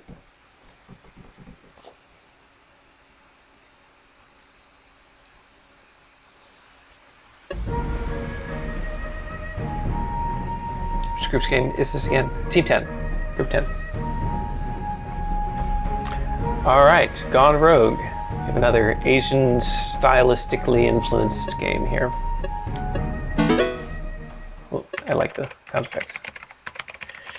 In a land far, far away, in distance and time, 4 honor-bound ninjas vowed to defend the sleepy village of Meltown from brutal invaders. It's a very idyllic village. Oh, and there are my little ninjas in the bottom corner here. Okay. Uzai, Aka, Midori, and Kuro all ensured the people of Meltown, they and their previous silver coins would be protected. Without these coins, the village would collapse.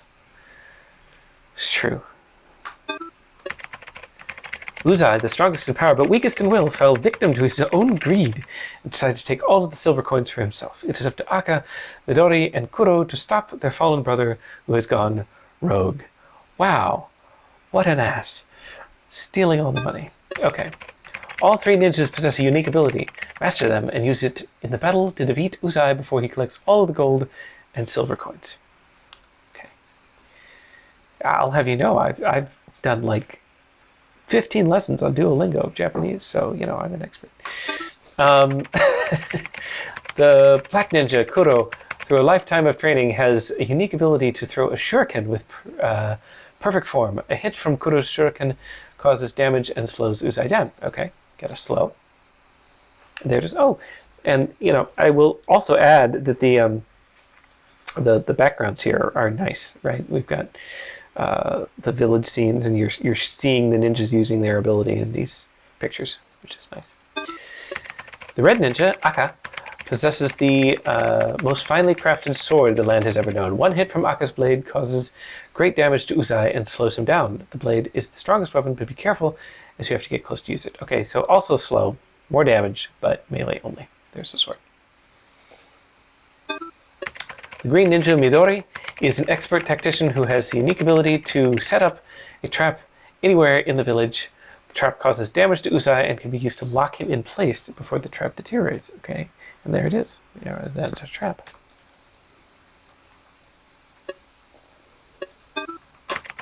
Each ability has a cooldown period in which the ninjas need to recuperate their stamina, so it's important to pick your shots wisely.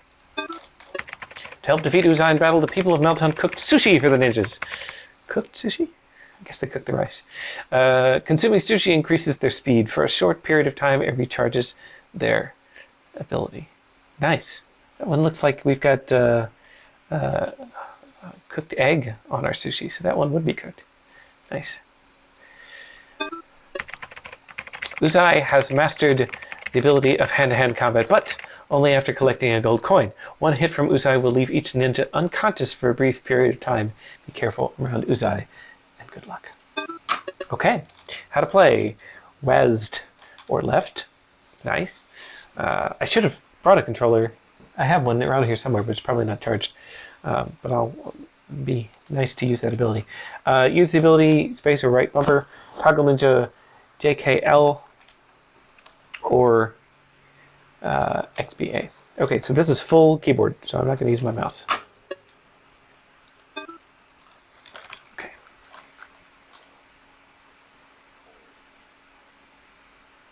There we go. Okay, so if you don't get the reference to where this game is, okay, so I'm the Black Ninja here. Okay, I need to get the... No, he's the Black Ninja. I don't know what I'm doing. Okay, okay, now I'm the Red Ninja. Okay. So Uzai is this. Okay. So, okay. So I don't know which ability I used. I used the sword. That was stupid. Let me get the green ninja. Let me trap him.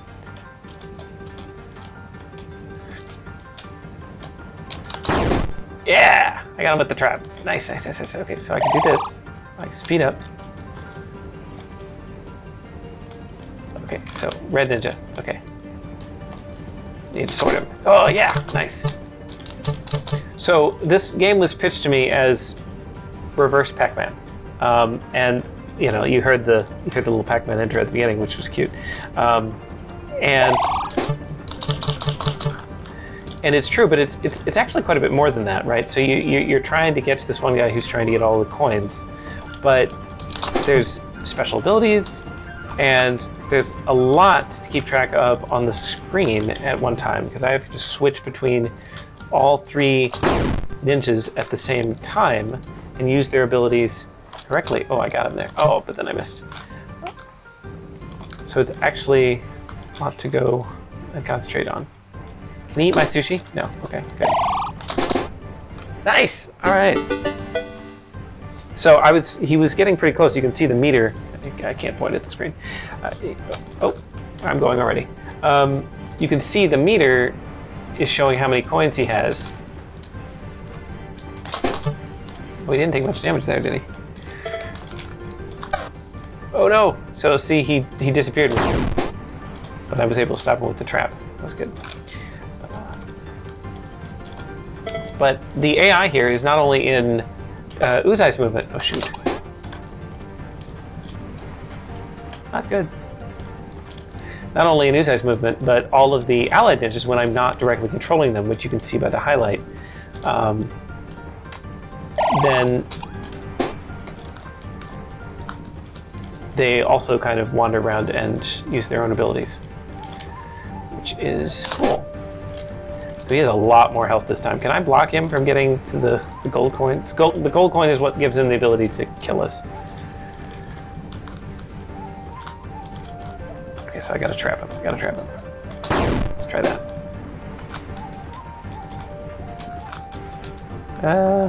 JK. Okay,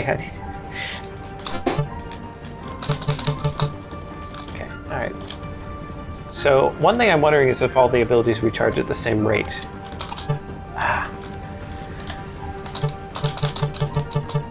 Honestly. Oh no! The gold coin. So that's nice. Okay, is he gonna run into that? No, he just avoided it. Oh, he did run into it. Ha! I need my red ninja, and he's dead, which is unfortunate. But Uzai is out of red coins, which means I can not be afraid of him killing me again.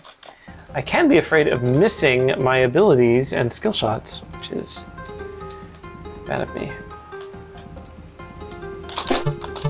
Okay, come on.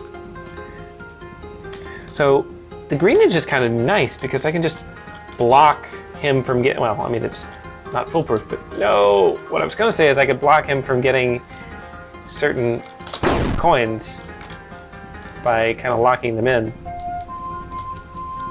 The trap is definitely powerful. I think I've made like one shuriken shot. Yes! Got him. One thing I would like is a break. I need to check chat. Oh, I need to confirm. Ooh, now we're in like a graveyard. Okay. The music on this is nice. Also. So he's got even more health this time. I need sushi. I only see one piece of sushi. Oh no! No! Oh, I should have saved the Red Ninja. I could have done it if I'd been controlling him at the time. So whatever his pathing is to go and get these coins, it's got enough randomness in it that I'm getting very much thrown off. Yike! Yike! I think if all three of my ninjas are dead, that would be a bad thing. I don't know if I'll lose, but... Anyway. The random element to it makes him pretty challenging to catch, actually. I mean, it sometimes works into my favor. Like, he'll run into traps that he doesn't have to, I suppose, but... So, I would like to know what his pathing algorithm is like.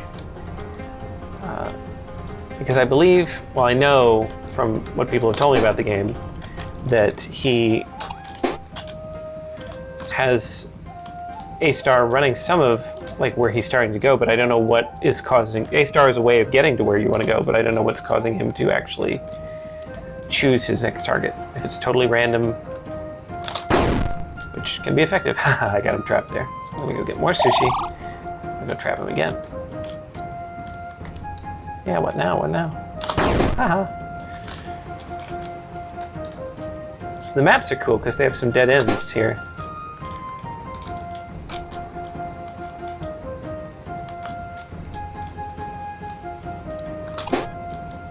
Okay. So I just gotta keep abusing him. Beat him up. Target's next closest coin. Okay. But also seems to be trying to avoid the ninjas, so I got him kind of pinned in the corner. Which is nice. Oh, but he got out. He got out.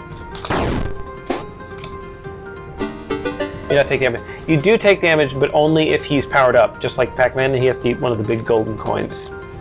Sorry, I may have missed more questions in the chat, but I saw that one. So you take damage if and only if he is powered up, like he is right now. Ah! And he's so fast! Not good! And then, by the way, there's some really nice sound feedback. When I tried to switch to a ninja who was dead, I got that meep meep meep noise. Shoot. Okay, green ninja's my favorite. Midori, you are great. Ah, no! Midori, I failed you.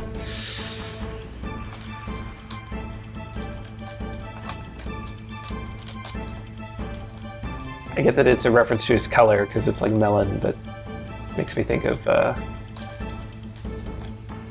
My Hero Academia.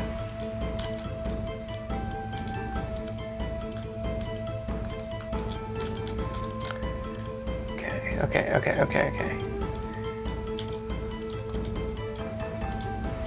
I've got a lot of coins left and he's pretty low on health. Yeah, I barely got him, but I got him. Okay. This is fun. This is a challenge. Come back here. Arg. I will trap you. He's managed to get away from all of us. So, do the traps last forever? No, they disappear eventually. I thought that maybe they disappeared once he had them, but so I can use the traps offensively too, like that. Just kind of walk right up to him and stab him with the trap.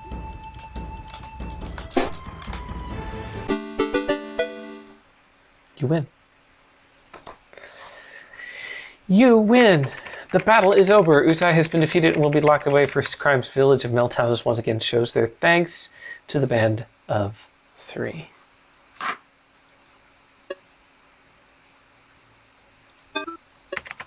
"3 weeks past, the most widely regarded therapist in the region helps Usai come to terms with his greed and helps him manage his rage in a healthy manner." That's a positive message in this game. This is very nice. Aka, Midori, and Goto all hope deep within their hearts that their fallen brother listens to reason. Aka, armed with his legendary blade, now uses his ability to cut perfect slices of cake at the town bakery. Midori, with his engineering mind, now works with local pest control to trap raccoons, as the town is now facing a terrifying raccoon problem. Oh, look at them crawling into the trap. Kuro, with his one-of-a-kind arm, coaches the Meltdown softball team to achieve perfect aim. Whee! Okay. That was cute. That was a very cute, well done game, and I liked the story, and it was fast paced and engaging, and there was so much going on the screen at the same time. I haven't felt that pressed since The World Ends With You, trying to play 2 games on the Nintendo DS. So simple concept: take a game, classic game, arcade game. Flip it on its head, say, what if we did this from the other side? Instead of me trying to get all the dots or coins or whatever, and having people chase me, what if we chase somebody who's trying to do the same thing? But then adds in all of these different pieces. It's got an aesthetic, it's got a harder challenge, it's got, the dynamic of the game swings whether you're being chased or not, and just a lot of polish, in this game. I see a lot of comments here. I'm trying to go back through chat to see what all I missed. So we had Meltdown. Yeah, some questions about the movement. I like that I actually do like that it's kind of a modern take on the movement, right? Where there's a little more flexibility to move around corners and do things. And yeah, it's not Pac-Man. It alludes to it in interesting ways. You can pause it with escape. Yeah, I should have tried that. Targeting next quest, next closest coin. Yeah, so this one was a game that's not a huge amount of content, right? And that doesn't speak against it, because the content that's here is really well and sort of tightly done. So very neat, very neat. Thank you, Team 10, for Gone Rogue, which is cool. So we had another arcade game, but we had sort of a 3D arcade game, kind of. Arcade is a big genre I'm using to umbrella terms and things. But then we had Team 10 with Gone Rogue that was doing a very classic top-down 2D game kind of thing. Nice. Cool. Very cool. All right, well, we're making good time. Like I said, I wanted to be finished by 8 Eastern, just so that people can go see the Game Awards. So we will move right along. Team 11. So we have 11, 12, 13, and then 5. We skipped 5 for those of you who are coming in just now. So we'll be going back to Team 5. Okay, this team had my favorite team name. This is Studio Accelerated Dragon, which I just think is kind of a dope name. Okay, and their game's called Break from the Void. So we'll start from the exe. Cheat codes. Okay, this is probably helpful because I may, depending on time, may need to skip. So I can shift in a number to get to the specific floor, and I'll get a small health boost. Alex and many people, I think, have been here the whole time, by the way, on the stream, watching all the games, which is great. Alex, I know, has been here, so that's why he's saying hi, because this is his game. No, what goes in the README is fine. This is very helpful. Due to quirk, enemies with clouds can be shown like in the body. It's controls will lock up. Weird bug. Okay. Those seem like manageable bugs. Okay.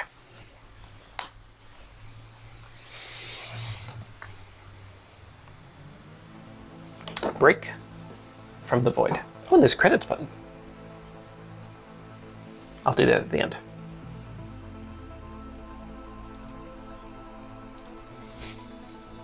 Play. Oh, okay, so we have an option to skip the tutorial. I will not skip the tutorial. I need the tutorial. And then this game is seeded. So from what the team described to me on this is actually got some really interesting procedural generation of the levels and the maps to do this. And one of the concepts we talked about in class was using a seed number when you want to design something that's got that level of randomness to it, which is helpful for two reasons. One, because it allows you testing to test the same random generation again, so you can play the same thing if there's bugs or something in it. You're not forced to choose a random new level if you don't want to. But also it's great if you want to share seeds with other players. A lot of games will let you do this, where if you play a particularly fun version of a map, you can actually say, hey, here's the seed, pass it to someone else, and they can put it in their game and end up with the same type of thing. But I don't know any seeds, so I'm not going to be doing that. I'm going to let it go. All right. So here we are. Yeah. So we've got move with WASD, it tells me. And I've got this room, and I've got These blocks on the walls indicate that I can't move through there. So there's only one way to go. And here we are. Okay, so it looks like there's a weapon or a gun or something there. Press E to interact with items, it tells me. Oh, I got it. All right, so now I have this following my mouse cursor. I can go. Again, I hope I don't have ammo because I'm wasting it. Okay.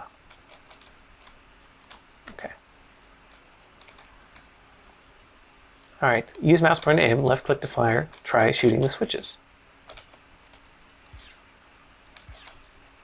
Pew, pew, and the door opened. Very nice. Oh, shoot to break the enemy's barrier. Okay. Right click to use melee attack. I think I gotta get the sword. Haha! Haha! Okay. So yeah,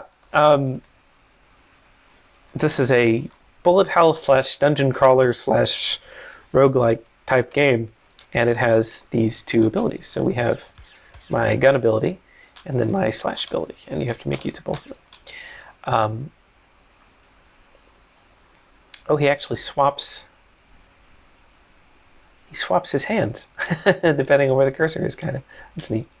So also, little nice touch here. When I'm firing the gun, the little gun sprite is there, and when I switch to the sword, which is hitting me in kind of a swirl around me, I've got a different sprite.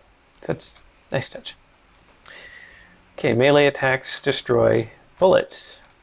Is this a bullet? Apparently it's a bullet.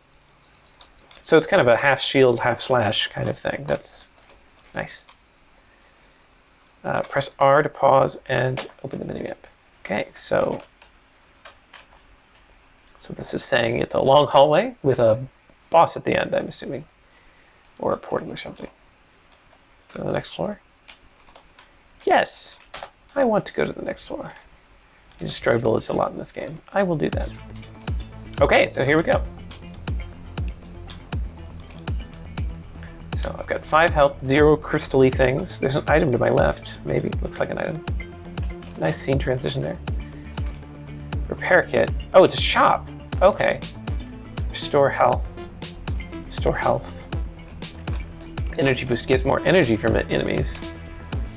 I don't know what energy is. Maybe that's the currency. And then rapid shooter. And then big repair kit. Okay.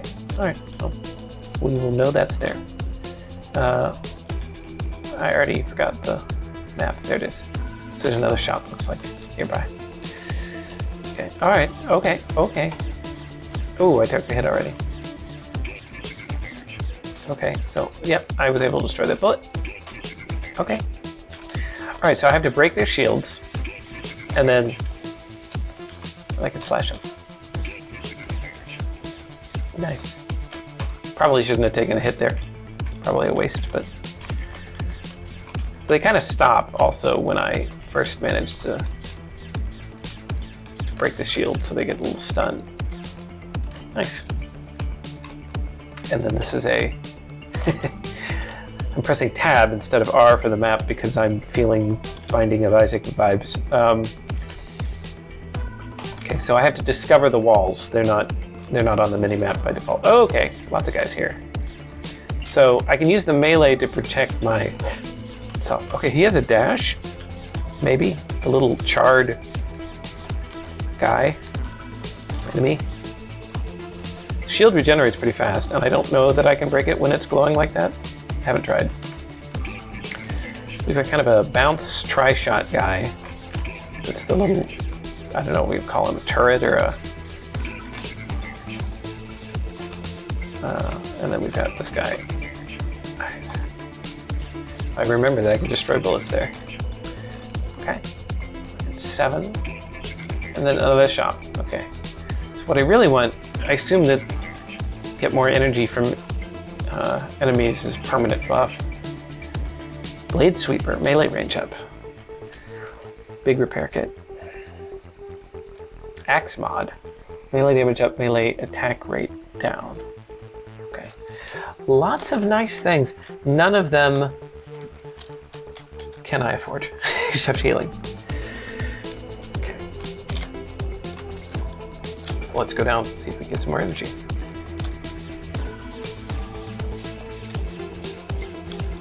Slash, slash. So he takes at least 2 shots to get down.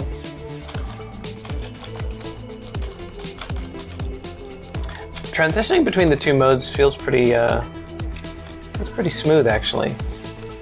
There's a new enemy in here I can see. Okay, so we've got a big turret guy there with pretty... Oh, he shoots fast bullets. Lots of bad bullets. Oh, I almost got that guy. Okay, so we've got a shotgunner and a charger. Where's Alex? What's the name of these? Now I'm going to fire Mr. Turret. Nice. Okay. Oh, there was a down there. Okay.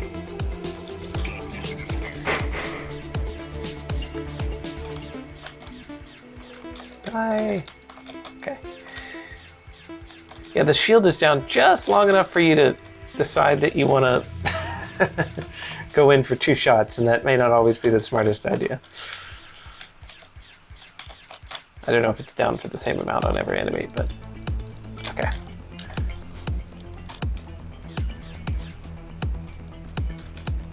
Okay, I feel like I should go and buy some upgrade. Turret, okay. So, if I'm going to min-max here, I would probably buy the energy booster. And then maybe a small repair kit.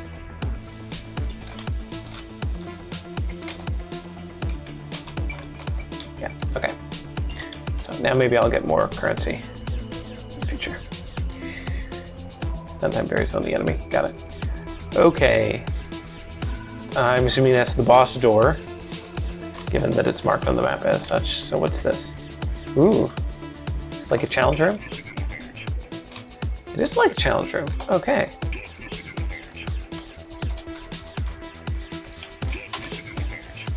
Okay.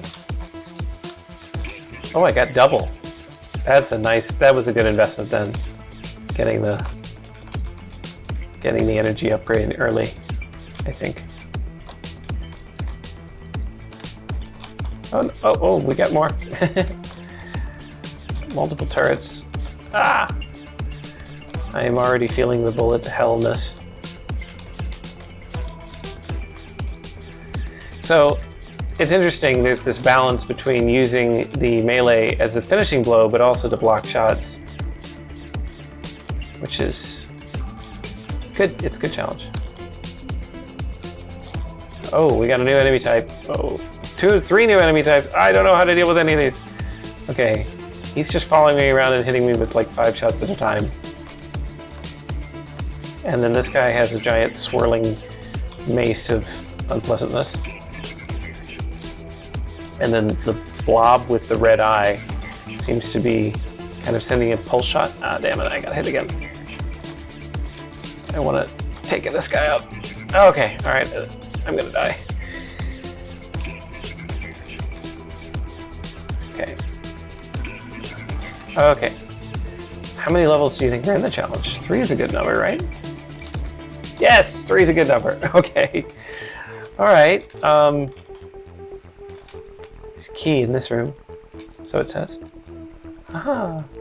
Boss key. Okay. 1 extra per enemy, not double. Okay. Got a little cactar in the chat. Okay. I want to go back to the shop and spend my money. Probably on healing because... yeah. And then... repair kit. Rapid shooter. Fire rate up. That's not bad. Oh yeah, okay. Yeah, that was a good purchase. Okay. Okay. Boss door open. Time for the first floor boss. Okay, here's the bullet hell. Oh, so he's a giant charger. Okay, I got it. So he sends like the wave field of badness, but then he also can dash with that super shield. one, but I stopped them before just so I can break the super shield when they're prepping charging. I think I did that rather cleanly. Figured that pattern out pretty quickly. Now I'm cocky, right? Now it's going to be a problem when I move on. So should I go back and get one more thing on this floor? I can. This is me on roguelikes. I'm like, I must explore every room 3 times to make sure I pick up everything. Okay. Find other challenge rooms, they lead to rewards. Okay. So I don't need healing. Blade Sweeper, melee range up. Speed boost up. That could be nice. I can only afford 1. Or Axe Mod, damage up, attack rate down. I think I like my attack rate. I'm either going to get the Blade Sweeper or the speed. I'll get the speed. It's not that big of a boost. Oh well. It's the wrong direction. How many floors are there in a run through?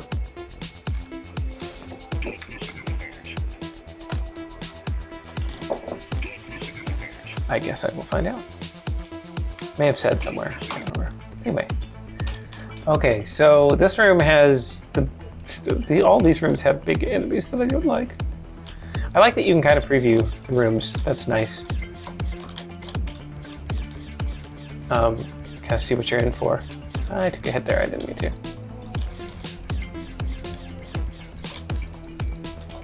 So that guy's only got 2 health, so I should get the little meat blobs. Ah! But this one is so annoying. Just don't like the little computer head thing. He's mean.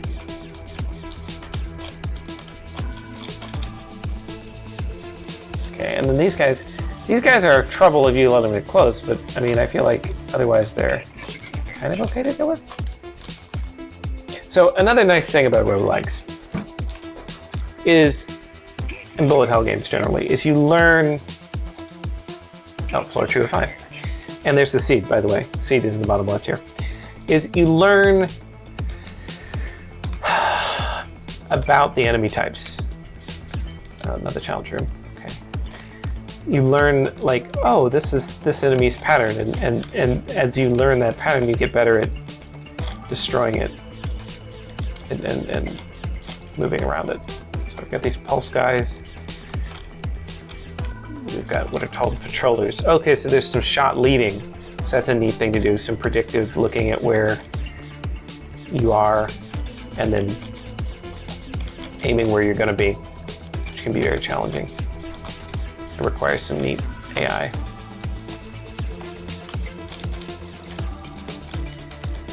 Okay.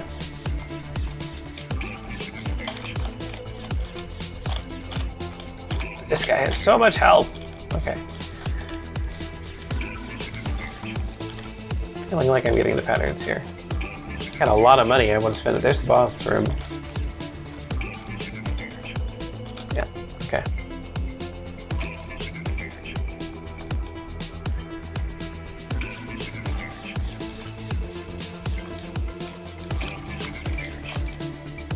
Okay.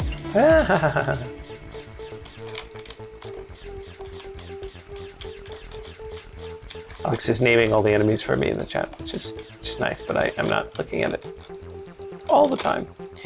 Good. I gotta find a shop. Oh! Speak of the devil, here's my shop. Okay, what can I get? Armor upgrade. Max XP plus 1. Never bad. Axe mod again. Repair kit. Axe mod again. Shooter. Can I double up on that? I guess I'll do the. I'm gonna get my armor upgrade for sure. Oh, that healed me. Haha.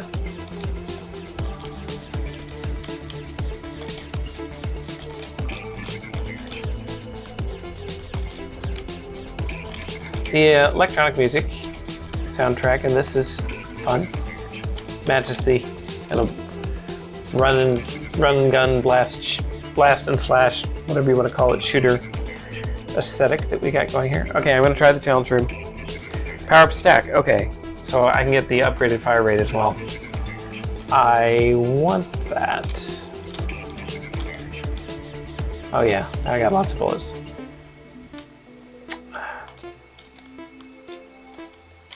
I should try the X kit. I'm gonna try it, why not?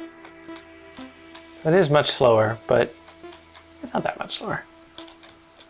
You just gotta be more precise with your shots. Okay. There's a nice little pause there. Oh, okay, but now I one-hit those guys, so that is nice. Wonder how many, this guy was taking 4. Well, okay, only 2, so that's almost a doubling. I mean, it seems like it is a doubling. Yeah, that's worth it.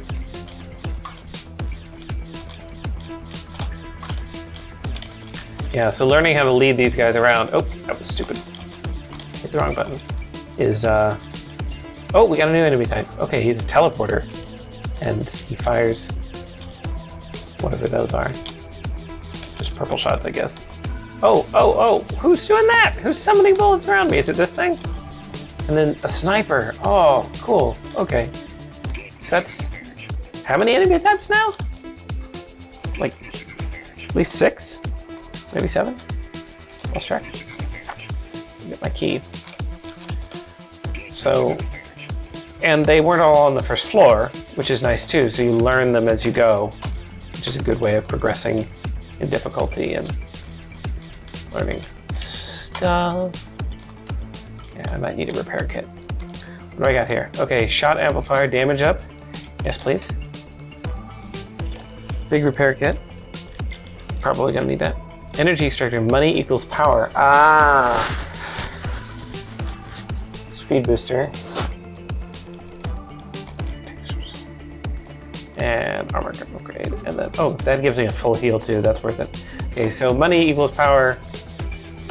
Oh, it took all my money. I thought it was only 20. Okay, well, I assume it's going to give me no benefit now.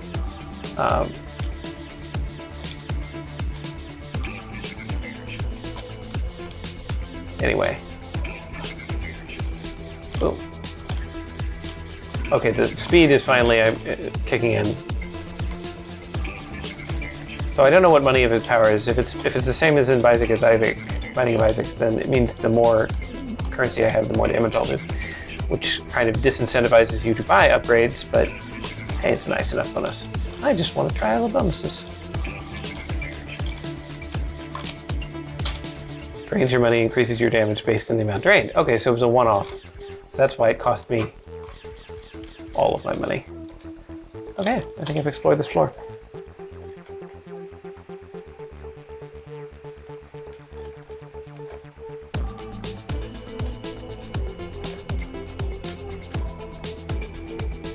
So you can see the procedural gen on the rooms, and so far it's worked out really nicely. Oh, boss, okay. Wait, what? I can't see my shots.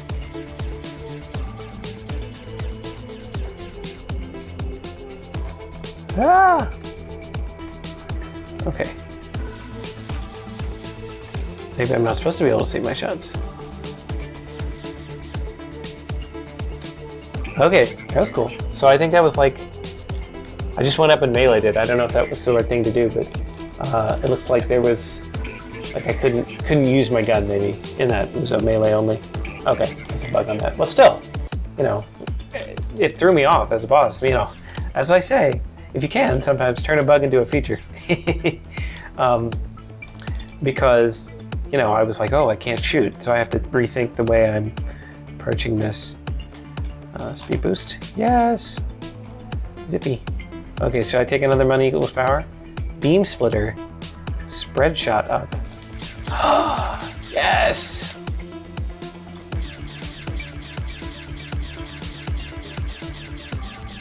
So another thing about roguelikes is you gain all these power-ups and it makes you feel awesome, right? As you get more and more, you know, you're thinking about, man, I remember how much I sucked on the first level, and now I have all these abilities.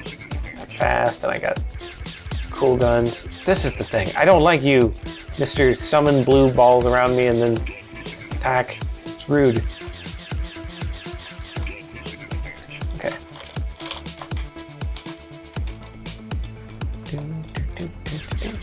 That's this thing. Get rid of it real quick.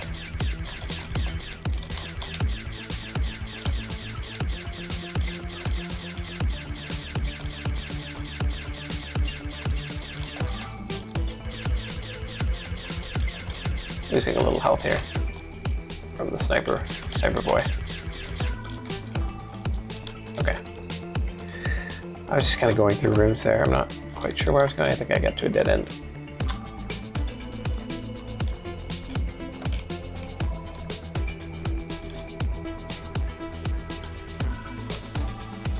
Okay. Do I need a repair kit? Probably not yet.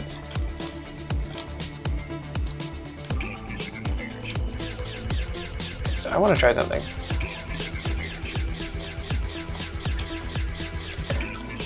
Yes, that's what I thought. So one of the things is, you notice the enemies in the other room are still firing at me.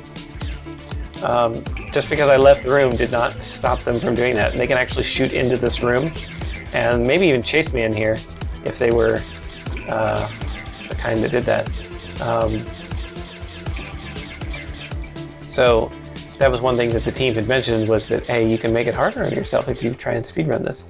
Which I know a lot of people were talking about speedrunning, and that is a concept, and so this game is kind of built for it.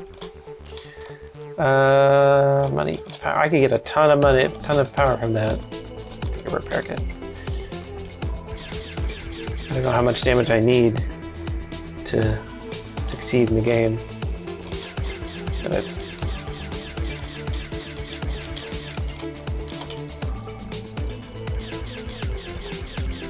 I do not like those. I mean, I do. I'm not criticizing. They are strong enemy, the ones that make the blue bubbles around you. Okay. Ooh, I don't know what you are.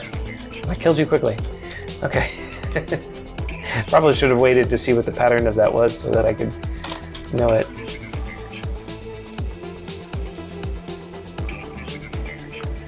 Yeah. So what floor are we on? We're on floor 3. I'm making pretty good progress. I think we ought to be able to finish a run before we spend too much time.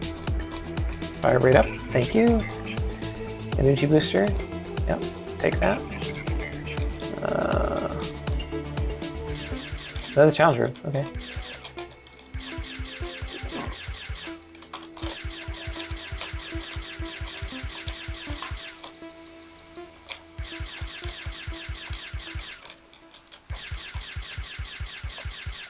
What are the enemies that I hate called? Oh wait, we got tanks. Oh wow, these are annoying. Oh shoot, I got stuck on the door.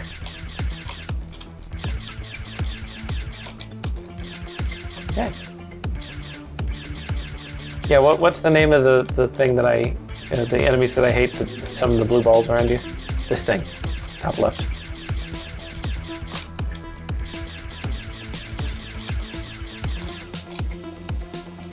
I need another axe mod. Ah, well, there's a new room type, yellow room.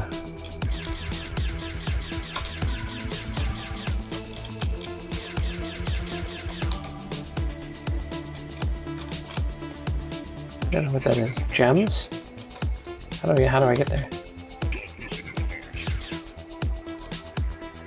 Oh, it's just a shop, or is a blue ones are Psi Collapser, the teleporters, the portal unit, and the tanks are minigunners. Psi Collapser. Darn you, Psi Collapsers, and you're collapsing of all the Psi. Don't you know that Psi needs to be not collapsed?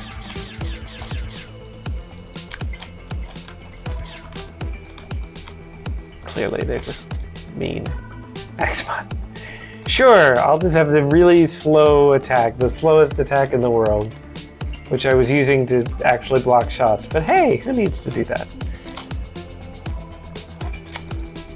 Melee range up. Okay, I haven't had that since the first floor, so now I should have a very slow, very wide, very damaging attack. Can I one-hit these guys? Yes. Nice. So the melee attack hitting all around you is kind of cool. Okay, boss. Okay, a lot of bullets. And it rushes, and it does that. I can get through that, no problem. Alright. I think I have gotten a lot of power-ups, which is why I think I'm beating the bosses pretty fast. But I find the challenge rooms, I think, are really quite hard, especially early on. Oh, we got a new thing. Oh, he's an upgrade of the regular golem. He's got double the swirl, twice the pride, twice the fall. Oh, I haven't seen one of you in a while. But that's also part of the interest of a game like this, Shot Damage Up, is it's like, hey, I can, you know, if you get overpowered, I mean, there are certain bosses and things that are just not even really possible to beat in a lot of roguelikes unless you have like a really good run, and you want to have that ability to have a good run because it makes you feel accomplished when you're suddenly beating all the enemies that give you so much trouble. A lot of this, you know, one of the things I study for research is kind of the psychology of games and interactions. So the idea of like, what does it take to make someone enjoy a game? You know, when is it right to make it challenging? When is it right to make it easy? You know, how does those dynamics change? It's an interesting topic for me. I could just be that good. I think I'm that lucky, but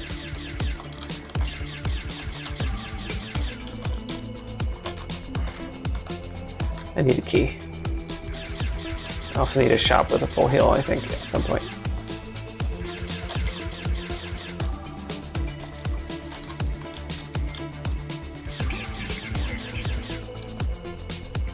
Energy booster. I probably don't need that at this point, but I'm gonna get it anyway. Blade sweeper. Oh, now I've got a big armor upgrade. Those are nice. Okay, ooh. Fire rate down, velocity up, and shot damage up. Sure! Oh, that really hit my fire rate badly, though. Oops. Well, I gotta try them all. But it does peel shields down in like 2 volleys now, which is pretty good. So I like how some of the enemies look like evolutions of other enemies. Like the golem type, and I apologize that I have the names wrong, but yeah, so that was like a super tank. He had a big blast in addition to the regular blast. And there's the golems, there was the early type that had just the one swirling yellow orb, and now there's ones that have more than one swirling yellow orb. And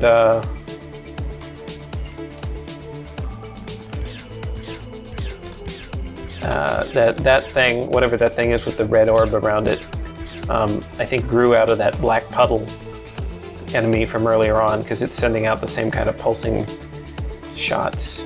Oh good, I got my fire rate back. Ha ha ha. So much armor upgrade. Yeah, that probably shouldn't full heal you, actually, but... Oh, now I've got 5 shots.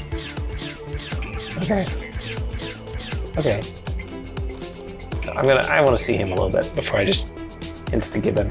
So we've got a sword lancer dude chasing you and spinning you around. Oh no, that's not good, whatever that is. Oh, he just killed half the screen. That's cool. Yeah, so there's a lot of thought of these bosses, so I want to kind of know what other special attacks they are. So, because like, okay, I just run away from him, but if he does that slam attack again, that's going to be not good. Nice, okay. Cool. Okay, so we are on the last floor, that's what I thought. Okay. Charger. Is that an upgraded version of the charger? I feel like it is. I haven't let them live long enough to tell. But yeah, so showing progression in the game is nice. Showing the things, updates. Just buying all the upgrades at this point.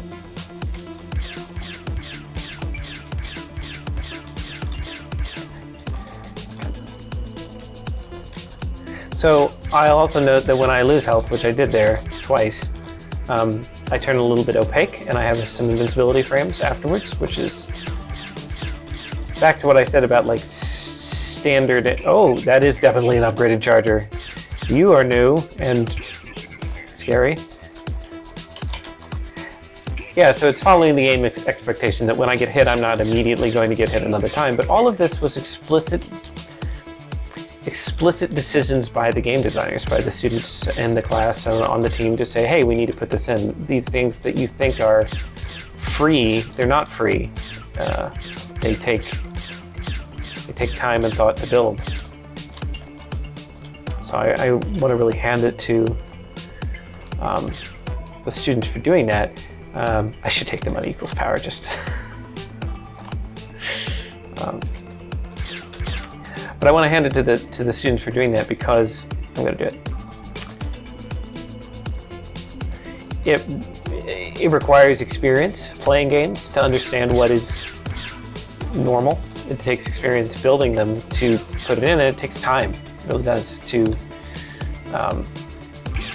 put all this together and say, okay, we're going to make a game that has all these features and acts in certain ways. Okay, how much damage do I do now that I'm money equals powered?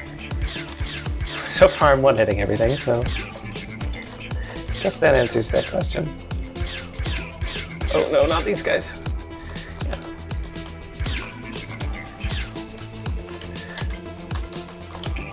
So one thing is that the enemies can be stunned if you break their shield while they're charging, which is too bad for them. Good for me.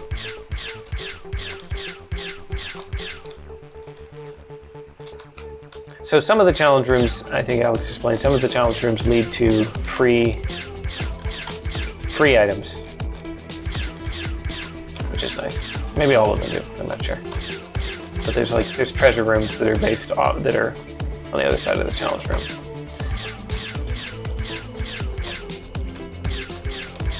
So, in addition to the AI, which was used to procedurally generate this, which is, substantial, and so far I haven't seen any bugs relating to that, knock on wood, right? It's also a question of, making the enemy patterns for all of these enemies, and then also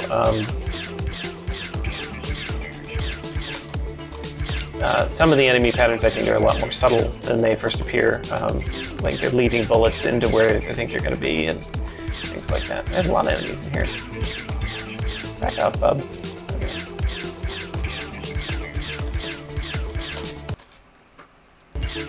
Okay. I clicked out of the window for a second. I thought it froze. That was my fault. Treasure. My run equals power or repair kit. I guess you get both. You get both rewards. I thought it was a choose one, but it's not. Okay, we're almost at the boss room. And here he is. Okay, so the giant eye of evil.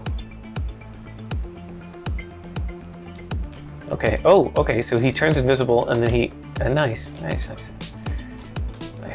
Okay. And then he comes back here. Alright.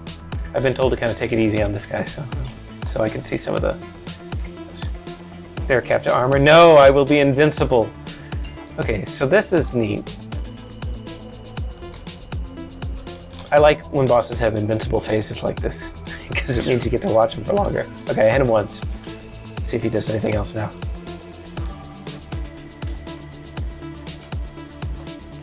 Oh, is that the same? No, that's the same. Maybe faster? Ow, seems faster. Okay, let's try again. Okay, that's one more hit. Oh, nice! Oh, nice! It's a vacuum thing, and it's messing with my movement. I'm not moving towards him. It's moving towards... Oh, this is cool. This is like a hush. Oh, that's cool. Okay, I'll stab him once more. Nice. Cool. 3 random attacks in the first phase. Okay. well, I will go and see some of the other ones in later point in time. But let's go ahead and finish. You win. Okay, so very nice. Yeah, very nice game there. So looking at this game where there's been, you can see if you wait without shooting. So yeah, I had too much damage, but I'll definitely take a look at that offline. But so I had more time in that one to kind of explain my thoughts on it, so I don't think I need to spend too much time now. But like I said, procedural generational levels, very nice. Being able to have lots of different enemy types. And the thing I didn't expect was the evolution of the enemies having like later stages and things like that. And this is again a framework where you can build onto it a lot. You can say, oh, I'm going to have another set of power-ups, or another set of enemies, or another set of levels. A lot of fun, and the controls felt good, right? It took me a while getting into the swing of things of like shoot, stab, but it felt nice on that. If anything, I would say like it would be good to have some feedback when you hit the enemies with the melee attack, because you just kind of have to know whether you hit them or not, and count your shots. But very cool, very nice game. Okay, break from the void. I did it. I broke from the void. It's broken. It's broken now. Very cool. All right.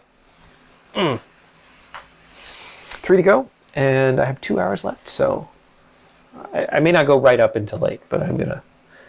I have that much time if I need it. Like I said, I killed it. The void is dead. This has been shot and then stabbed, in case both needed to happen, because that's the void for you. Okay. Experiment 0. Team 12. Team 12 have you in the house, Team 12? Hard to time this. You know, I started 5 hours ago? 5 hours ago.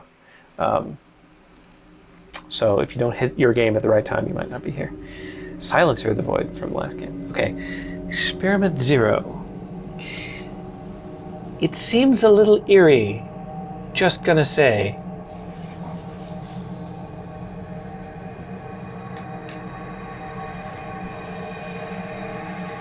Okay. Lights out. Options, volume, sensitivity, graphics. It's very spoopy. Ooh. I don't know what that is, but it's spoopy. Got the mood lighting going. Okay. You, Dr. Groff, are leading a team to develop a cure for the disease that tightens the muscles to the point they block off blood flow and something else scary. Your first human experiment did not go so well, and test subject something Jonathan Mells mutated into a monster and killed everyone in the lab. You must repair his damages and find a way to escape. Oh dear. I hate when I do that. I hate when I mutate and kill everyone. Okay. So turn up your volume for this game, because there's a lot of sound design in it, I believe. I didn't read that. I didn't read that at all. I guess I'll figure it out. So you can hear your footsteps. I can click my flashlight on. Can I run? I can with shift. And then appears to be a green key card.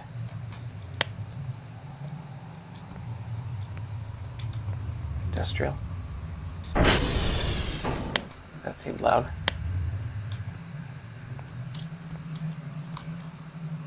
He can't see,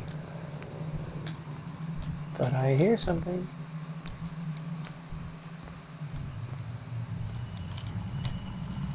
Oh, something's coming. Oh, I can't see a damn thing. Oh, shit!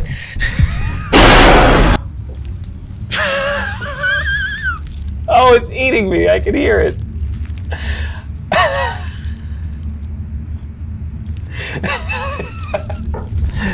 Oh, it's still crunching.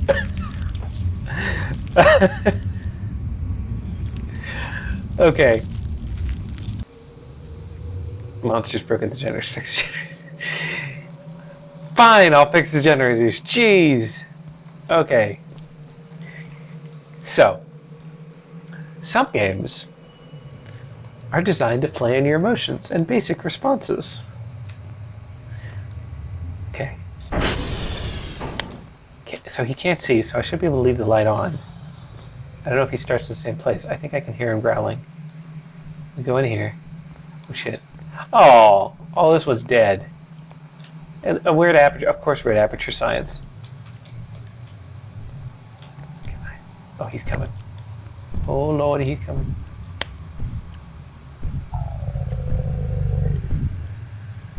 Ah! Okay, he went right for me. Okay. So I don't know if he always starts in the same place. I mean, I can't not open that door. I don't hear him. Okay. So maybe I just had bad luck.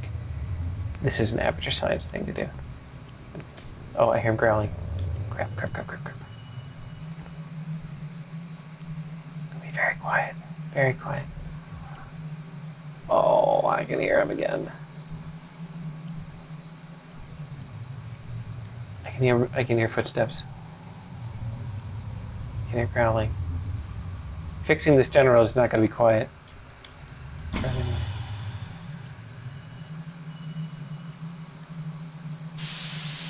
It has pneumatics. Why does the generator have pneumatics? Why does it hiss? It shouldn't do that. No wonder it's broken. Yes, the aperture monitor. Okay, it's fixed. Okay, I think he's there, but he hears. Oh, nice. Okay, I'm walking, not running. I could probably close doors behind me. Okay. I hear bad shit. But if I close the door, he's gonna hear me. Toxic biohazard. Yeah, no. Biohazard. Okay, red. Is that him scraping the walls?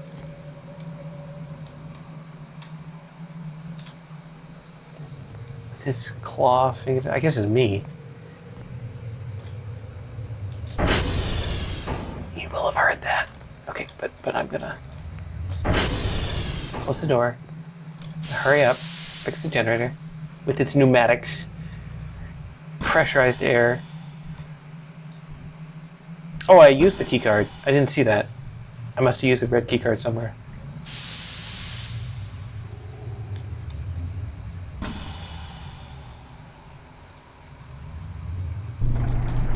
Okay. Requires a red key card. Great, so now I'm in a dead end, aren't I?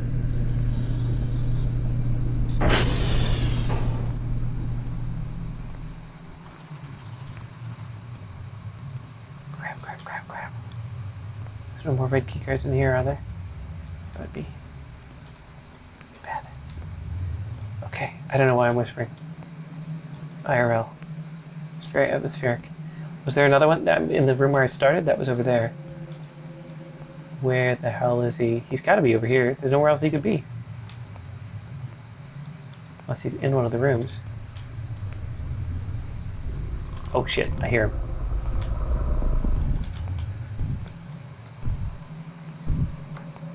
I gotta run, and... Wait, I'll distract him. I'll close this door. That's not a door I can close. Maybe he won't look in here. Maybe he won't look in here. Shit, he's coming down the hall. He's gonna look in here. Knew I should have gone to the room at the end.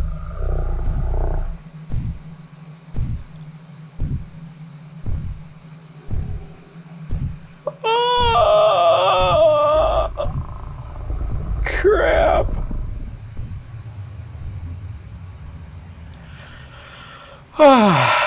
Okay.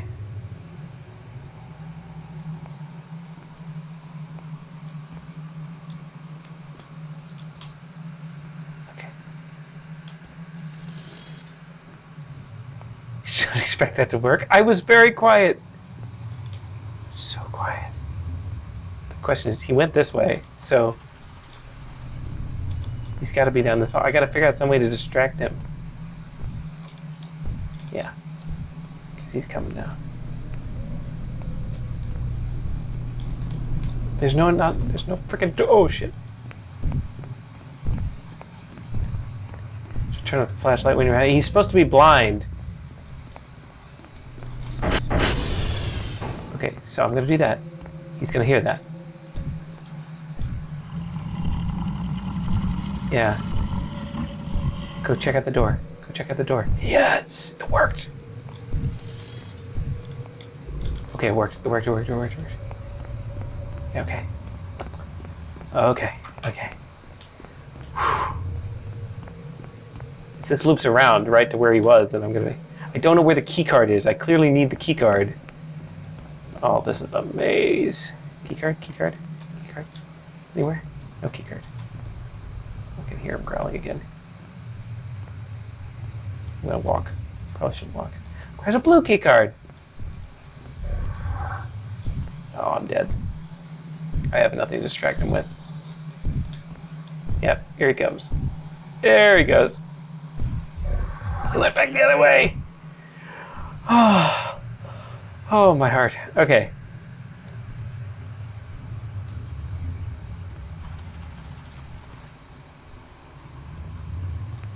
Walk slowly. Walk very, very quietly. Okay. I hope he went that way, because I'm going this way. Oh, more blood. Oh, great. Another death. Help! Well, you have a blue key card. You will help me. Haha. Now, which way was the door with the blue key card? I know where I think it is. It's down here.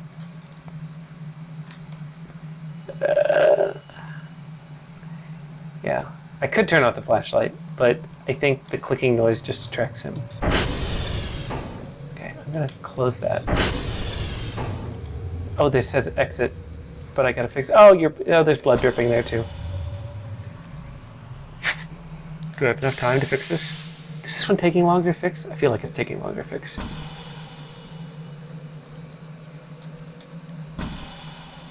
I still don't know why these generators have pressurized air in them.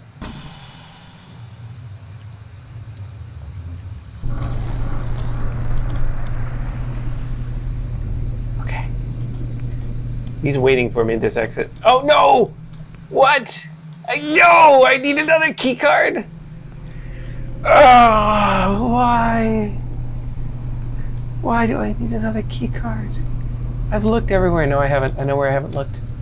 I haven't looked in the other direction from the blood spatter on the last guy. So, if he was far enough away, he might not have heard this door when I opened it the first time. But then again, I hear him coming, so, you know, that's right out. Oh, yeah, he's breaking down the door. Just broke down the door. So close. So close. Okay. I'll try once more for good seed. Okay. He's to the left. He's gonna come check out this door. I think I just killed myself walking back in here. Because he's gonna go check out the door. No. By the way, this is working really well on headphones.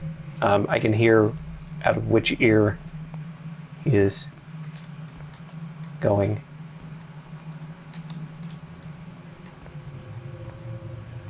So excellent sound design here. Okay. I don't remember. I think I have to go get a key right here. Yeah, so I used the green key card getting out of the start. So that's just used up immediately.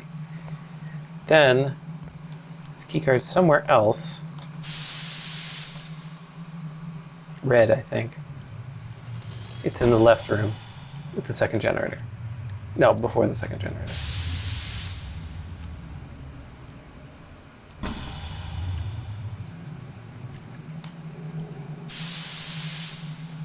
So, games like this are paying homage to Alien Isolation.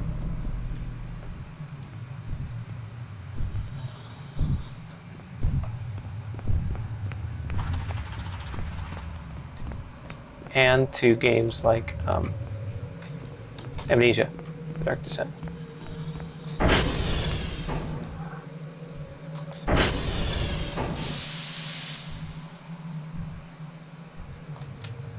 And I'm stuck here.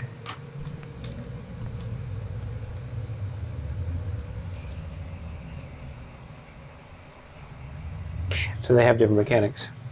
This one's based on sound. Could be based on something like light. People mentioned the flashlight being a trigger for him. It could be, in later levels of a game like this, he could be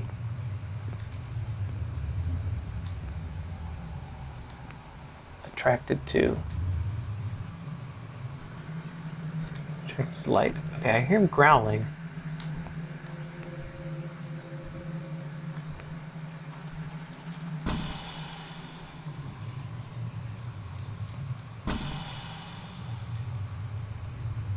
So I think I can outrun him when he's walking, but I think when he decides that he's had enough, then I cannot do such things. So I'm going to run here.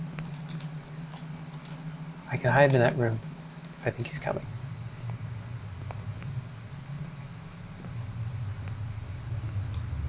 So the question is, where is not only the blue key card, but the second blue key card? Yep, here he comes. Okay, so here's my plan. Plan is to close this door. He will never notice. We'll go and investigate that. He will ignore me. It didn't work. Oh, it's hard. Okay.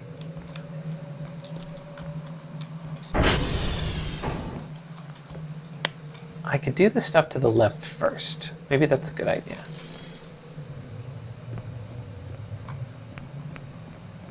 He doesn't appear to be here to start. And again, I think somebody said that he doesn't always start in the same place.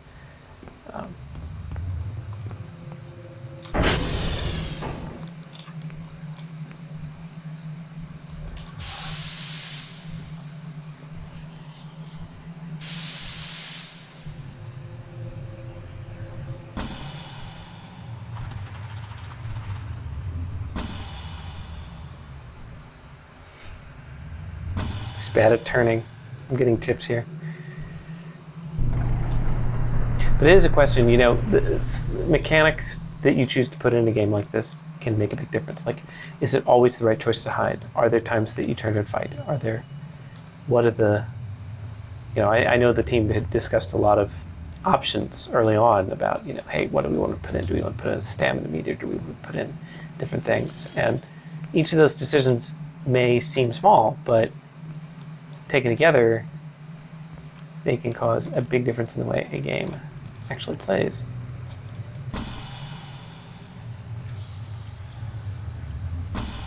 So I think I know where the second blue key card is. But then again, I needed a second red key card to get through.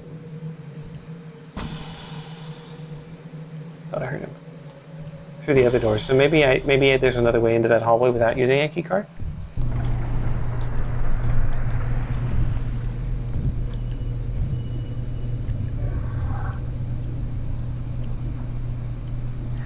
So I wonder if the blood dripping out of this corpse, which is making a very splat sound, I wonder if you can hear that.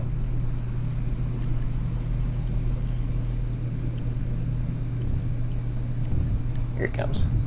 Oh, there he went.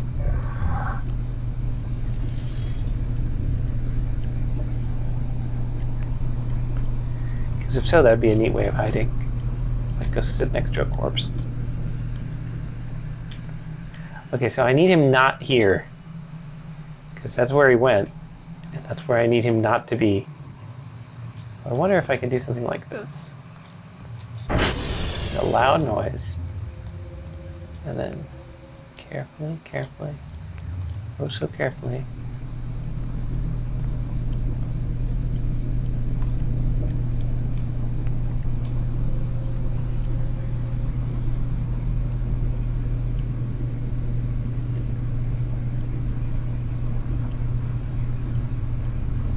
I don't know.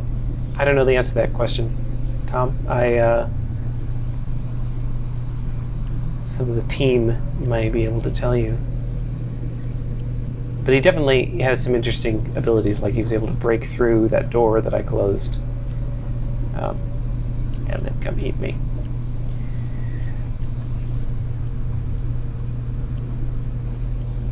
Okay, so my plan has failed.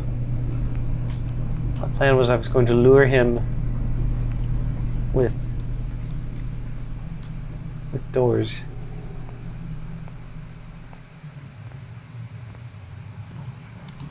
Okay, buddy. All right, Johnny. I can hear you now. This has got to be the wimpiest flashlight in the world.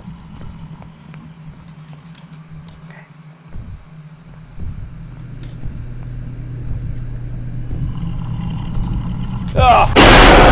Dang. Okay. One more time. I think there's a second level, am I right, guys? Here I am. I can't get past the first level. Ah. Correct. Well, I want to get to that.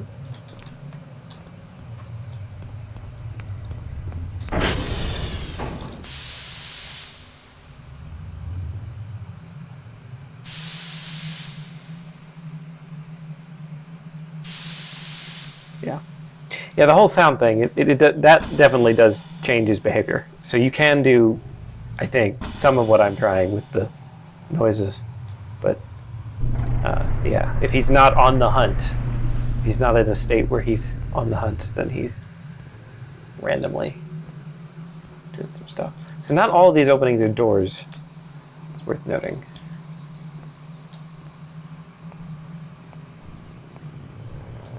Okay, boyo, I hear you.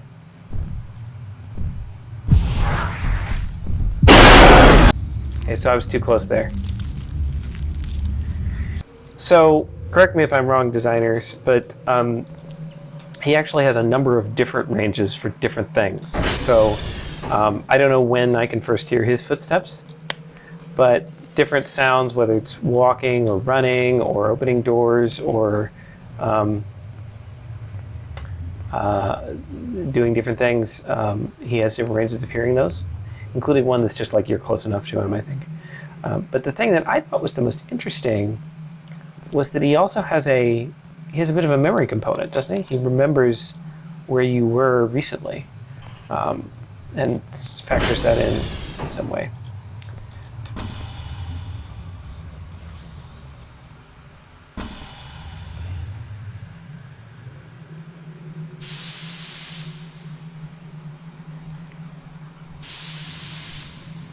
What I don't know is if the...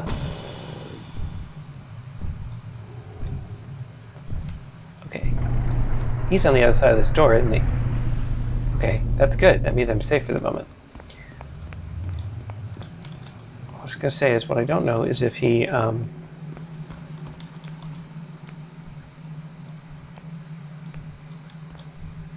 okay, so I just heard him. I'm going to walk away as fast as I can without running. I'm going to hide. Since he can't see me, I'm going to hide in the corner, plain sight, not move. Yeah, so these guys did a clever thing. That there's a little graphic of the radials of how he has these different like memory radiuses of how he does different things. What I don't know is that if they pass through walls, or if walls attenuated in any way, because the graphic that I saw was set of spheres. So I don't know if there's any raycasting or anything to detect if he's hitting a wall with that distance. You can hear him from farther away. Yeah. I am still at it, Merlin. Losing terribly.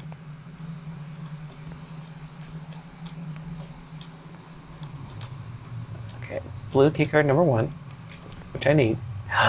It was right here. There were 2 in the same room. Okay, so whatever's down that way, I don't know what it is, but I don't need it.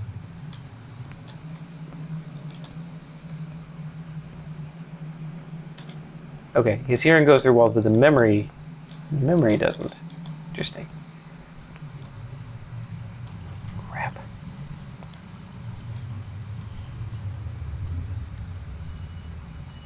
Okay, he's close enough that if I open this door, he's going to hear it.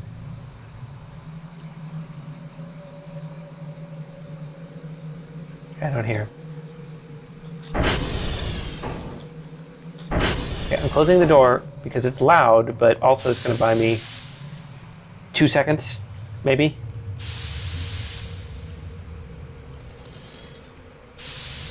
I can't believe I missed that second key card. I would have won 2 times ago.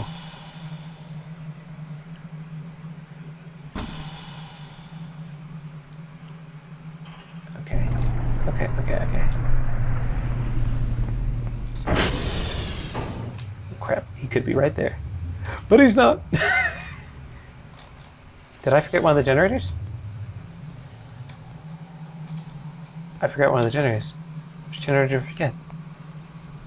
Did I not get one powered on all the way? That one's powered on, I can hear it. I must have got like quit right before the bar got to the end. Or maybe I didn't do the one in the corner this time. Okay.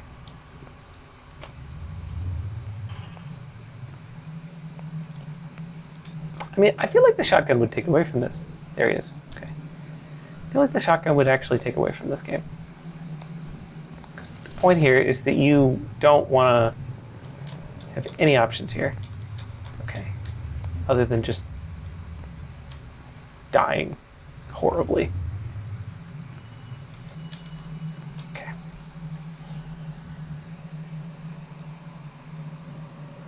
This is another instance of a game where, like, this is very finicky about making the monster, the opponent, just the right amount of difficulty, right? Because you could make him, like, a trivial solution to making the player lose would be just put him in front of the exit and he never moves, right? But that would be stupid. No one would enjoy that game. So you have to make him stalk you because it gives you a chance to get by. You also have to make him clever enough that he follows you. So I did not turn on this generator because I'm an idiot.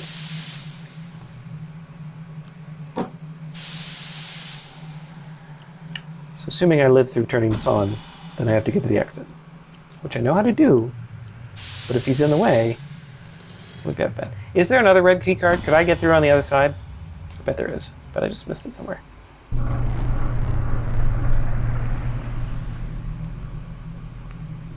How did you do the blood texture on the wall? That's cool with the text. It's very nice.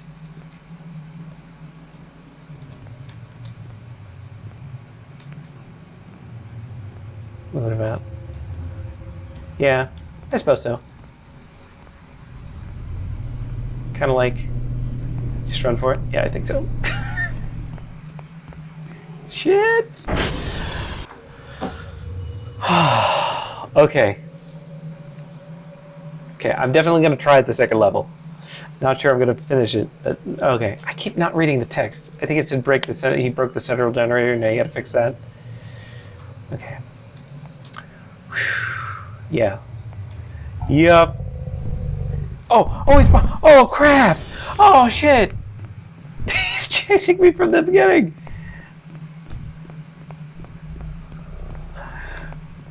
Oh. Okay, gotta hide.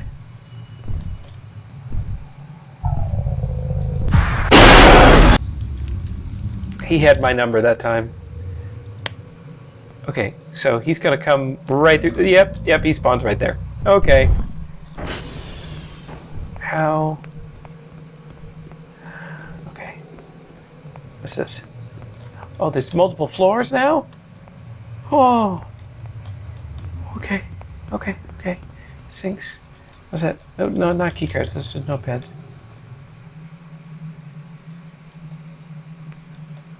Okay. Shit. Okay. What's under here? Is this just a big room? Big room is good. I gotta tell you, this is the worst. Ooh, can I do something with that? No. Okay. Thought I was gonna be able to like reset the power or something. Turn on the emergency lights. Oh, I see him! Oh no, I see him! Oh, I see him! I saw his shadow. Okay.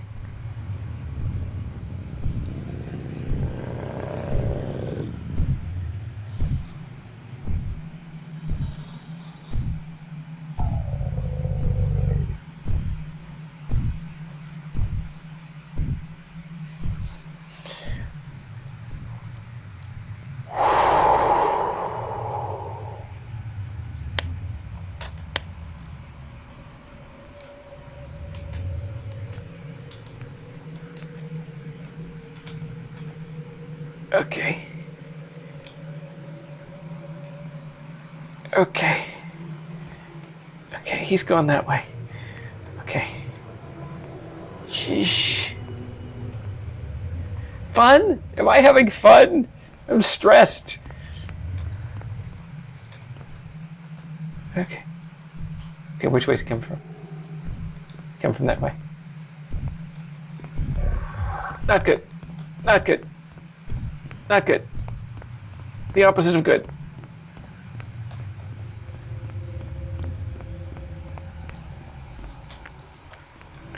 Run. Run. No, don't run. That is a bad plan.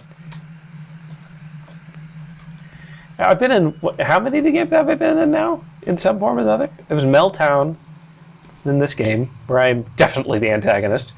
And then there was a third game that had me in it.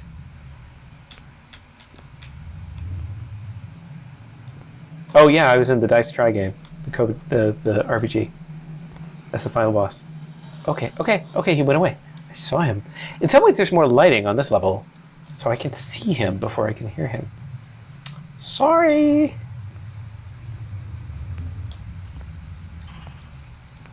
Okay. Okay.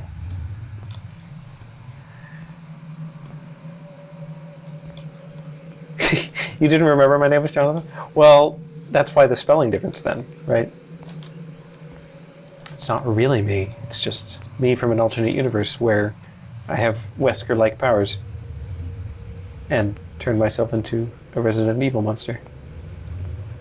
Okay, okay. I still don't know what I'm going for. Something about the central generator. Wait, I have a pipe. Probably should have read the instructions. Damn it, he's gonna come in here.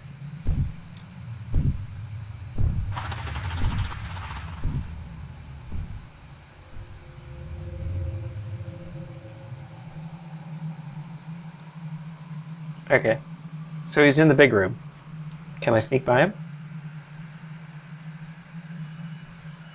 I should wait till he comes back, right? Unless he patrols in here. That would be bad. Too late now. Did you see him pause? He paused. He was thinking about it. He was thinking about coming in this room and he didn't. Okay, so I have a pipe thing. I'm not sure what that's for. I don't think I can swing it at him. I think it's for fixing the generator.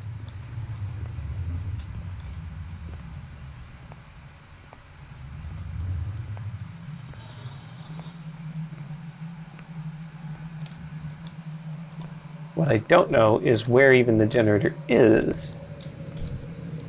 Coming up that hallway.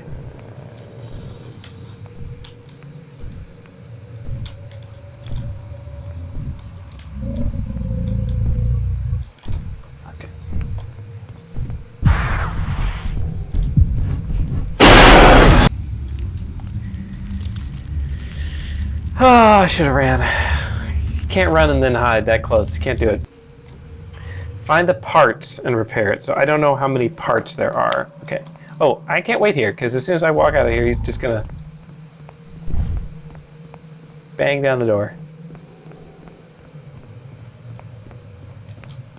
Okay. And we'll get this, I don't know if it's cabling or pipe or what.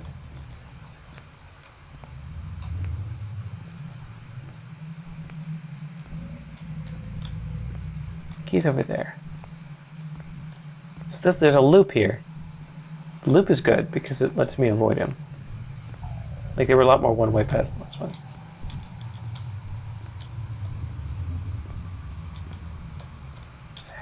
So that's a central generator. I'm sure there's more than one part I need to fix it, so going in there now is probably stupid, but I'm going to do it anyway. There he is. Okay. Well, the other way. That's good. That's good.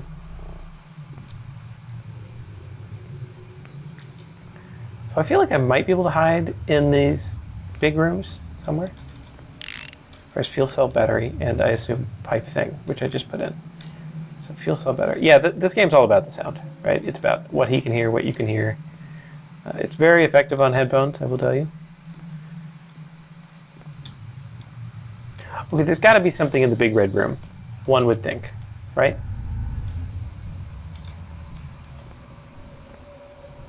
There's no reason for there to be just a big red room there with no stuff in it. Gotta find a battery, and what was the other thing I need to find? I don't remember.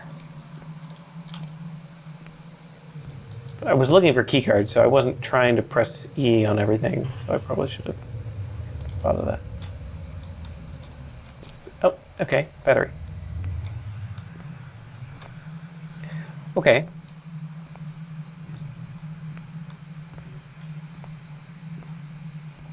So I can see all the way down to the other hallway. And there he is. So I'm going to go this way. Okay.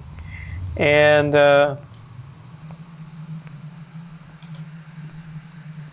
if I were a game designer, haha, crap, should have ran.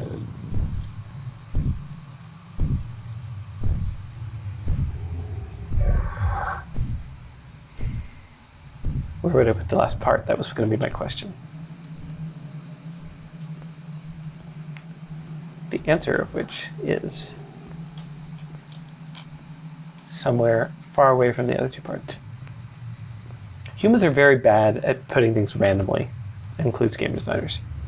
You ask somebody to put random dots on a page, and they will make them nearly equidistant dots on the page, and they'll be like, it's random. It's not random. We're very bad about estimating randomness. Random is like, some things will be together, and some things won't be together. But humans are heuristic creatures by nature, so they don't do that. Now, those two were actually fairly close together. One was in one green room, one was in the other green room. Scheisse.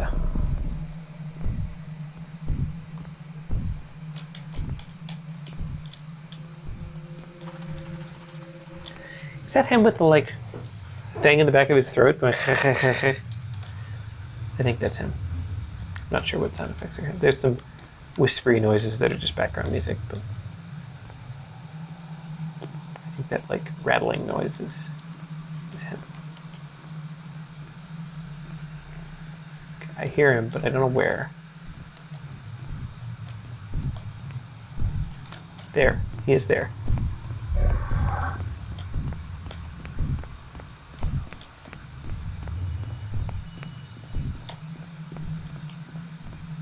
Okay.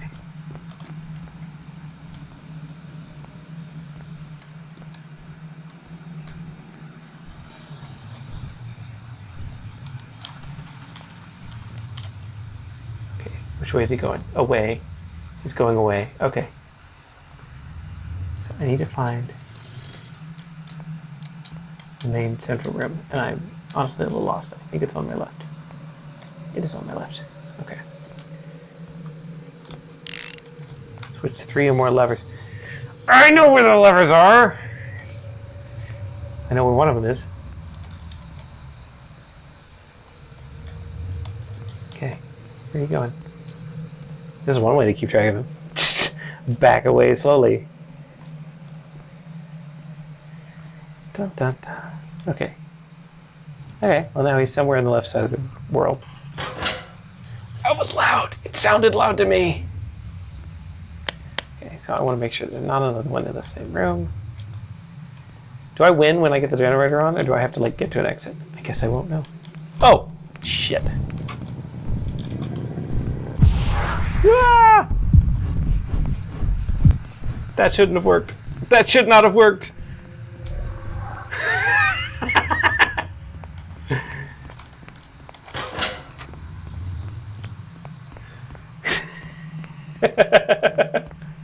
New stretch. Dodge behind the frickin' stairs. Okay. Okay, it's got to be in this room. There's not been anything in this room.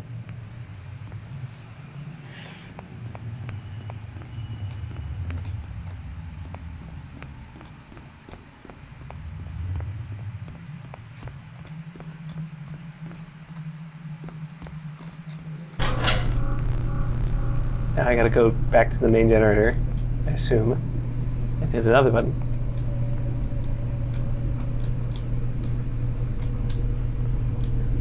Yeah, so cheating. We talked about cheating in the game class. When is it okay to cheat? Here, not okay to cheat. If he teleported beyond just when he spawned at the beginning of the level, it would feel really bad. I wouldn't like it. I like that he is stalking me. I don't like that he's stalking me.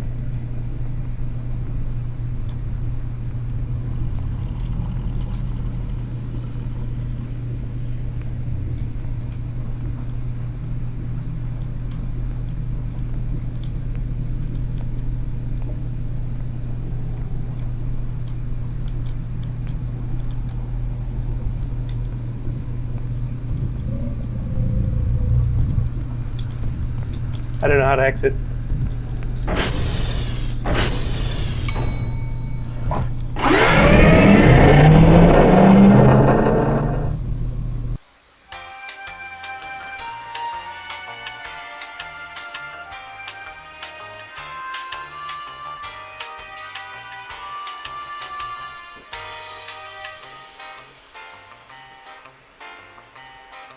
Jeez! Well, I thought I had to turn on the generator or something. No, I did that. Okay. I want to go play the Nice Ninja game again. Oh, that was stressful. Yeah, the ending music is perfect. Oh gosh. Okay. Yeah. Yeah. Okay, that was a lot of fun. Great atmospheric game. Lots of thought there. A lot went into the design of the monster. Level design was great. A lot of good stuff there. The right amount of jump scares. I know people are saying jump scares. You know, having him show up at the beginning of the second level and chase you around was good. Yeah. Are there ways to make him more clever? Are there ways? I think if this were a longer game, a big full release game, maybe it would be something where you could have, maybe it's the same monster, maybe it's different monsters that have different kind of mechanics that maybe one has to do with light as opposed to sound, or maybe that's too much. Maybe that's too much for a game, right? You want to just keep it focused. Anyway, okay. So 2 left. And they are Project Leech and they are Mecha. So we are going to do Project Leech right now. All right, it's Team 13. Thank you very much, Team 12, by the way, for Experiment 0. And now we are on to Project Leech, which is a very interesting 2.5D-ish thing, to my understanding. I also think there's a lot of custom music and art in this one, so I'm looking forward to that too. Including the splash screen. Project Leech.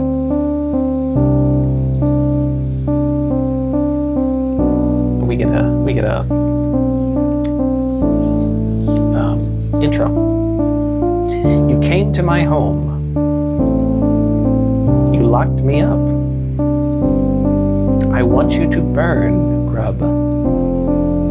You look like a nice shell to borrow. 'Cause I want out. Puppet Master. Let's see how much punishment your body can take, grub. Okay. So here we are. From what I know, this is like you're a parasite, and you have inserted yourself into, I'm guessing, our main character here. And we're on a space station. Okay. So, here we go. So I'm guessing that's health at the top. I see some enemies. Maybe something slimy around the corner. Okay. So this is what I meant about 2.5D. This is a really neat visual. This was showed in the first playable. That you've got this ability to, the camera pans around, and it's a 2D game, but not. it's done in 3D. I think I can do so. Okay, so I can jump. I don't think there's any mouse controls. I think, yeah, okay. So you can do that. And K to attack. Okay, so I got like a punch, and then E lets me open these grates and do some stuff. So I don't know if, so I don't even know if I need the mouse. So I guess I can fight this guy. Attack in the air. Dive kick. Okay. Oh, okay. He did a lot. I only have 5 health. So why do that when I can? Oh crap. Okay, I got 1 health back when I killed him, but what's that? Just something spawned? Oh, he respawned. Okay, so fighting is not necessarily the most effective. Oh, wait, it's purple now.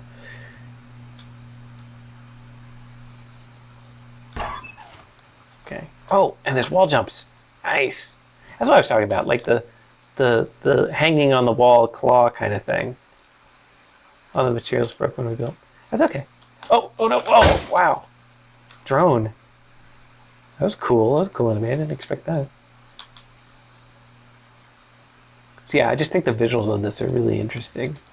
Oh, okay, another little copter. Oh, he's got bullets. Oh no! Okay, so this feedback, good feedback. I know when I'm getting hit. And I can dodge. Ooh, see, dodging around the car, that just feels nice, right? Yeah! Oh. I died. Apparently that's how much punishment my body can take, Grub. Not very much. Yeah, so don't worry about the texture issues, right? I mentioned building can be a little weird. That animation is cool. I've got this wall thing, so I can slide down the walls and I can kind of Mario style. Actually, it's better to do this Hollow Knight style. But... okay, so I can kind of avoid him, but then I need to... I can't seem to hit him, so I'm going to just dodge.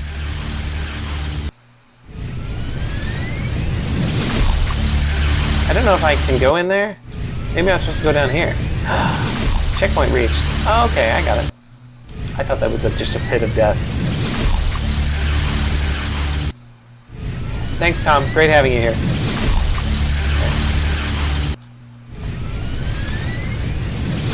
Okay.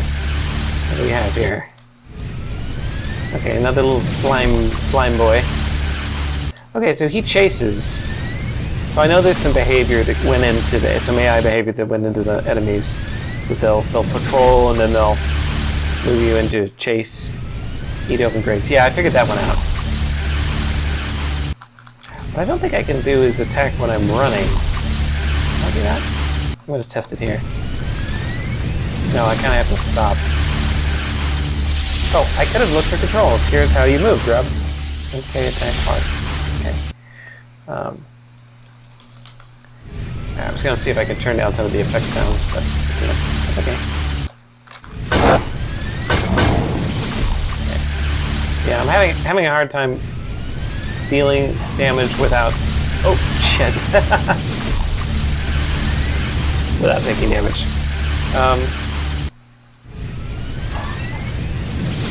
Okay, so that laser is... neat. Oh, shoot, this guy respawned again. Kick, kick, kick, die! We got a couple of things that are making this a little tricky, but we'll get through it. That is awesome. That's great.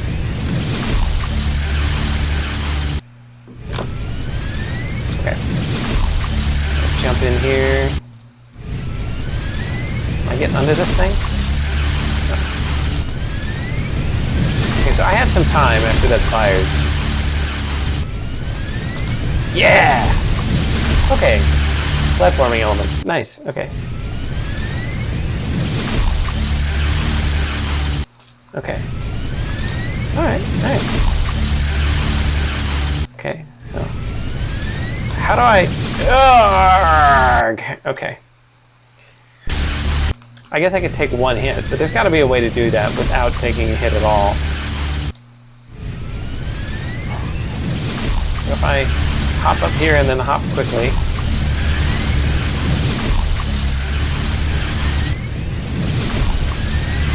Oh, no! It even killed me. Oh, I took 2 hits of damage from that, too.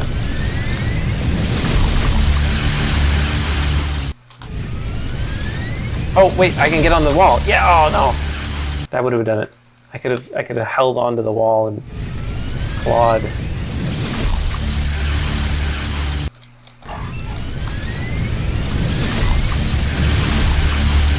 Okay. So these things start firing when I get close. I don't actually have to be in their line of fire. And then they fire automatically anyways. Well, I don't know where the best place to start here is. Maybe there? Okay. Okay.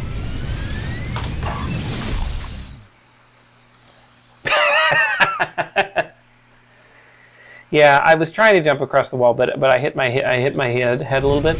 But there's grating there, so I got to the one grate that I needed, except it ended up being a death trap. But I could have hung in there. So.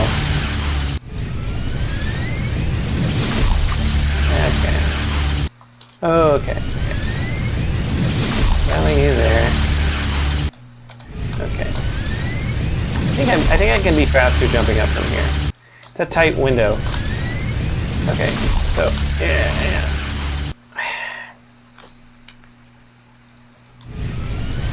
I can do this. I can do it.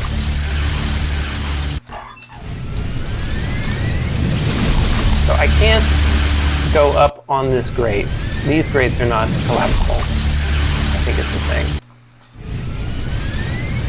Stupid death traps. There's a switch to the right that turns off the turret.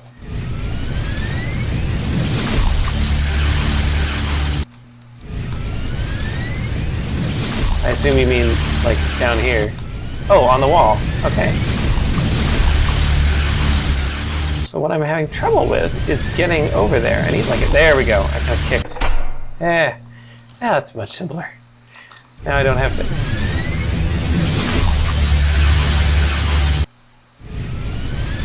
I thought I said...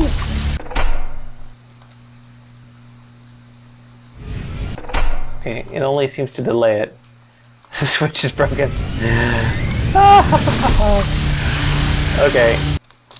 Well, I'm gonna try and get through without that. Yeah. Okay.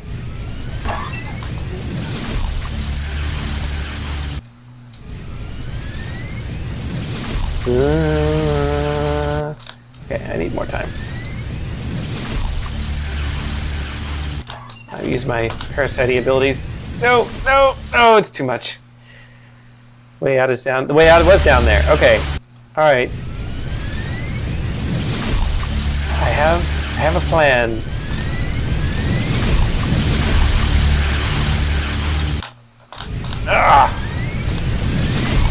Let's see, precision, pixel perfect. Okay, not pixel perfect. I kid.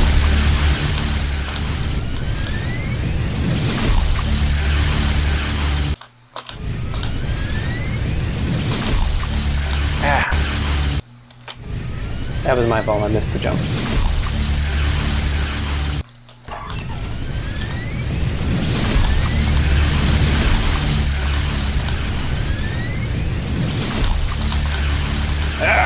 Okay, I have 1 health. Okay. So I don't want to fall in the death trap. I'm just going to slide down the wall carefully. And then pop into here. Okay. I get a checkpoint. Yay! Okay. Alright. But see, I just love this. This is so cool. The way that the building turns the corner. I just think that's so neat. Okay. Like visually, oh, death floor. As you have it. Like visually, this game is beautiful. Okay.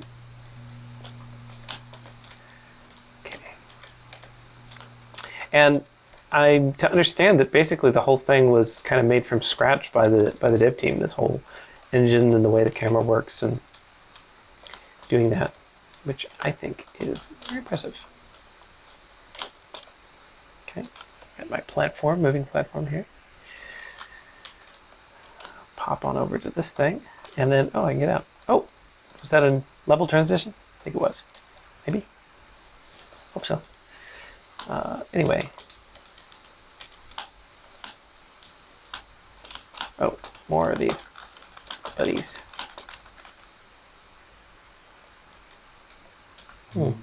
Yeah, some of the enemies I think are kind of not quite working.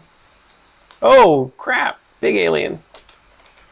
Is that a Zerg Queen? Okay.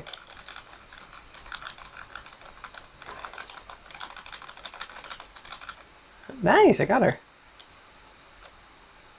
Or stunned her. Temporarily. Jones broke too. That's alright. Thanks for the ride, Grub. Alright. Cool. So, yeah, this is a game that has, I think a lot of interesting potential. There's some enemy types that have been put in. There's some drones and things. We run into a few bugs. But, all in all, very beautiful game. I like the idea of the story behind it. I like the rotating of the map a lot. You start with a lot of abilities that feel very good. The jump, the wall slide, all of that. A little tweaking on the controls, and I think it can be made really neat. And the puzzles, the laser puzzle that was in there was pretty good. And even though I maybe didn't solve it the way that it was intended to be, solved, but you can see that there's a lot of ways to do it, right? Maybe you do a wall hang for a couple of times, or you use the grading system. But the grade system, we've got some of the team here saying, it's short, but they built a lot of systems. So, if there were ever a game where you wanted to make a passion project of it and spend more time adding content, I think it would be something like this, because you've done a lot of work. Yeah. Cool. All right. So the last one is last but not least, is a card battler. What's the word? Thank you for playing Mecha. We have incorporated key components to make it easy. A combat button will give you more batteries. Not going 25 as that will cause issues. Also, skip button. Please start the game with a new game. Do not select continue. Don't do it. Do not select queued cards again. Don't go past 25. Players and chess may appear in combat scenes. Okay. Alright. We'll work through it. The settings don't work. Okay. I will not attempt to set the ings. Okay. So here we are. Mecha.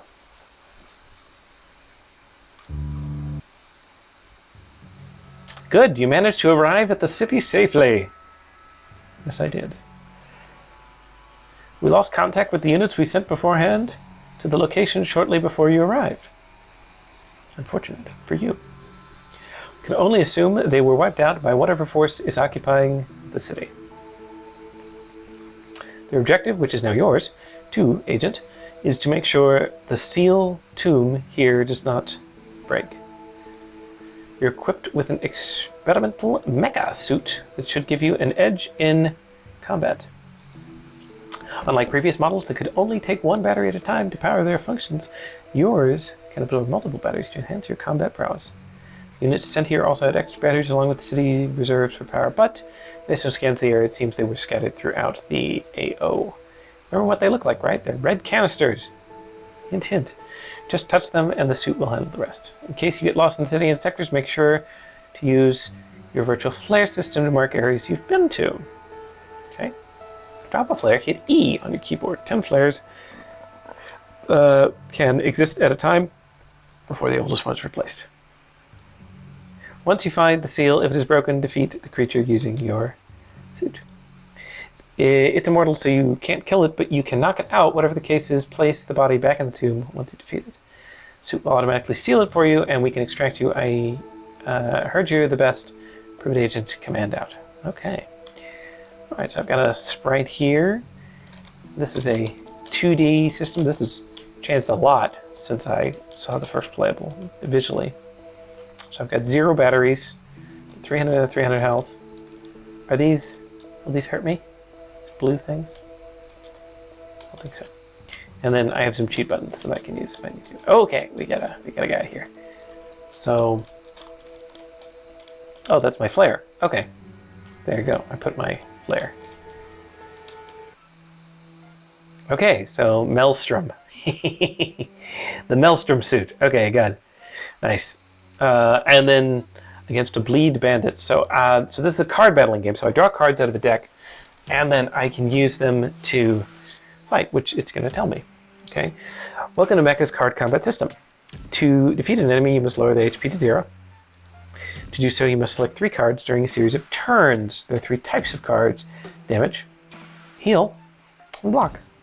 Number of the card determines the amount of damage the card is going to do. Receive a random mix of cards. In order to take your turn, you must select 3 cards from your hand to attack with. First card you select determines what kind of attack you will make. It will be a bonus to the amount of damage dealt, a heal, or a block. Go ahead and select 3 cards to tell you out. Well, oh cool, they fight.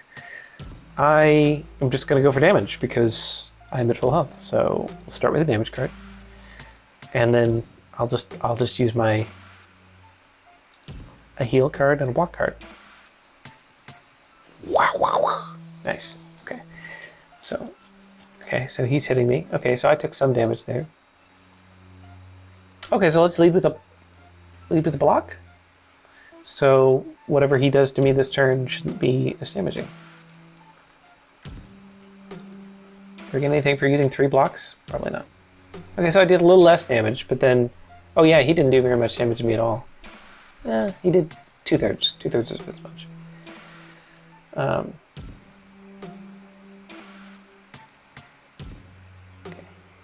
Diminishing returns, not talked about. You notice the counters below your HP go up after using one of the effects have, and 2 there's no other bonus. Okay. So, alright, got it. Let's try heal. Weak attack. I didn't think I could finish him off that time. Oh, I full healed. That was nice. Of course, he's smacking me. Alright, so I should be able to end this with full health then if I do a heal. Oh, I didn't get any health. Probably because I killed him. That's okay. Alright. So let's go into the mist. A lot of dead people here. Scans show you're almost the city's farming land. Forest was supposed to ward off any unauthorized entities using ley line magic to shift and change its layout as people walk through it. However, it seems something has disrupted the ley lines. It stands to realize the forest can no longer shift. That's okay. The spelling is not the important piece here. At least we make it easier for you to find your way. Be advised, we are detecting a few unknown entities in your area. You're authorized to use deadly force if necessary. Again, if you see a battery, get it. Get the battery. You can only assume that the forces that defeated the previous squads will only get stronger. As you get closer to the seal, powering up, you may have to get creative with how you reach the next sector. Isn't to say you have to eliminate everyone. We are on a tight schedule here, but it would make things easier if you engage an enemy. After all, you need to be alive to fix the seal, not dead. Shoot has an emergency call function. Should go critical or pass out, but it could be some time before we retrieve you. All other remaining special mecha agents have been dispatched to other nearby cities to protect other seals and assets. This is coupled with the fact that scans show that the area was laced with special runic shield, which seems to repel any unprepared living creature like a barrier. Automatic systems built into every agent's armor were strong enough to allow you all to penetrate initially, but it seems like the enemy fortified it afterwards. Nothing living or not can enter. You're on your own until we break it. Command up. Okay, so we're on our own in a maze that is not shifting. Oh. Ooh, battery. I got a battery. So the batteries are just power-ups? The dead guy. Do you have a battery on you? No.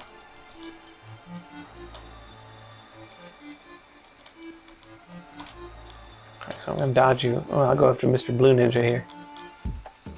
Block. Does he block? I assume he blocks. Let's just go for damage. Oh, I full healed after the last thing. Looks like.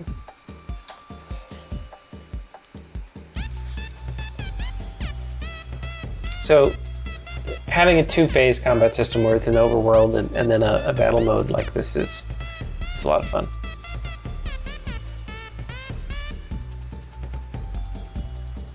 So, am I to understand that the more times I select the first card, the stronger it gets? Like, am my attack just now permanently increased for the rest of the combat? Because I see them incrementing here. Not sure. I'm going to do a heal. Actually, the reverse. Okay, so the more I use it, the less effective it will be. Okay, so that incentivizes you to use other abilities. But then it decremented when I didn't use it. I got it. Makes sense. So we'll try another heal. I should have done an attack. I could have killed him. Do I full heal after battles? I know that was discussed. That might not be the case. On level complete only. Okay, so that's why I healed. Okay, so yeah, you can see I have weakened. Okay, I'm getting batteries. Poor dead folks. So the shifting maze thing, was that alluding to some of the earlier designs for the game?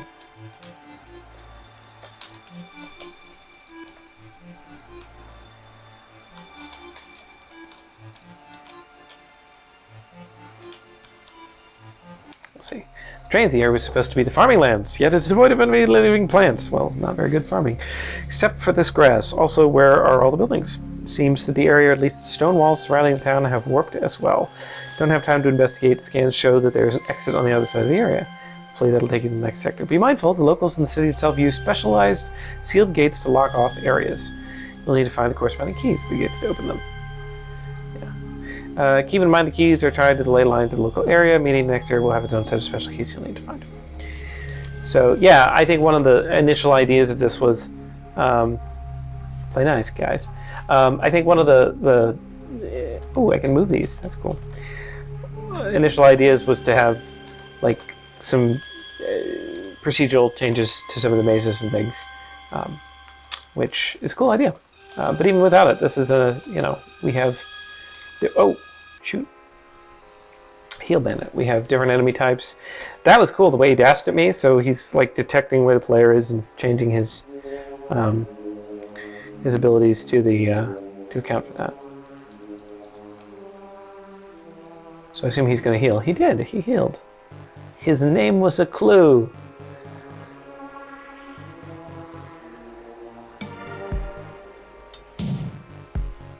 Okay, so I should be able to finish him off with just some strong cards and a heal. I miscalculated.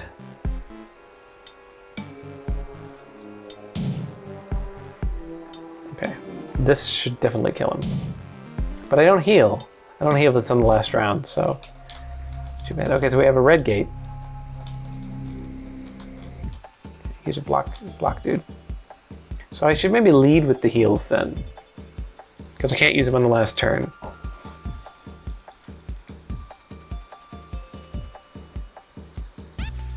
So, I've got kind of like almost a fighting game kind of thing here, right? With the way this looks, which is nice, and the health bars at the top.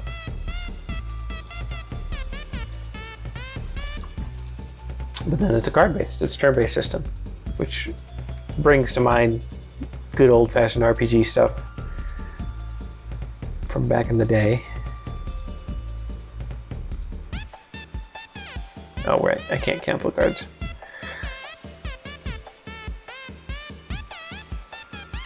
But I'm dying.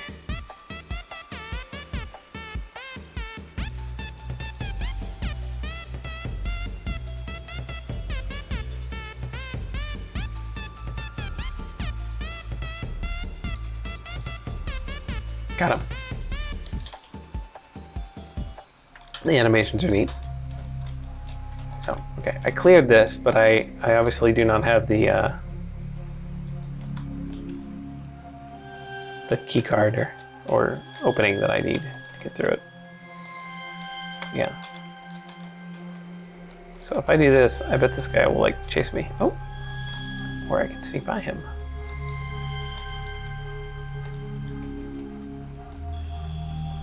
Okay. Yeah, so these guys kind of dash around.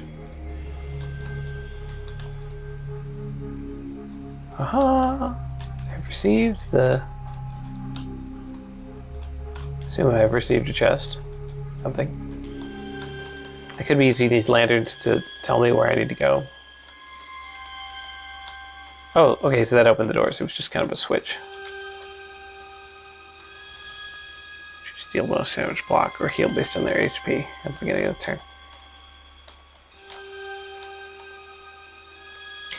Yeah, I think the music is appropriate. You know, we've got kind of this misty background here, and we've got this misty sound and kind of very sword and sorcery. Appears we were right. Oh no. We've entered the first outer wall. Scans are becoming more scrambled, probably due to enemies tampering. We may lose the ability to keep track of you as a result. Whatever the case is, your objective stays the same. Reach the seal, verify its integrity, subdue the sealed creature if you must, and evacuate. The creature will try everything in its power to tempt you to let it go. Now listen to it. The creature was sealed by the God of Life, our founders themselves. Have faith in them. Have faith in us. Do your job well. Command up. Always suspicious when somebody tells you to have faith in them right before you're facing their greatest enemy. Like, who do I trust here? Ooh, big door. Boss door?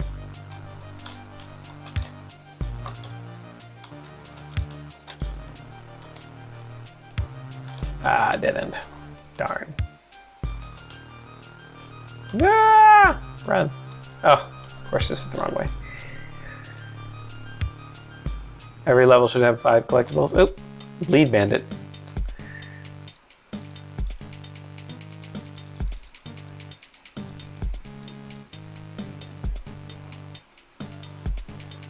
Always with the bandits and their banditry. Probably should have kept some more health for the boss here, but... So there's a nice challenge to this in trying to, you know, avoid the enemies you don't need to fight. So there's kind of a...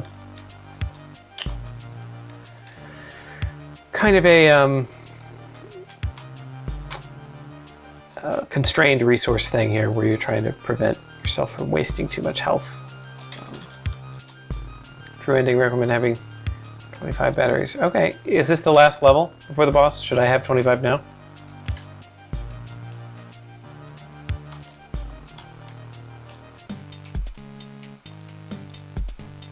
No. This is what, like the 4th level? So I should have like 20?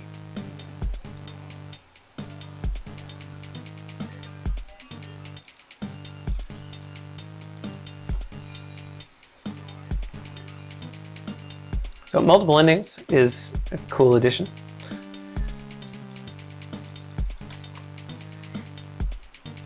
Definitely brings to mind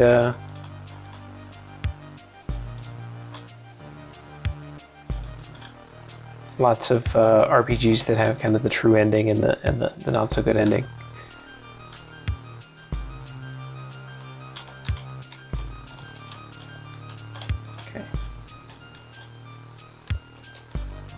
Okay, here's the red switch, but then there's the green switch. Yeah, so how many 15 as of now, okay. I now have 15 batteries. Ooh, big door.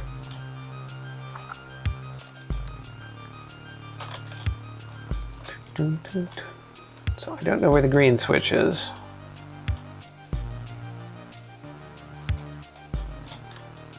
The You've got kind of patrolling enemies. I assume these are using a kind of waypoint.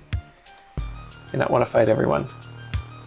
Yeah, I noticed these guys started doing a lot of damage. I mean, I've got only a third of my health left. So I do more damage if I have more batteries. Okay.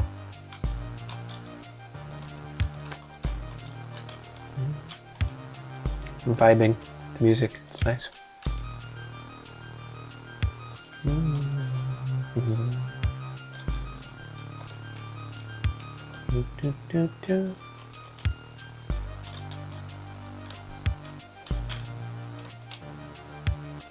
Bah.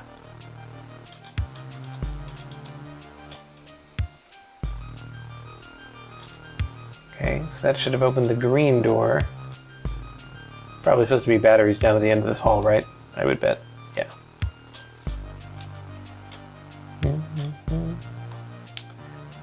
Reward completionists. You know me very well.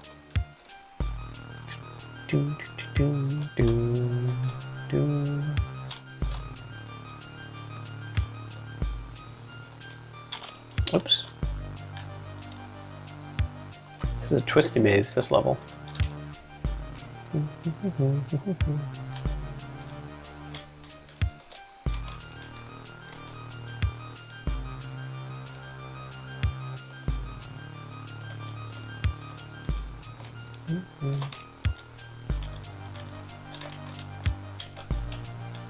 Green door should be over here.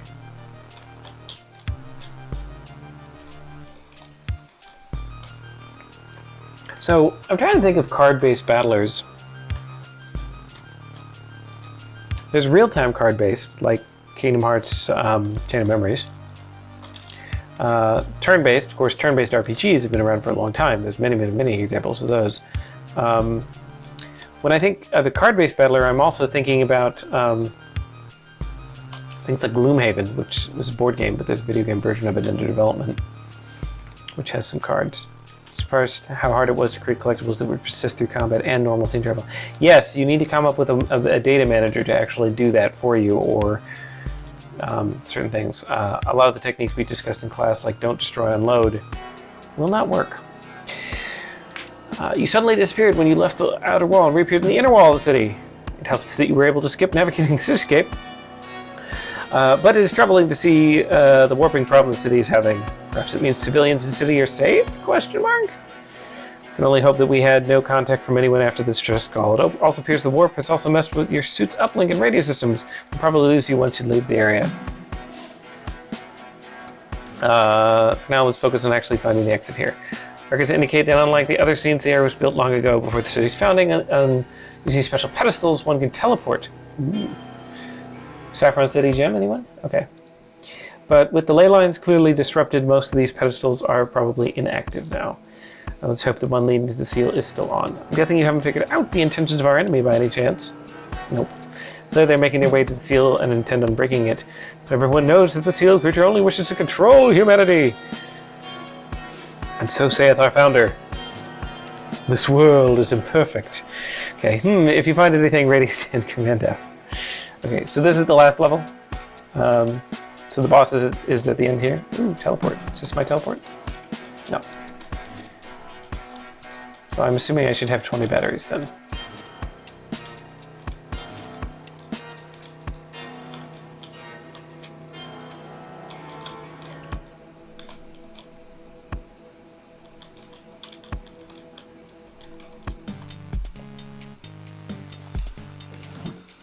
I'm just gonna start out swinging. Oh, the batteries definitely helped. I almost one-shotted that dude. Okay. Of course, he did take out a third of my health. More dead mecha people. Another level after this? Okay.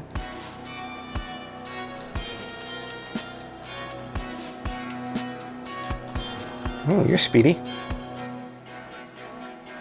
I hit him anyway. I don't have a heal card. Too bad. I'll just block. Yeah, I really do terrible damage when I'm not starting with a damage card. But that's okay. So I think there's something interesting here where you can do things like, so the order of the cards you play matters, the value of the cards matters. But there's something that you can expand on with this where you have like combo cards and things where, you know, different abilities will result in different kind of reactions. So much you can do with card-based systems that can be fun and interesting. I like them. I mean, I like card games generally, whether they're a video game like Hearthstone or even like a collectible trading card game. Can I not go through there? Too many corpses. The idea of, you know, creating something that has some predictability to it, because card games are random, but they're only semi-random.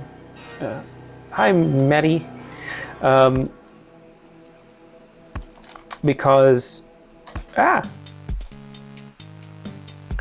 by the time you get to the end of the deck, you can predict what's going on. And if you want to be good at card games, like even just regular card games like you know, poker and trick-taking games like hearts or spades, or if you've ever played those kind, you have to know what cards are coming. And so that's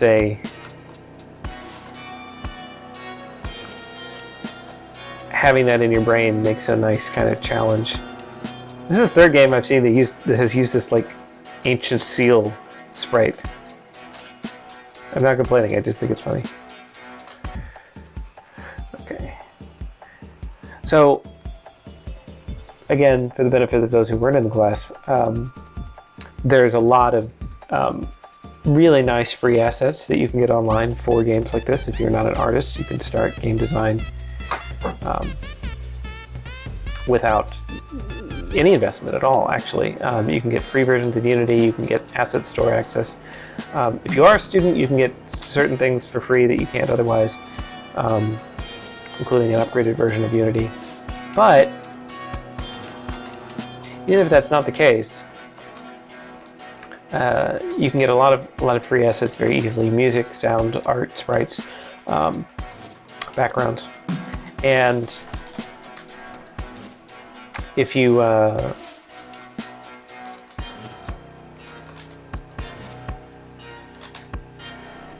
now I see why I need the lanterns.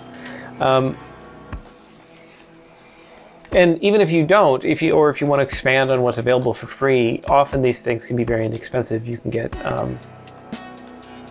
the doors in you saw the first list cost you $12. Yeah, so you do have to pay for some things, but it's nice to be able to get assets that you want. And even if you don't want to buy a pack that other people use, you can even get custom assets.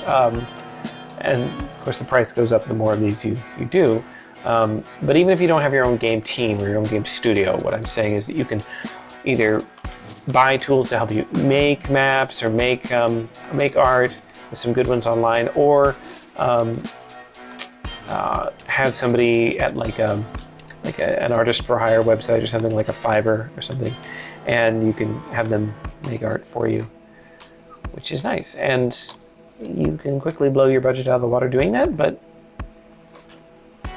you can also get some really good stuff. So there seem to be several doors that open pointlessly. Part of the sneakiness of this level. This one I know opens, but it doesn't open anywhere useful. Or maybe it does. Because I was trying to go into it from the other side, I assumed I could, but that's what I want. Open the red door. Red door is open. I don't remember where all the red doors were.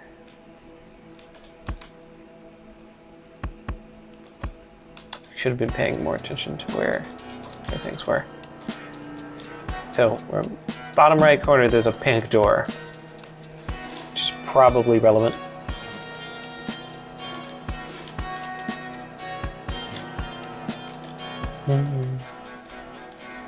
Music is definitely ominous.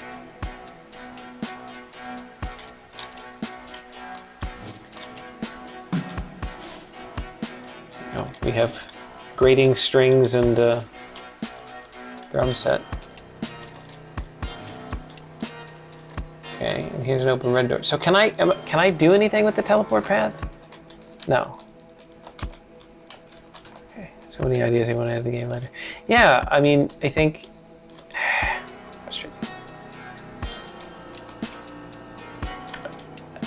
I think one of the hardest things when you're starting a game design is you know, understanding the you know, what it takes to manage the data behind the scenes, and especially in the case that, you know, you're effectively making two games, one that's a card battler and one that's a puzzle maze-based puzzler. You're effectively making two games, and you have to make them talk to each other.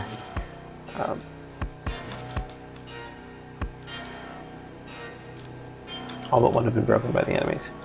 Got it. That's why they're smoking and fire.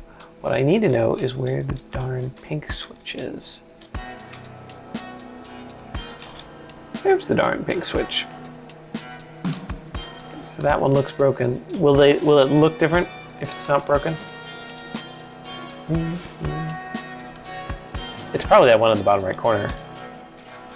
I guess I'll check this one just in case. Yeah, it'll look different. Okay, good.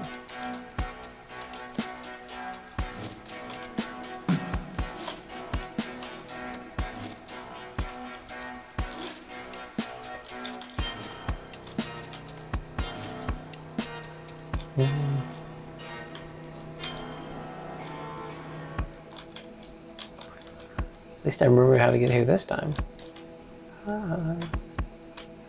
There it is.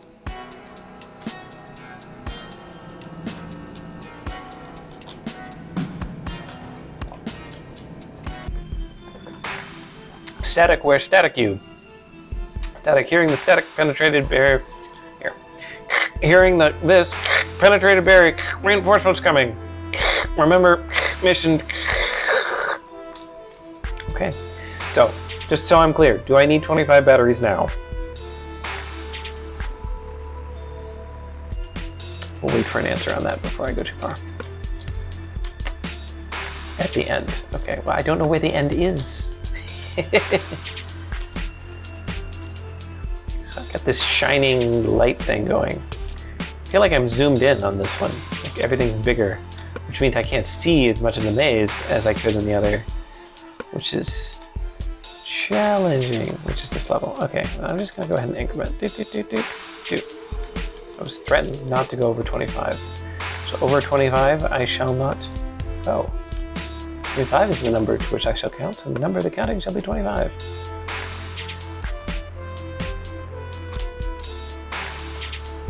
Okay, so that's a dead end. But there's a red door there. The doors and switches. Classic puzzle element, but a good one.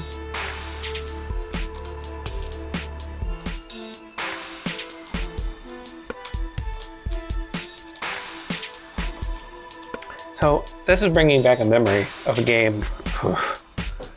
It's probably a 25-year-old game. And it may have just been called Labyrinth. I can't remember that, but it was very... This audience may not recall this, but there used to be like a screensaver you could get on your computer. Back when screensavers were kind of a thing. And it was like this twisting maze, and it would just turn the camera through basically what was a video game of a 3D walkway. But this game had... There's the purple box. I don't know how to get there. But it had a set of puzzles that was kind of like... It was basically a labyrinth, but instead of the doors just opening and closing, they were on corners. And so they would open one and close off another passage, and you had to find your way through mazes in that way. I haven't thought about that in years. No idea what it was called. I think I had it on CD. Rin switch. Actually, there was a green door and a red door on top of each other. Rude. I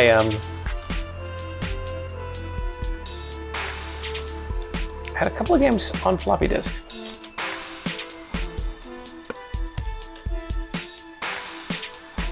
Well, really just one. Load Runner.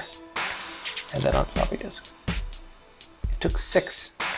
Was made procedurally generated in the game I'm talking about? No, I don't think it was. I think it's just well-designed levels. I don't think procedural generation was really being talked about as something computers could do. This would have been in the 90s. Maybe it was. How do I get to the pink thing?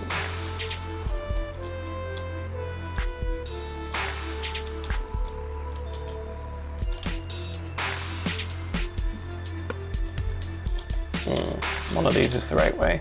One of them is the wrong way. I'm just trying to hug this same wall, which may or may not work. Big thing. Aha, yes, this door was open. It wasn't open before. Which means... Pink switch, pink switch, pink switch, pink switch. Oh, the pinball game that came with Windows? Yeah. That is a game that's flashy. It's just fun. It's crow brain looking at the blinky lights and the fun sounds.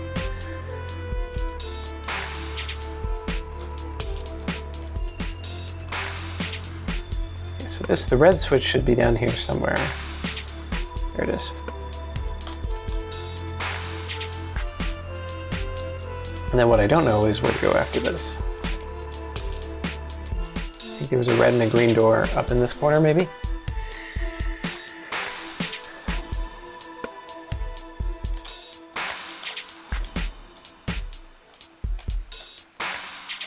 Diablo was doing procedural generation in '96. Yeah. Well, the game I'm talking about had a very low budget, so probably it was around the same era, and so I'm sure that if procedural generation was being talked about at the time,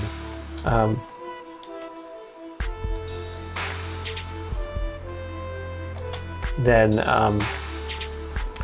this game I was talking about wasn't using it because it was just a much smaller budget game. Okay, so this door leads nowhere. It's where I was going this whole time. What gives? Should have been a battery? Okay. Get that battery. So I think I've opened all the doors now, so now I need to know where to go. Is it like the top of the map I'm trying to get to? Walk past another red door.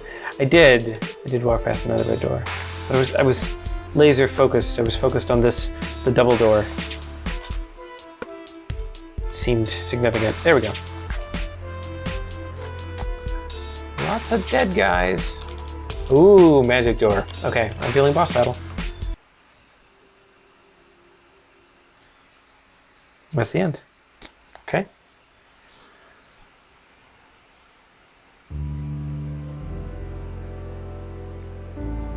I don't know what happened, but I'm taking it that was the, it's not supposed to happen.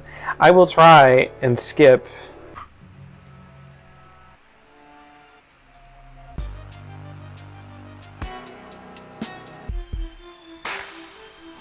But I can't.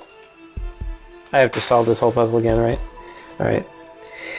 Let down, but, you know, I get it. I have to do the whole map again. Okay. Well, like I said, lots of mechanics went into this game, right? Building 2 battle systems, building, you know, building these enemies, building, you know, a lot of interesting graphics on the you know, I like the light effects that are going through. It's okay.